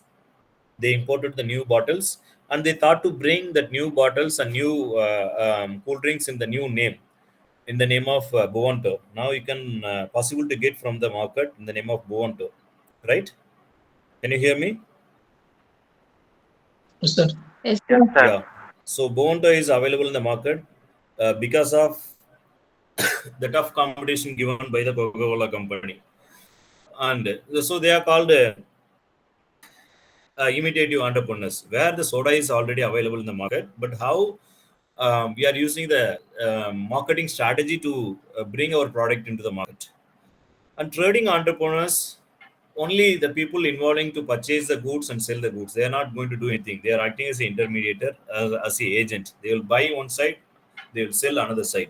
So, what is the price differences between purchase and sales? It will be the benefit, or it will be considered as profit to the trading entrepreneurs. And next one is manufacturing entrepreneurs with the intention of making products, certain products are innovatively. They are involving in the manufacturing entrepreneurs. And normally, the entrepreneurship is applicable for the service-oriented activities also. So here, where the physical goods are manufacturing by the new innovators, they are called manufacturing entrepreneurs. And lifestyle entrepreneurs, nowadays it's become very familiar in the market. Even if a person don't have money for meal, so he want to change, or he want to show himself attractive to others. So what we are doing, we people are trying to wear the neat dress, and trying to adapt the new lifestyle equipments in ourselves. So because we are thinking that our knowledge will not reflect first impression, so our appearance will bring the first impression. So even we are going for interview, or even if you are having conversation, business conversation with others, so they will judge easily based on our appearance. So nowadays, the lifestyle entrepreneurs, there are many people is involving in the lifestyle entrepreneurs, where previously limited people were doing that one, particular people doing that ones. For example, there are many people is learning the beautician educations, and through that they are opening the beauty shops, and many people are bringing the cosmetic shops, opening the cosmetic shops, and not only they are opening the shops or beauty shops, also they are trying to make the product. So their own customized product they are trying to introduce to the customers. So through that, the lifestyle entrepreneur is become very familiar in the market nowadays, because the people also accepted the Western culture. The Western culture influence is more, especially in IT sectors. So now nowadays it's become a very uh, what you can say, so important, or a very integral part of life. So it's so called lifestyle entrepreneurs, so they're getting more revenues also. The last type of person is called intrapreneur. Who is called intrapreneur means, sometimes when you are going to talk about business, um, the companies have research and development department. If anybody is working in the company, you may know that what is the process of research and department. So what the research and department is doing, they are keep on involving in the research and active development activities. Either they are trying to improve their product standard or quality, or trying to know that what are the content using by the competitors, like ingredient using by the competitors. They will keep on conduct the research about the competitors market, competitors product. For example, if you are going to talk about toothpaste manufacturing company, so toothpaste manufacturing company, they will having research and development activities. They will continue the keep on continuing the research and development activities about their product, as well as they will buy competitors product from the market, and they will continue the research to identify the what is the ingredient using by them, then how they can able to attract the market, etc. So a real statement known, the example I can say, if you are going to the rural areas like village side, the shop owner may be selling n number of product. But if a person who's residing in the village area, if you want to purchase the toothpaste, what they will say, they'll go to the shop, they'll ask Colgate paste, give me a Colgate paste. Even the shop owner giving close up or Pepsodent or something, some other brand, they used to purchase. They doesn't know Colgate is a separate brand, close up is a separate brand. They know that Colgate means it is a paste using for brush. That's all. Clean their teeth. That's all. Same like that, Pond's powder. So Colgate and Pond's powder is acting vital role in the village areas. Even people, if you want to purchase, they will ask Pond's powder. If shop owner is giving something, they will purchase. They will not worry about any because they doesn't know. They are thinking that Pond's means is a powder using for refreshing ourselves. Paste means Colgate paste means the Colgate paste is using for, that means it is a paste name of paste using for clean their teeth, etc. So here the people, those who are working in the research and development department, they are called intrapreneur. There is a contract between the company and the research and development department people. They cannot claim it is my invention. The people working in the research and development department, no one then claim that it is my invention, it is my idea, etc. Okay, for that only the company is paying money. So whatever inventing by them, it will be patented in the name of company. So they don't have any rights to argue with them. So for that only they are getting extra money than the normal people. So they are called entrepreneur. Even many educational institutions are promoting. Even where I'm working, my institutions also promoting the entrepreneur skills. Okay, the faculties, those who are working under that institutions, they are motivating them to bring their some innovative product. Uh, but they are not going to claim that rights. The rights, everything is with them, because the education institution, it is a guidelines from the UGC. No education institution can claim that it is their idea. If any faculty or any students bringing idea, it is their idea, not the educational institution's idea. So they can the individual person can register in their own name, but company is not like that, because the education institution giving opportunity to them, they are not spending anything, but company is spending all the monies related to the research and development. So the people working in the research and development department, they don't have any rights to argue with the company for their innovation. Can you follow me? Yes, Yes, sir. sir. Yes, sir. Yeah, thank you. Okay, so this is the next one. The entrepreneurs acting a very, very important role in the environment.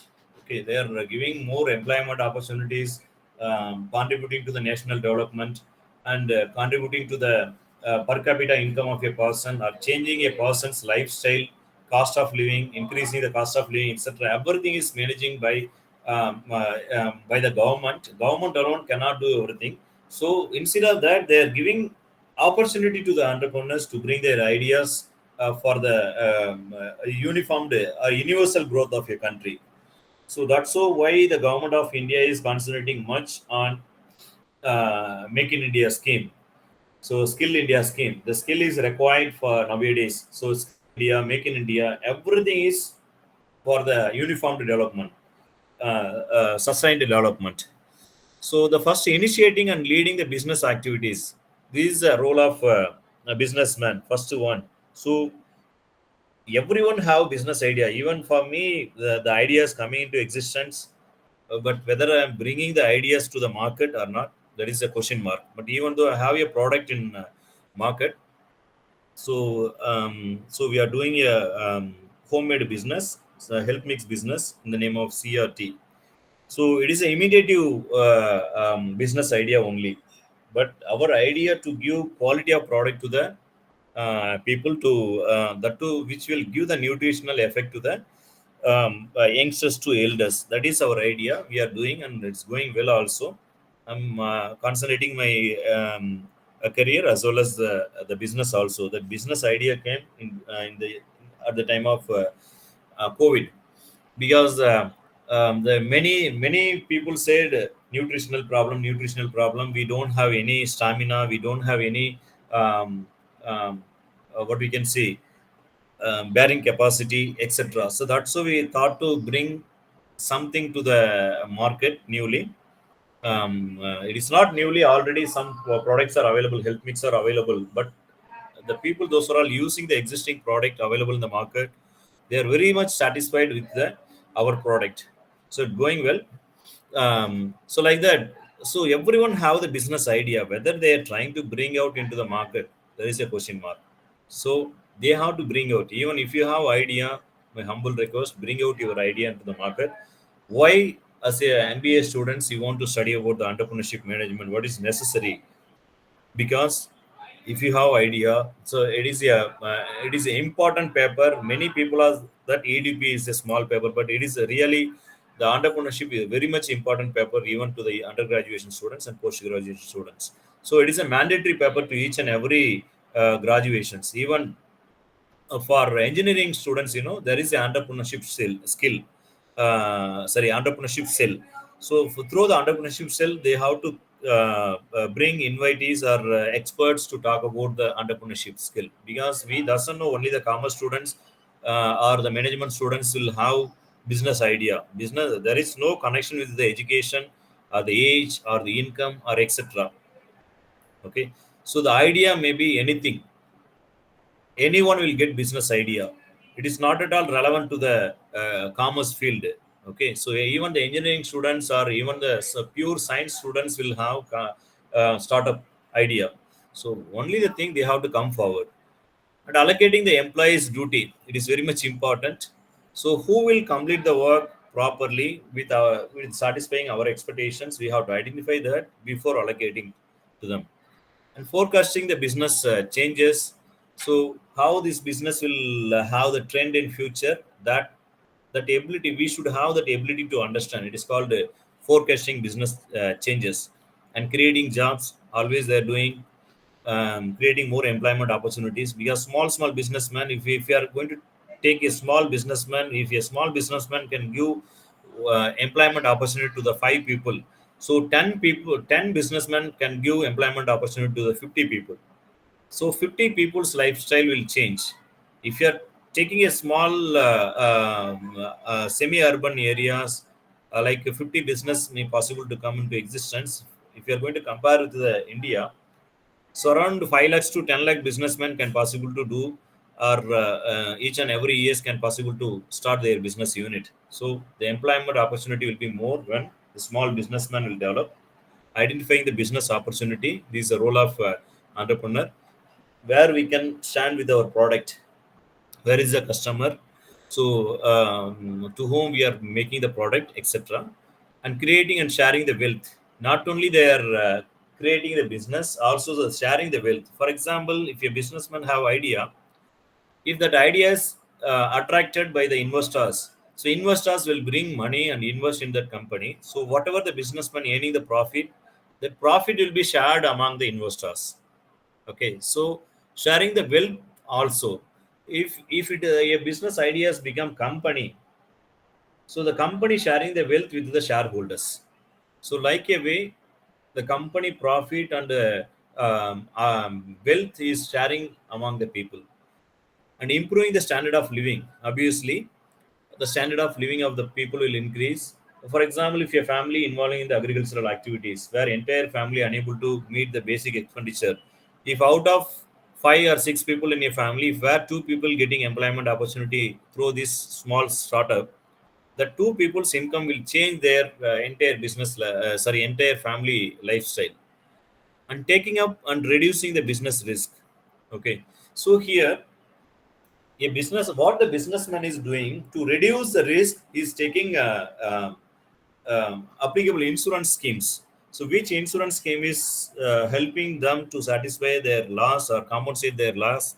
So that also possible. Insurance nowadays the insurance industries is widespread. So if you want to take the insurance for avoiding the loss or to compensating the loss, etc. Insurance companies being a support.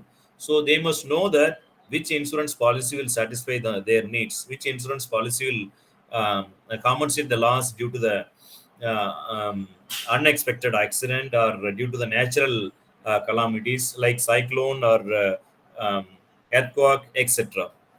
And building strategic partnership with the suppliers, it's very much important. That also doing by them. And digitalizing the business operation. Nowadays every small businessman, they're trying to bring their app. So because the mobile app is become familiar even to the illiterate person, so everyone is started to use the mobile apps. With the help of mobile app, they're trying to sell their product. So digitalizing our business also will bring new opportunity to our business. And this is the last one. Role of economic environment in the development of entrepreneurship. There are the many environment external factors will affect the business environment. It's called macro environments. These all things is called macro environment, where a businessman or entrepreneurs can't control. These are all the things is called macro environments. So here we are going to discuss about economic environment, how the economic environment is affecting the business of entrepreneurs. So the first thing, economic system of a country is influencing more in a country. So like you may hear about capitalistic country, socialistic country, democratic country. So capitalistic country means where the government alone doing everything, where not giving opportunity to the private concern or private business people. They are called a capitalistic country. If a businessman is living in a capitalistic country, it is very tough to come out with their idea or bring their idea into the business. And in case of socialistic, it is a combined both where government and the private can possible to bring their business ideas into the execution. So if we people are living in socialistic country, so it is possible to bring out our ideas. So that also determining an economic condition of a country. So how the economic condition is influencing more in the business environment means, if possible to gather the financial resources in a country or not, that's entirely depending upon economic condition of a country. If economic condition is inflated or deflated, or both the situation will affect the business environment. So entrepreneur will face the problem to raise a fund if economic condition of a country is not favor for them. And structure of economic system, like how countries are supporting to us, like raising the fund in the among the people, or how the countries are allowing FDI into the various sectors, foreign direct investment. We had a restrictions up to 1991, where foreign investors can invest only the limited amount into the Indian companies. But now even the 100% foreign direct investment is can possible to bring into a particular sectors. It may be the real estate sector, or it may be the agricultural sector, like that. We have some restrictions. Educational sector, there are the different sectors. So if you are going to start your unit, if you are expecting any foreign direct investment, so whether your economic system is supporting to accept the foreign direct investment, or your system is allowing you to involve in the foreign trade agreement with the some other countries people or suppliers, etc., that also being as a determining factors. And trade cycle of a country influencing a lot, like inflation, deflation, or cost of living of your people, savings rate, interest rate, and credit availability, etc. This all the things is considered as trade cycle of a country. If it is an inflation, what will happen? What is called inflation? Do you have any idea?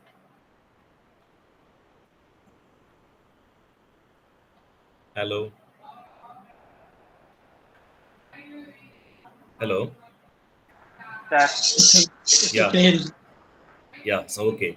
So during the inflation time, where money circulation is more, demand will be more, but the supply will be less.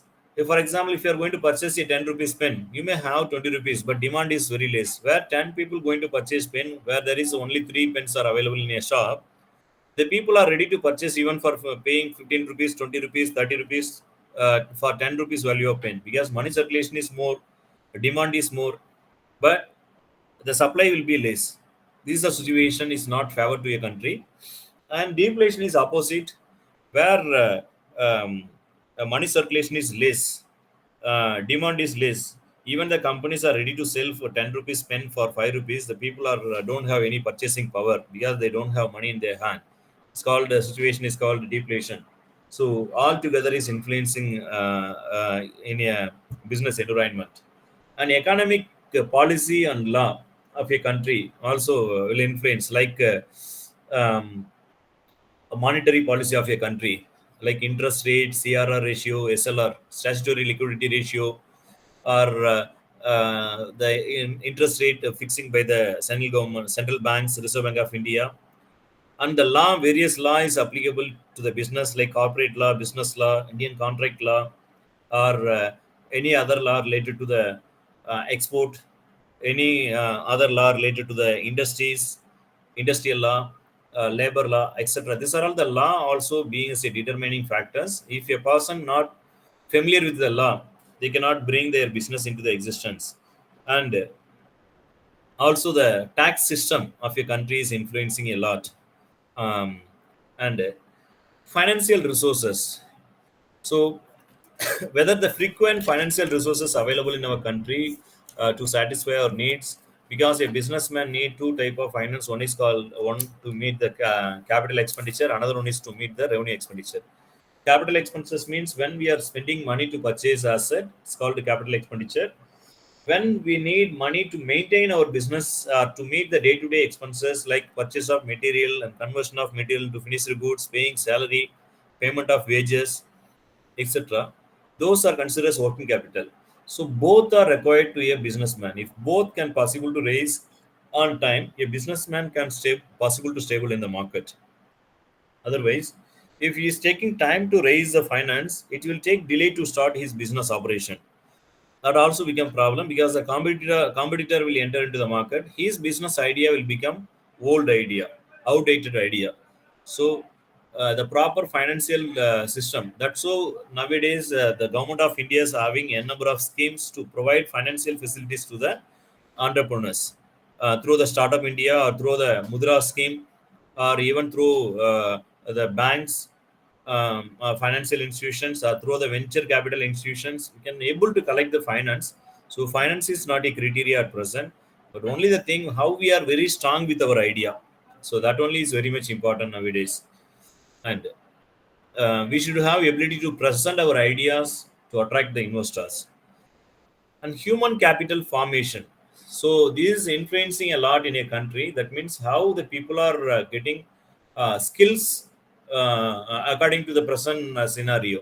So why the government of India is saying that skill India? What is the lag behind that? Our education system is providing the education facilities. There are many people are coming out with the graduations, becoming a graduate, undergraduate or postgraduate. Whether they have sufficient skill or suitable skills according to the industry's expectation means there is a question mark. So that's so the government of India came to know that our system is not providing the proper skills to the people to become employees of concern. That's so through the Skill India, there are many skill development program is conducting by the government of India with the help of state government and direct supervision also. It is a process of increasing the knowledge or work related skills and ability to engage the people towards production activities, etc. This is called human capital formation. And resources of productions, like we need, if you are going to start the process, we need four important resources: men, machine, material, money.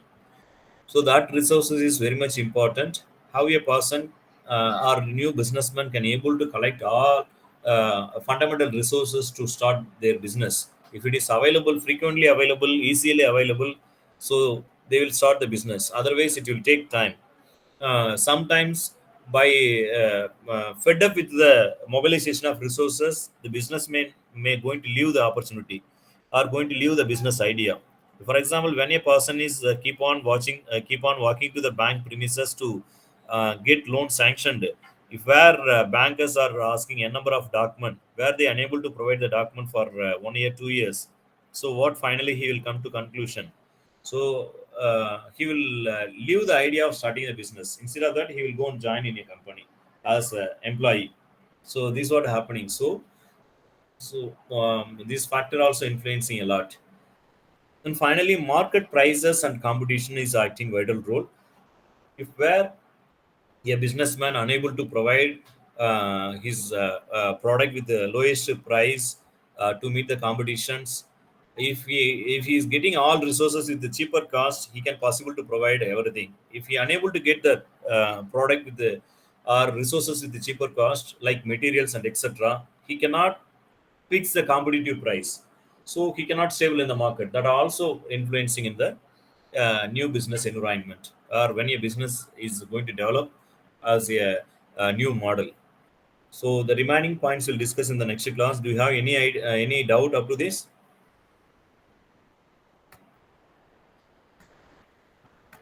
No, sir. Hello? No. Any No, sir. idea, any discussion is required? No, sir. Okay. So how you feel about the class? Wonderful.